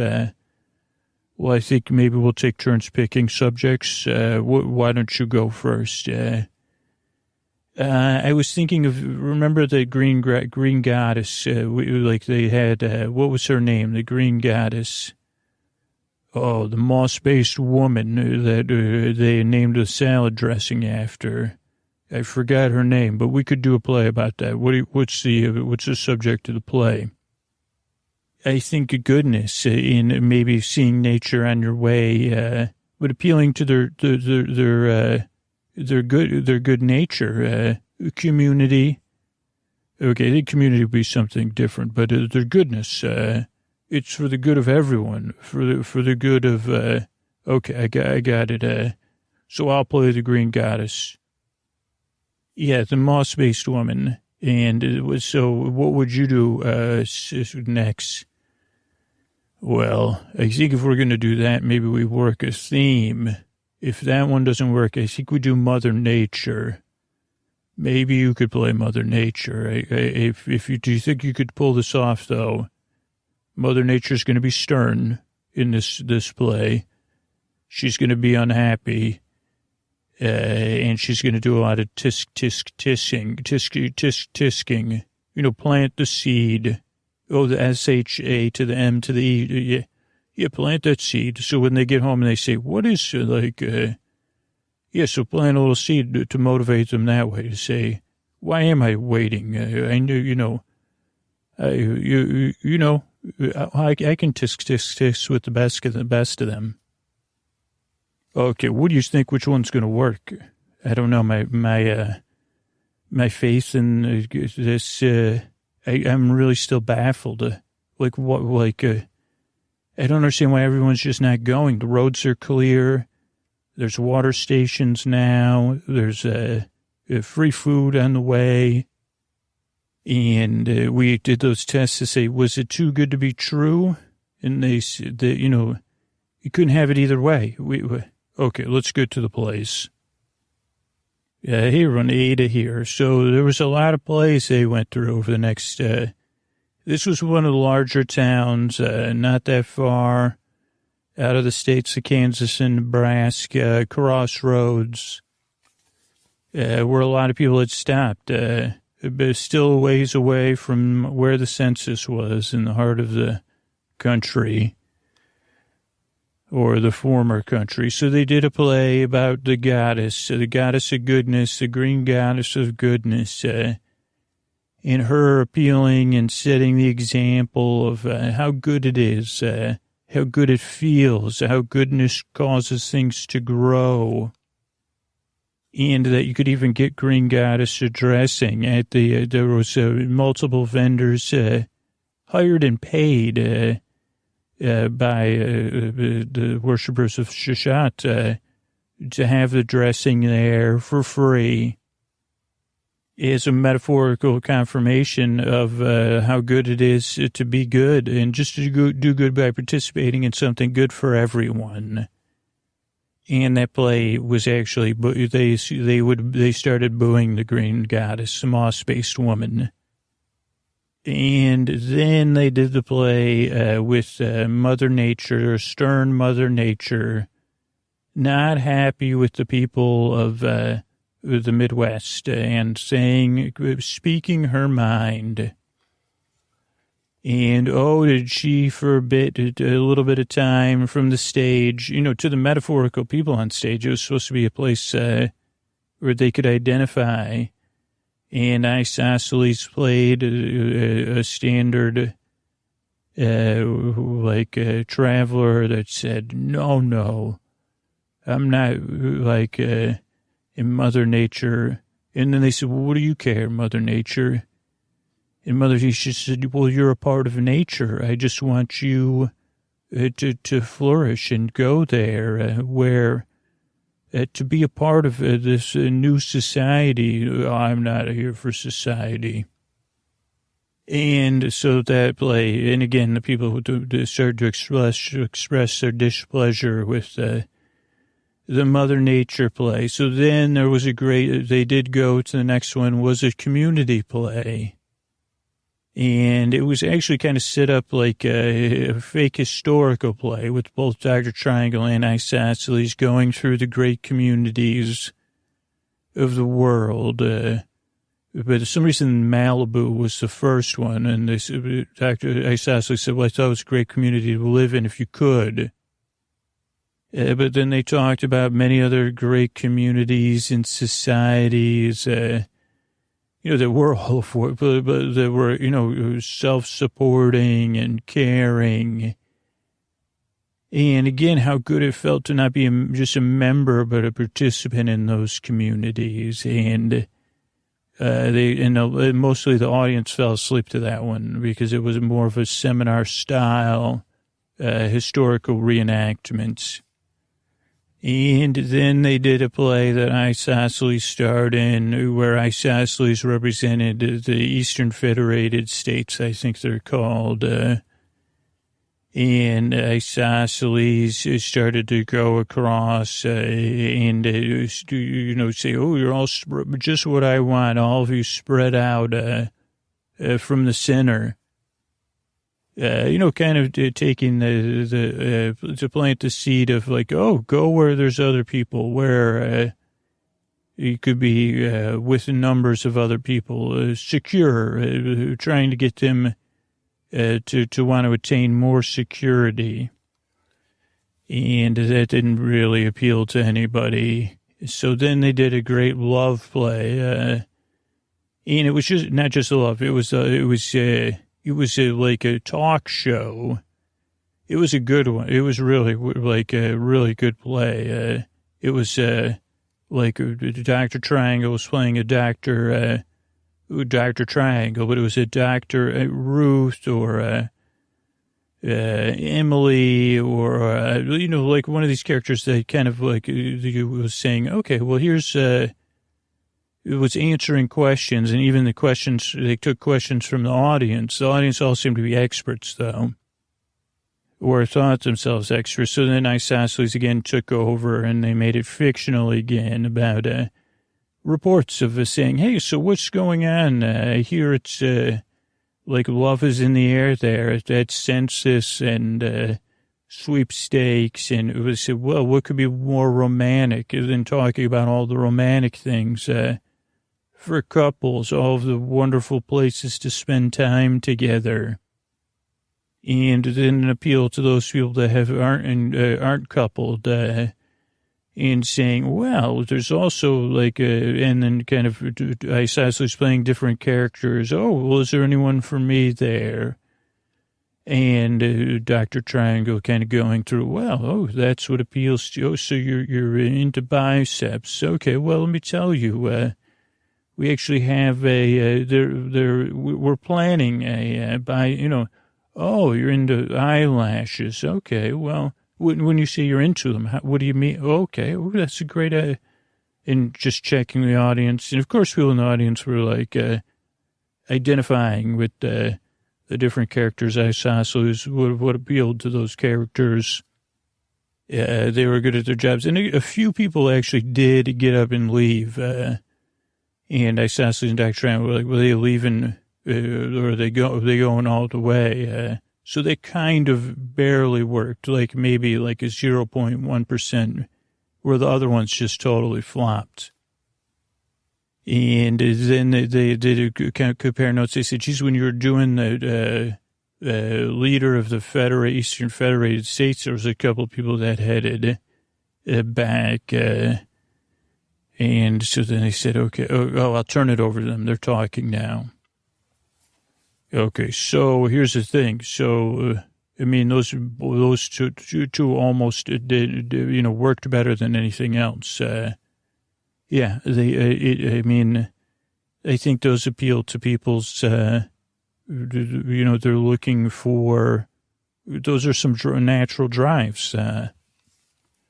to avoid any hordes from the Eastern Federated States would be terrific even for us, and to find love or feelings of satisfaction, an attraction. So that did appeal, but a lot of people just seem set in their ways still. Right, and I'm exhausted. We've not been able to motivate the majority of these people. Yeah, so you seem to be going somewhere with this, with your idea. Yeah, I think we just used the most powerful thing we have at our disposal. Yeah, but I don't think that's a good idea.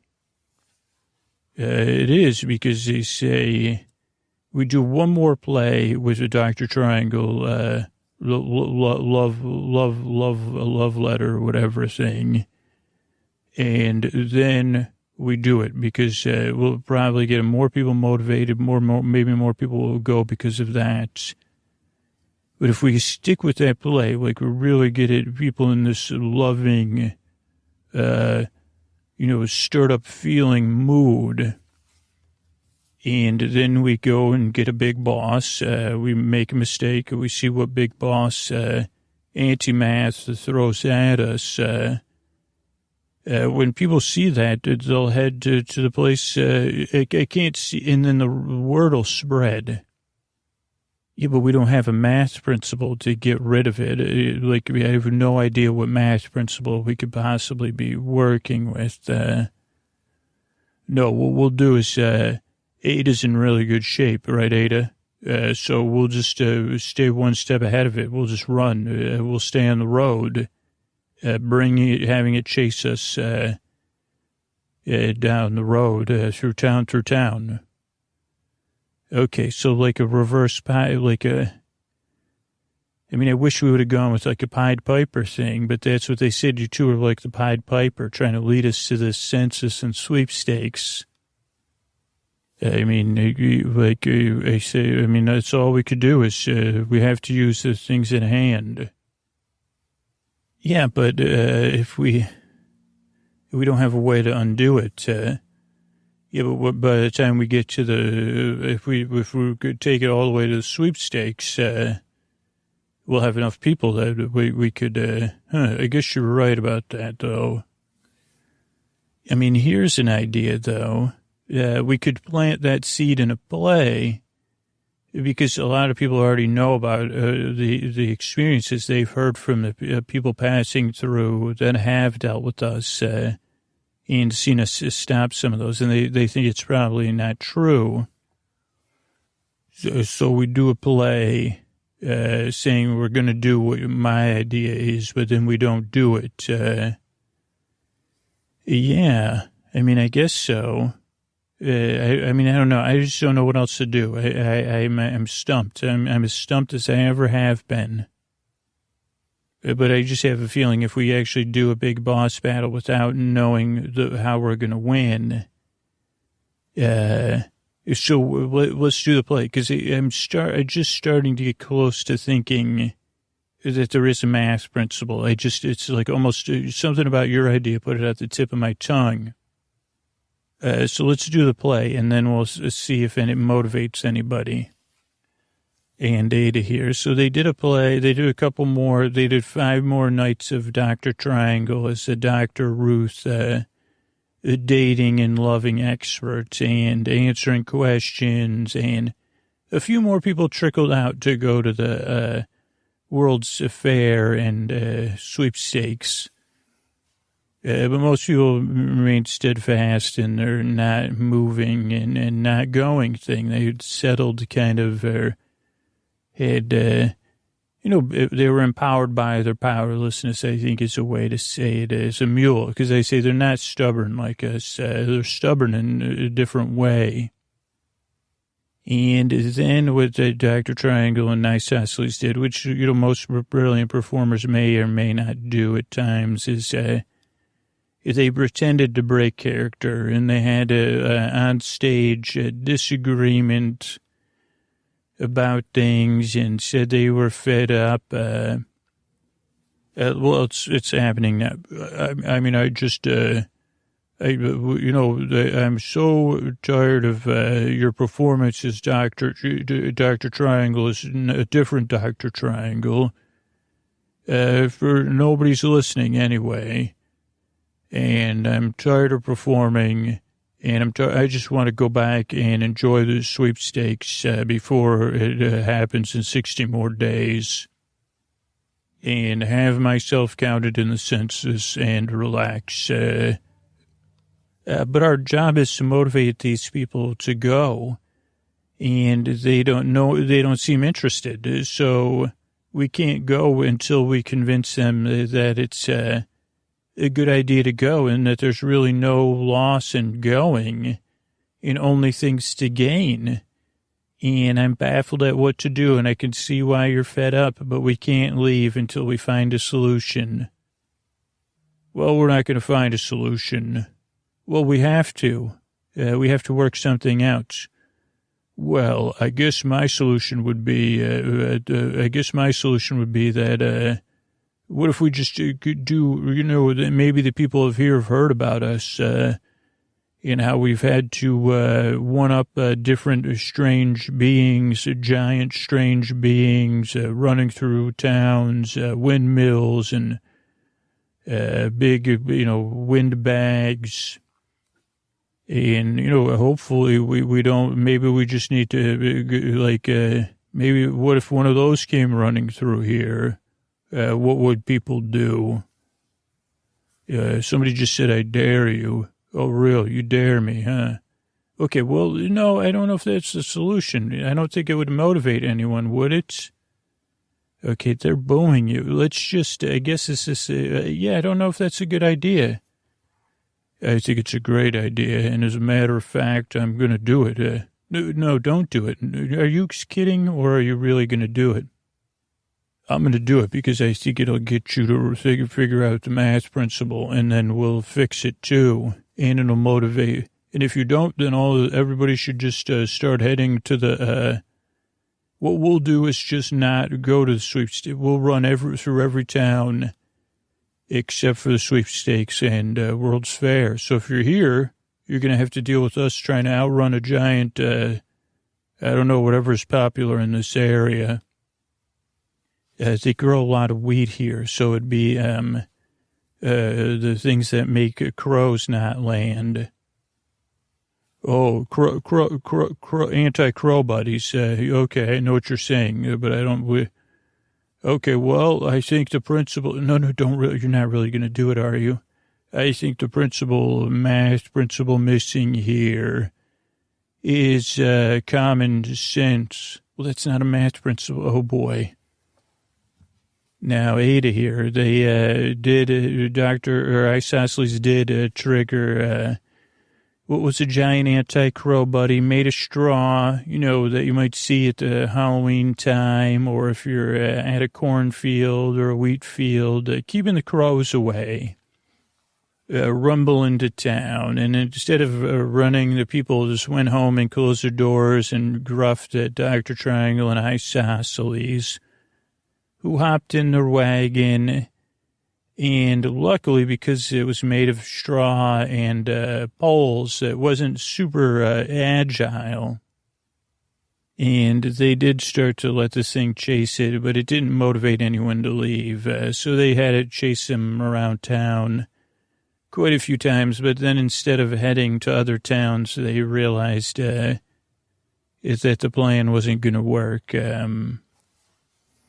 But where Isosceles was correct was that Dr. Triangle started processing things, and as they were riding the thing and yelling at the people who were still in their path, Isosceles said something. He said, disperse, head to the, still trying to get people to go to the census. But Dr. Triangle turned around and said, did you say disperse? And Isosceles said, yeah, because I was trying to get people out of the way, get moving. And Dr. Triangle said, that's it. That's exact dispersion. It is a missing mathematical principle. And they were saying this while they were running from a giant anti-crow buddy. And Isosceles said, what do you mean? And Dr. Chang said, mean, median, and mode, central tendency, and dispersion. And you mean like mean is like the middle. No, mean is the sum of all data and values divided by the number of data points. Or something, I don't know, but that's not the exact principle missing anyway. Okay, so the mean, so which one is the median's the middle, right? Yeah, the center, exactly, the center. And mode is all mode. No, mode is the most frequent value. So what does that have to do with anything? Well, it's key to a census is like a variance, a deviation, range. Is any of this ringing a bell? No. Okay, so the people on the way to the census are dispersed. We just need a way to measure that dispersion.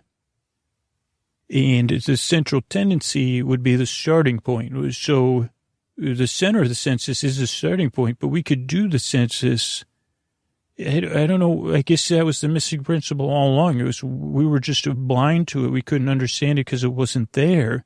It actually, we did make the census possible by trying to pull in some of the people. I guess I still don't have a grasp of the math, the underlying math principle, because it's missing. Right, I'm positive. So, we could get deeper into it, but that's it. It's once we have that, we could figure out the estimated population of the area through dispersion. We can do actual census. Okay, so what was it again? What charms should I hold? I think that charm there, all those dots, those look like data points. And I have this one, and it's a 3 M's, mean, median, and mode. I think that's what that stands for. So we're going to hold it up, and then it's central tendency and dispersion. Okay. That it's a good thing this was not that much of a boss because it's just running after us. Yeah, but Ada's getting tired, so it's time to finish this up. Okay, before we finish it up, though, so we don't need to move anybody. No, we needed to kind of, I guess we were stubborn, too. We didn't accept that they didn't want to go to the census. And maybe the sooner we would have accepted it, we would have realized maybe our refusal to accept it is what triggered me remembering. So I guess it all worked out. But, yeah, we should have, if we just accepted that not everybody's going to go, then we would have known that we would have been able to use the math, I guess. Okay, ready? I'm ready.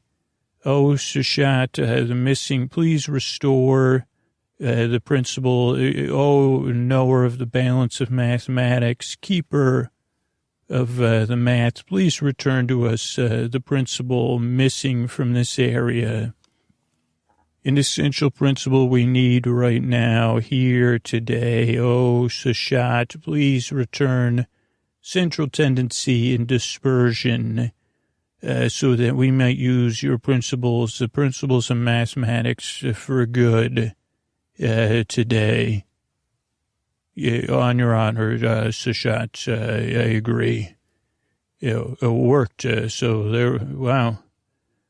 Yeah, so we could go back, I really, all that talk about, I'd like to get back to that. I want to actually just partake in the, we can't be in the sweepstakes because we're part of the, okay. Well, then I'll just maybe, I enjoy the idea, the idea of people dating. I like it. It brings me happiness. Okay, great. Let's go. Ada, you mind if let's pull over because Ada's tired. We'll give Ada some water. We'll sleep, and then we'll head into town. Sounds good. Head to the center of the World's Fair, sweepstakes, and census. Good night, Ada. Good night, Dr. Triangle and Isosceles. And good night, everyone. All right, hey everybody, it's time for another episode of our episodically modular series with just a touch of seriality, but you can listen to it in any order because I spend a few minutes at the top of every episode catching you up. Our series is called The Adventures of Dr. Triangle and Isosceles, and it starts in a world without math, a world once just like ours, until a goddess named Discordia came and removed not all math, but most math principles. Some places all inconsistently removed math from our world. You know, which set us back, believe it or not, centuries and centuries and centuries, you know, down to like it's a new dark age, though it's not all dark. Most of this takes place during the daytime, too. We live in a post-math world, so no more devices. Screen time, unless you really know what you're doing, is impossible. And, you know, back to basics. But even then you say, well, do I need math to do basic? Is that math principle exist in our world? There's a goddess who loves math, Sashat, and she knows the world needs math. What the world needs now is math, sweet math. There's one algorithm I've just been dreaming of, and that's what this goddess would sing if she sang. But instead, she takes action. Of course, as in all stories like this, through intermediaries, a pair of intermediaries, Dr. Triangle and Isosceles. Once, in a sweet taste of irony, performers who parodied math and lovers of math, they were not exactly anti-math. They just capitalized on anti-math sentiment that led to this isn't the prequel. It's in our current world, there's not a lot of math, and we're following Dr. Triangle and Isosceles, who are traveling the world, attempting to restore principles of math and work with Sashat to get things back on track. 1 + 1 does equal 2 heroes in this case. There's also a narrator named Ada, the mule, their mule. Possibly, could be more than just a mule, but, I can't say that. So let's see. What else do you need to know? Dr. Triangle and Isosceles, performers going to town, for the most part in the Midwest of the former United States. And I think that's it. We also have a Hollywood announcer, Mr. Antonio Banderas. Thank you. The ladies, the gentlemen, the boys, the girls, the friends beyond the binary. It's time to visit a world without math for the adventures of Dr. Triangle, Isosceles. In a world without math, we're visiting them there. Okay, thanks, Antonio.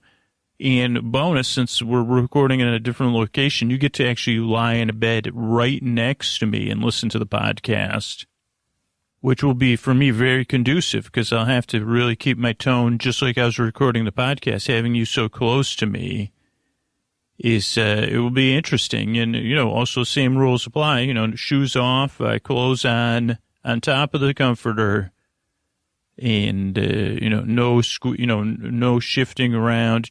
Also change out of your pockets. That was one I learned recently. I know you don't, but, do you have any? My friend, I look forward to this. And this was actually less of a drive than normal because I was also traveling. Yep. So that's Mr. Antonio Banderas and Adventures of Dr. Triangle and Isosceles. Hello, everyone. This is Ada, your narrator. Welcome to another episode of Dr. Triangle and Isosceles, The Adventures of Dr. Triangle and Isosceles. I just wanted to do a tiny bit of information distributing for you. So Dr. Triangle and Isosceles are traveling somewhere they haven't been before on this series, as we've been relaying you the information. They're headed to a place much more loyal to the goddess Discordia, and where people gathered just originally that wanted to live in a world without math or math principles, world that we're trying to. I guess that's trying to be fixed. Well, I think it's all well intentioned in their minds for their needs and things. Some of us that love math may have strong feelings about that in order, but, not total order. We know that, maybe we'll learn that the world is a balance of things. Not tonight, though, because this is a world a bit out of balance. Behind, you'll learn more because Dr. Triangle and Isosceles are talking about it right now. So is there any math principle related to joy? Like, well, fun. Fun. What's the difference between fun and joy? I'm not sure. Well, I think you'd be surprised to learn that math's kind of fundamental for all those things in some sense. But as far as exact, I think you're into a slightly subtler area than math equals fun or joy, or no math equals no fun or joy. These aren't principles or formulas. Okay, so what is when they say random acts of fun or joy? Again, I'm getting it mixed up because I can't. It's like when they're relaying this information. Remember, they used to talk about that game Telephone that the generation before us played. Okay, well, they said that we'll know it when we see it, so we don't have to worry. I would assume. Remember, the post. So after the generation that played telephones and stuff, our generation. Remember, there was pop-up shops and pop-up. I'm guessing it's something like that. Well, there it is, right over as we come down this hill. It's been a while since we've been behind there. Yeah, it's intimidating, that thing. Yeah, it's a big barrier. I don't like going beyond the barrier. I don't know. You're right. It's not for me either. Eventually, I debated, and I did make sure I have a place within the barrier, but it's tougher to find something that's, private there.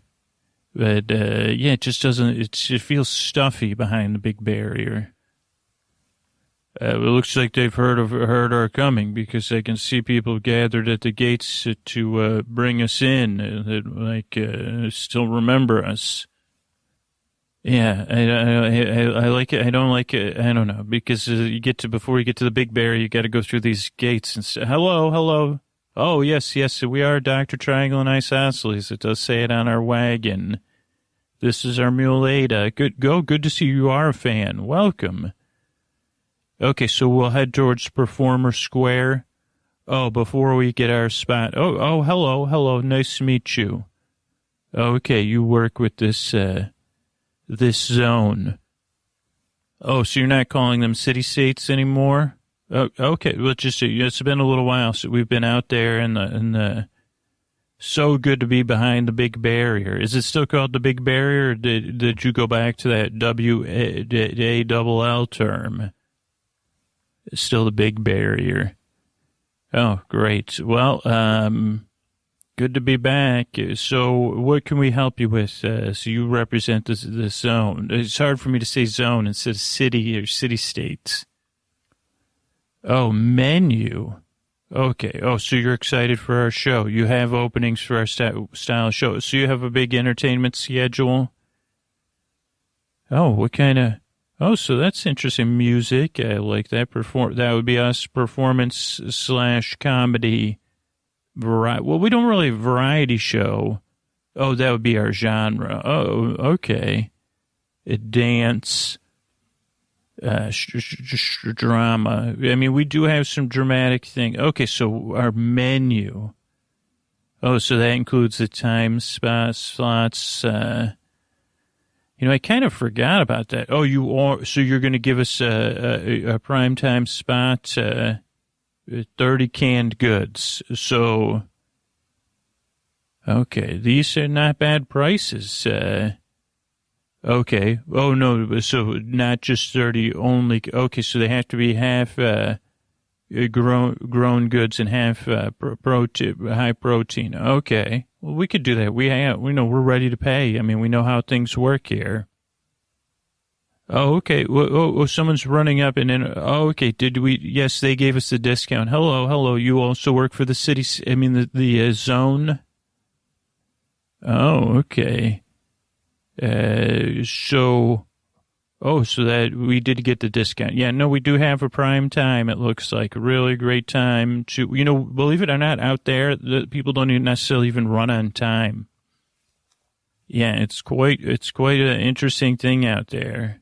Oh, so you want us to come to the temple to Discordia or of Discordia? Discordian temple. Oh, thanks. To introduce, so like a VIP thing? Well, actually, believe it or not, we will be compensated. Oh, within the discount, we were compensated. Oh, okay.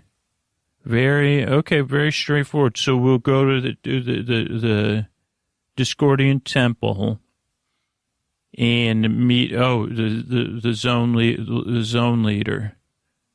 Okay, so no longer... Is it not okay? Is this still like we'll see.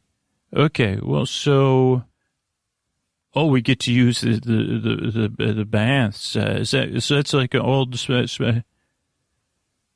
Okay, well, we'll see. We're gonna go put our stuff and get our spot for our show. Right, we can go there now. Okay, great to meet you. Oh, wow. So we get to use the bathing facilities. That should be great. So what do you think? Should we just do a regular show tonight? Yeah, I mean, I think we're here on a mission. Don't forget that. So we should just start collecting information and so maybe do a show like, you get my idea? No. Okay, so we want to find out more about this random acts of this mysterious thing. So what if we just do a show, like we'll do our standard show with the part where we collect information. Okay, which one? Well, which one would you think would be most dramatically or variety / comedy, whatever they list us as? Okay, I have an idea. We're collecting information from a Discordian, anti-math audience. Okay, I got you. Okay, well, let's take a break. We'll go use these baths and do a little VIP thing, and then do the show. Hey, everyone, this is Ada. So they did go, Dr. Triangle, when I say they, I mean Dr. Triangle and Isosceles. They did go to the Discordian temple and they did not meet with the zone leader. They met with some of the zone leader's staff, and they got a tour. They got to use an extensive bathing facility, kind of like a spa, very nice. And we'll join them. They're in the middle of their show. It's it's a show I don't know if we've seen it before in this historical collection. But so their standard show before they joined up with Sachat was a parody of what led to the people becoming so disenchanted with the math, kind of math becoming a scapegoat for many things. And how the characters, so this will really be where you get to know the characters of Isosceles and Dr. Triangle a little bit more. Aha. Now, Dr. Triangle, I'm really starting to question this math stuff. We've worked together for so long, and it's made me incredibly rich and powerful using these math principles. Did you know that my current hoard is more than the combined net worth, the total value of 12 states in the United States? Oh, is Nebraska one of them? Usually that joke crushes and no one's laughing. Oh, I guess, no, that's your line. Oh, I guess that would be 13 states, and I forgot Nebraska. Oh, now they're laughing. Yes, now what is this report you're coming to me with about devaluation? Which is simple currency devalue, because, I don't know if you'll understand it, Isosceles. Well, try to lay it on me. Well, basically, your all of your money's now worthless. All the currency is devalued. What about my precious metals and those things? Well, there seems to be there's a lack of demand for those things currently. Now, according to historically, those will retain their value eventually. But then you would have to exchange them for things. Currency no longer. Okay, so you're saying I'm no longer rich and powerful. Yeah, currency's kind of like it was once a standard, but yeah, it's now. What, Dr. Triangle, do you have a book of woes or any woes? I feel so terribly lost now. Oh, why, Isosceles? You were Isosceles, a titan, a figure, a knower of things, like you self-declared genius. And what do you mean? It's all gone. I'm going to tell you something, Dr. Triangle. And you might understand this. I have no practical skills whatsoever. I don't even, I used to have someone order my sandwiches to be made by someone else. Doctor, I do know how you feel. I've been so involved in math and science. Did you know that because you also leveraged CREDIT for everything?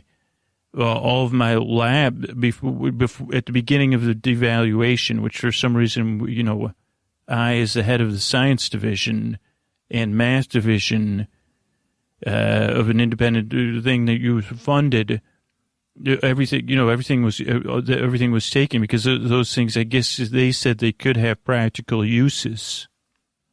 Oh, so you're as lost as me. Oh, woe is, what shall we do?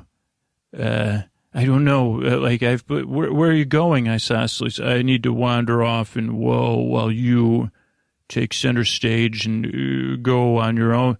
Because you know what, Dr. Triangle, before I walk off, while I tried to HOARD things for my own gain, and you were the one that espouses science and math and logic and order, and you were the one that led me astray or created an principle-based environment where I could be. You look at this. This is all on your hands in the scientific method. Good day. Oh, no. As Isosceles walks back, leaving me with a sandwich that Isosceles had no practical skills to make, but tastes a bit like SHAME. I did spend my time in science and math. I wanted to help. I guess I was just a pawn. But now I find myself a pawn in something else. Without the scientific method, without the underlying principles of the universe, those seem to have failed me. I thought that getting to know dark matter and the why, and also layering that with inquiry and like a humanistic viewpoint would lead me somewhere, but it seems to me lost all alone on center stage, hanging my head. What's that? I hear a call of sensibility, a sound that sounds. Who is it that approaches me at this moment? where I have nothing, and I see I am alone.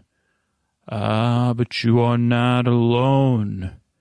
While you did walk astray, Dr. Triangle, and you led Isosceles astray and many other powerful people with your sweet, sweet math and science, that gave them the power to, to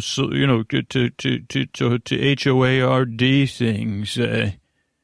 It was not their GRRED or whatever that's spelled that caused things, but you and your math and science that are the yes, I can hear the people of the world who had to, who lived under the yoke of facts. What an age. And it's time to say goodbye to that age, Dr. Triangle. And I'm here to help you, for you're not alone. Now, first, you must understand, though, the depth of this isn't very comical. But it is not comical at all, but it's a serious business now. I see people gathered out there as we head out, and you will sit in this chair, Dr. Triangle, and you will hear the complaints of those, the frustrations of those of the world out there who will raise their hands with complaints and frustrations brought on by math. Even in this current day, each one of them, I can see on their faces as something there, a litany, a list of litanies, a litany of lists, because your science and math still echoes on, though now we here live in a world where it's not needed, where sensibility reigns. Now, who there has a complaint? Okay, your horse. Oh, lost a shoe. See, math. Oh, your house, your basement's flooded. Yeah, math for sure. Just because, I understand. Oh, that squawking bird 2 doors down. Oh, Dr. Triangle. If we were to take the time to look at that, it would, you toss and turn at night. Because you could listen to a digital podcast for a while. Now it's gone. Ones and zeros are the culprit there. Oh, your husband, he's still doing that splaining thing. I thought we lost all the splainers with Dr. Triangle. And their ilk. Well, it sounds like he's got a case of the maths. You, ma'am, tell me, you just feel empty. What do what do you mean when you say you just feel empty? You have most things you need, but deep. Okay, well, that sounds like it could be. We could trace that back to. Yes, you young person. Hello. Now, the colors don't seem as bright as your parents described them as they were. Your parents may be into. What do you mean? Is this your son? Okay. What do you, things just aren't as good as they used to be. No, they're just fine. Okay, Dr. Triangle, you see the error of your ways. You see the noises and the things your science has caused. You know that, our mule here is ready to, who else has it? Does anyone else have anything other than those things? Oh, your food doesn't taste as good. Well, okay, I'm not really a goddess. This is just a play. So everybody else hold your, I didn't mean to open this up, no, I'm not a goddess. Okay, I was trying to find more. Any other complaints anyone else has out there for Dr. Triangle? Because I was trying to go in one direction other than noise, like people doing things randomly, like like suddenly there's happy sounds or something. Like, does anyone have anything like that they want to complain about and be specific? No, she says, Dr. Triangle, this is, Dr. Triangle, don't you have a round of inquiry you could ask to be more clear, because I'm having trouble with the audience, or like a way to apologize?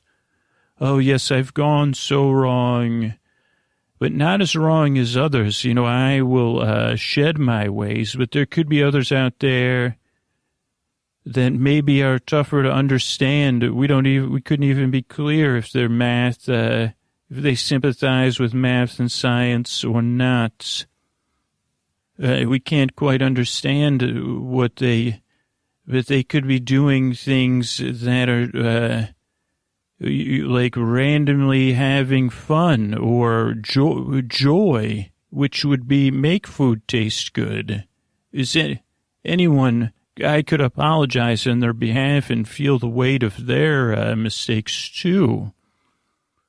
Okay, well, thank you, Dr. Triangle. You'll sleep tonight, and tomorrow we'll have another performance that'll be, oh, wait, we don't have enough Ken. Yes, well, thank you, everyone, for, if anyone has anything, thank you. Yes, that's the end of our show, and I guess I will try to sleep tonight in case anyone has anything for random. Thank you, everyone. Oh, boy, they're just staring at us. Oh, wait, thank you, everyone. No, the show's over. Thank you. Oh, no, we don't trade paper plates anymore. I'm sorry. You must have heard about that. We ran out of them, actually. Oh, would we want to trade for paper plates? Yeah, come see me later. We're looking for... Oh, I get what you're saying. Yeah, yes, so you do know about this random fun thing, huh? Well, how many paper plates would it cost me to find out more? Okay, I think I could find 5 paper plates. So tell me, you know when it's tonight. Okay, this is exciting. So, right at the other edge of the square here. Okay, we will attend. Yes, let me get your paper plates. Hi, everyone. This is Ada. So after the performance, some time passed. Dr. Triangle and Isosceles took a nap. And then they showed up at the other side of the square at the allotted time. And what they found was a bit of fun. It was random. There was a bouncy house, and then you followed a path, and they had a big number. The bouncy house was number 1. And then there was stamp 2, which was one of those super slides. So it's a bit like if you're listening in the past, I don't know how you'd be doing that, but a bit like a carnival walk or something, or a midway walk. They had a make-your-own cotton candy machine. Then they had a dance party. Then there was a giant pillow fight where it was constantly, there was snowblowers doing feathers. There was other people on this, and each one had a number. And it seemed to be very well organized. There was a rope swing into a portable pool.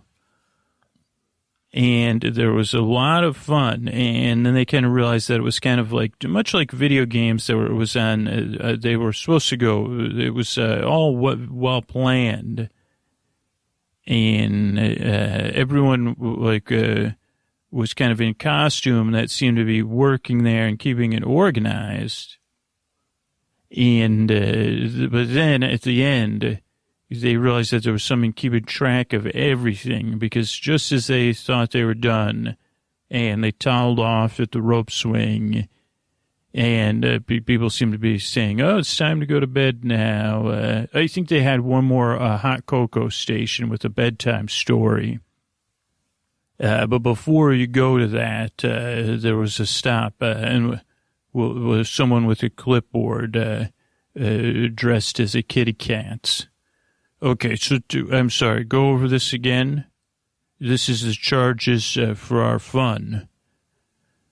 Okay, Dr. Triangle could handle these things. No, it's not charges. It's exchange, correct? We're doing an exchange. You're just keeping this list of the exchanges. Okay, so we did all of those things, and so you're just charging us kind of for the fun we had, transactional. This is very reasonable too, Isosceles. I guess so. I'm just surprised. I thought this was random acts of fun. Okay, well, it's a good price, so we'll pay. Yeah, we'll pay it. We can. We could just deliver it to. Oh no, we have to pay it now. Well, I could send. We didn't know there would be a charge.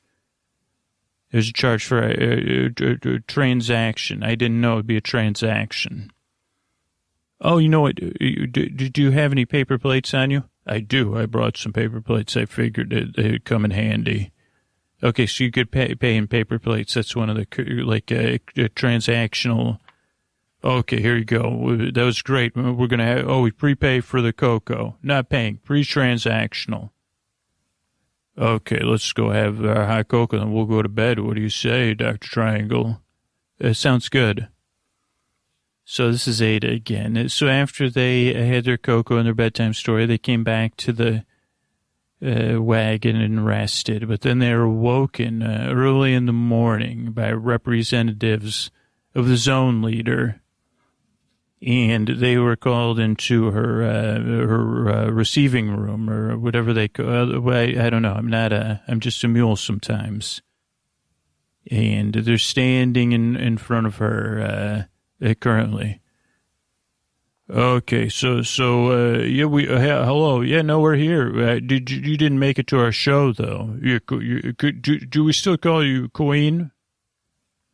Okay, Your Grace is fine. You're not a queen, but we could call you Your Grace. Okay, that makes sense. You got a great thing going. Are things going as well everywhere behind the barrier as they are here? Yeah. Well, it's we were here. We did hear a bit about there's a little bit. Not everything's perfect though. Oh, well, we're working with Shashat. That's what you wanted to talk to us about. Well, Dr. Triangle, why don't you take it from there so I don't get us... Oh, well, I don't know. Why would you say we're working with Shashat? We're working for ourselves, Dr. Triangle and Isosceles, actually, and not for anyone in particular. I mean, when we were outside of the barrier, just trying to do our thing. Keep it transactional, just like you seem to do here. And we're open to all offers if that's what you're alluding to. Okay, what do you mean? So you're saying that things here are good? Yeah, that's what we've observed. Our plays are not totally fiction. No. No, I do realize that characters like Dr. Triangle, the character Dr. Triangle portrays, they did get carried away with math. That's kind of what our play is about. We've never made a play about abstraction. Is that what you think was, that things were too abstract and here they're not? Theories and opinions versus yes and no. Okay. I didn't necessarily enjoy all that either. Oh, tell me. So you have an emotional theory behind all this. Are you running the entire kingdom back here? Okay. Yeah, I've heard of those 4 major things. Okay. Well, yeah, I can see how, I mean, we do shows that kind of meet those, okay, so you're saying, okay, food, water, shelter, yeah, warmth, I get all those things. I'm a little bit familiar with that. I'm with Isosceles and Dr. Triangle. Hello. Oh, that's a hierarchy, same thing. No, I could see how you're providing all that here, and Yeah, the elements, everything seems very secure behind your big barrier. Yeah, no, out there, they're still working on those things. You're right. But what about those other ones, higher on the pyramid? Okay, so you say those are a little bit more, that's where things, the higher up the pyramid, the more likely you are to slide down. You're right about that.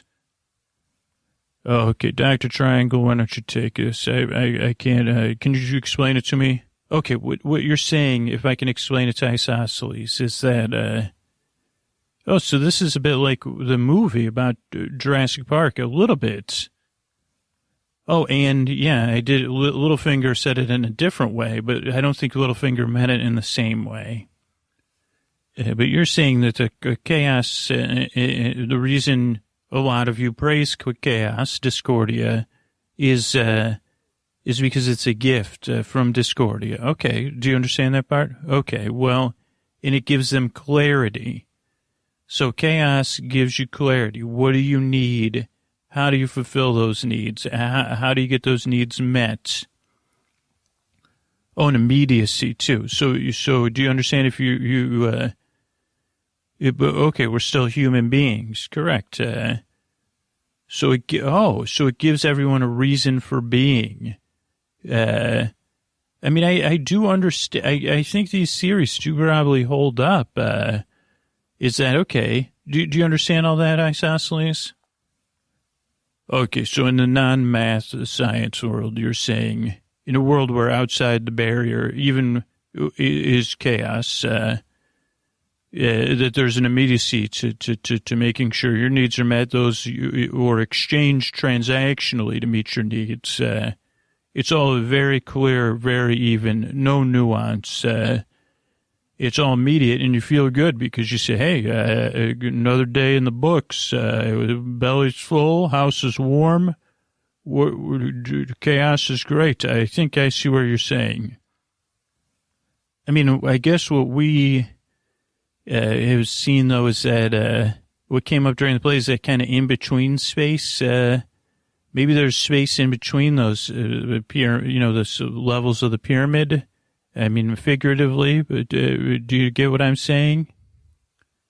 Like a vibration, like that there's something missing. Maybe that's what that person doing the fun stuff is. But there's like, do you think that's a good thing, those kind of things cropping up? Oh, you'd like more information about that, too. Well, we don't necessarily have to give the information to Sashat. Like I said, we're in this for ourselves. Are we really? Yeah, we're really in this for ourselves. And, I mean, I was just thinking about balance and deeper needs. But you may be right with immediate needs and that you're getting a system here that's working. Okay, so what if we gather, I realize we'll have a choice to make, right? If we find out more about this purveyor of fun, you want to know more about it too. Yeah, we'll choose, I mean, we're happy to choose you over Sashat. I mean, we're here in your kingdom, and I think I have an idea to do that. Because yeah, we'll track them down and we'll get back to you. How's that sound? Okay, great. Okay, let's go. Okay, I don't know what just happened. Okay, so I don't quite know. I think that was some sort of, I think there was a transactional exchange where we're supposed to, see, the thing is that they're using some slight math principles. I don't know if they realize that. I don't know. There's something at play, but basically we're supposed to track down that person that's doing the show. But I think maybe they are doing good. Like maybe people are trying to meet their needs in another way. Shouldn't we try to figure out what math principle is listed? No, we're here to gather information this time. I mean, I don't know. This kind of is like, again, this is why I don't like coming behind here. I guess this is kind of bringing it home. Okay, but so are we going to take Sashat's side or Discordia's side? I don't know. Let's just try to figure out what's going on here. Okay, so we should just, how are we going to get this? Okay, so I have an idea, right? We're going to set up something fun. Do you still have any water balloons? I do. Okay, so we'll just set up a free water balloons, and maybe people could throw them at you, like you sit in a chair and make jokes. And then I think that'll bring out our, what do you mean it'll bring it out? Like tonight, trust me, we'll have our own free fun event, but it'll be 100% free. Oh, okay. Hey everyone, this is Ada. So that night, they filled up a few buckets of water balloons, and then Dr. Triangle dressed up like a kitty cat, or with paper plates, and they set up water balloons, and people came, and then threw water balloons at Isosceles, who's making jokes, much like a show, but and everyone laughed. But then afterwards, when they tried to, everyone was confused and dissatisfied when they realized there wasn't an even exchange, and they couldn't compensate them for the water balloons. And people started to get more and more upset and not like it. And then Dr. Triangle was watching the whole time, and the crowd grew, and then some workers for safety employees came to kind of try to quell people, and they said, you have to take an exchange. And then they saw someone looking on, also dressed like a kitty cat, and they said in chase, they said, the Dr. Triangle said, I saw, let's go. That's them, and they're dressed as a cat. Okay, let's go. We'll be back to accept. We're going to go. We're heading off to figure out even exchange. Everyone wait here. Okay, they're racing through the city streets now. Yeah. Oh no, they know where they're going. They keep intentionally turning right or left. We're going to lose them pretty soon. Oh, they just turned right again. Yeah, we're going to have to figure something out. Well, we could run faster. No, I have an idea. And there's see this long stretch? They're going to do, whenever way they turn, right after we turn, you kind of hide out. And I got an idea. Okay, I hide. Yeah. Okay, right now. Oh no, I lost. I saw. Oh, this is such fun. Excuse me, kitty cat. I just wanted to thank you for the fun. Oh, they're stopping. Okay, don't whisper for me. Oh, I lost Isosceles. We were just having such a good time chasing you. And I really, oh, wow. I'm a little tired, though, so I'm done chasing you now. But it really was such fun. The time we had, I'd just like to leave you with I'd like to figure out a way to evenly exchange for our time. So I guess they're stopping and walking back. I guess I'll leave. Oh, wait, you're walking back. I was supposed to draw you back. Oh, it's you, the queen, or your grace. Hello. Oh, what do you mean we're caught? We were trying to catch up with you. Oh, so you're the purveyor of random acts of fun. I know you're not a queen. I know you're trying to fix things. Oh, you're not trying to fix things. What do you mean? Oh, this whole thing was a ruse? Well, I don't understand why you would ruse us now when you had us in your chambers earlier. Oh, we didn't have what you needed earlier. Yeah, we'll leave that with Ada the mule. Oh, you don't like mules. Okay. Oh, we do have them now because we knew we'd be out and about, and Isosceles, you can come out of hiding now. What's happening? We were tricked. Okay, so what is happening? We were tricked for what reason, your grace? Oh, so you could shake, talismans that we have, magical talismans. No, those are still with Ada. You can sense. Oh, so you're very high up in the Discordian order. You could sense the power of our charms. Yeah, they're a charm. Yeah, I mean, there's no reason to. Yeah, you got us. So charm bracelets. Oh, you're good. Oh, well, usually what we do is we'll just you mistakenly say a principal, and then a big boss will come, and then that's how we normally escape these situations, which we could do. Oh, they won't work here. Interesting. But Dr. Triangle said you're using math anyway. Simple transactional exchanges are not math. There's no, it's an even exchange, you're saying.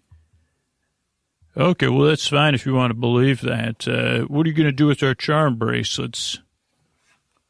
Oh, and then that'll really, all of the power. Do you think the shot really gave us all of her power? I don't know.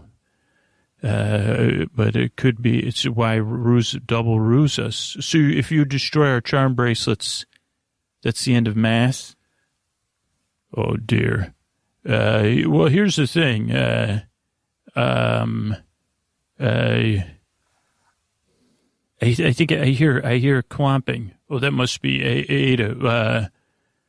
Quick, who wants a paper plate to use as a mask? Everybody here. Let me pass them before we get. This was such fun. Let me give everyone a paper plate. Put on a paper plate mask, and then run towards the clopping. It can't be that easy to escape. It is this time. It is. Hey everyone, this is Ada here. It really was that easy. They ran off. Everybody put on a paper plate, and it gave them just enough distraction to hop in the wagon as I raced through the cobblestone streets clopping. And we headed off. Now we're still behind the barrier. We're hiding. We're laying low. But we're laying low for the night, so we're going to get some rest, and we'll be back with you soon. Good night.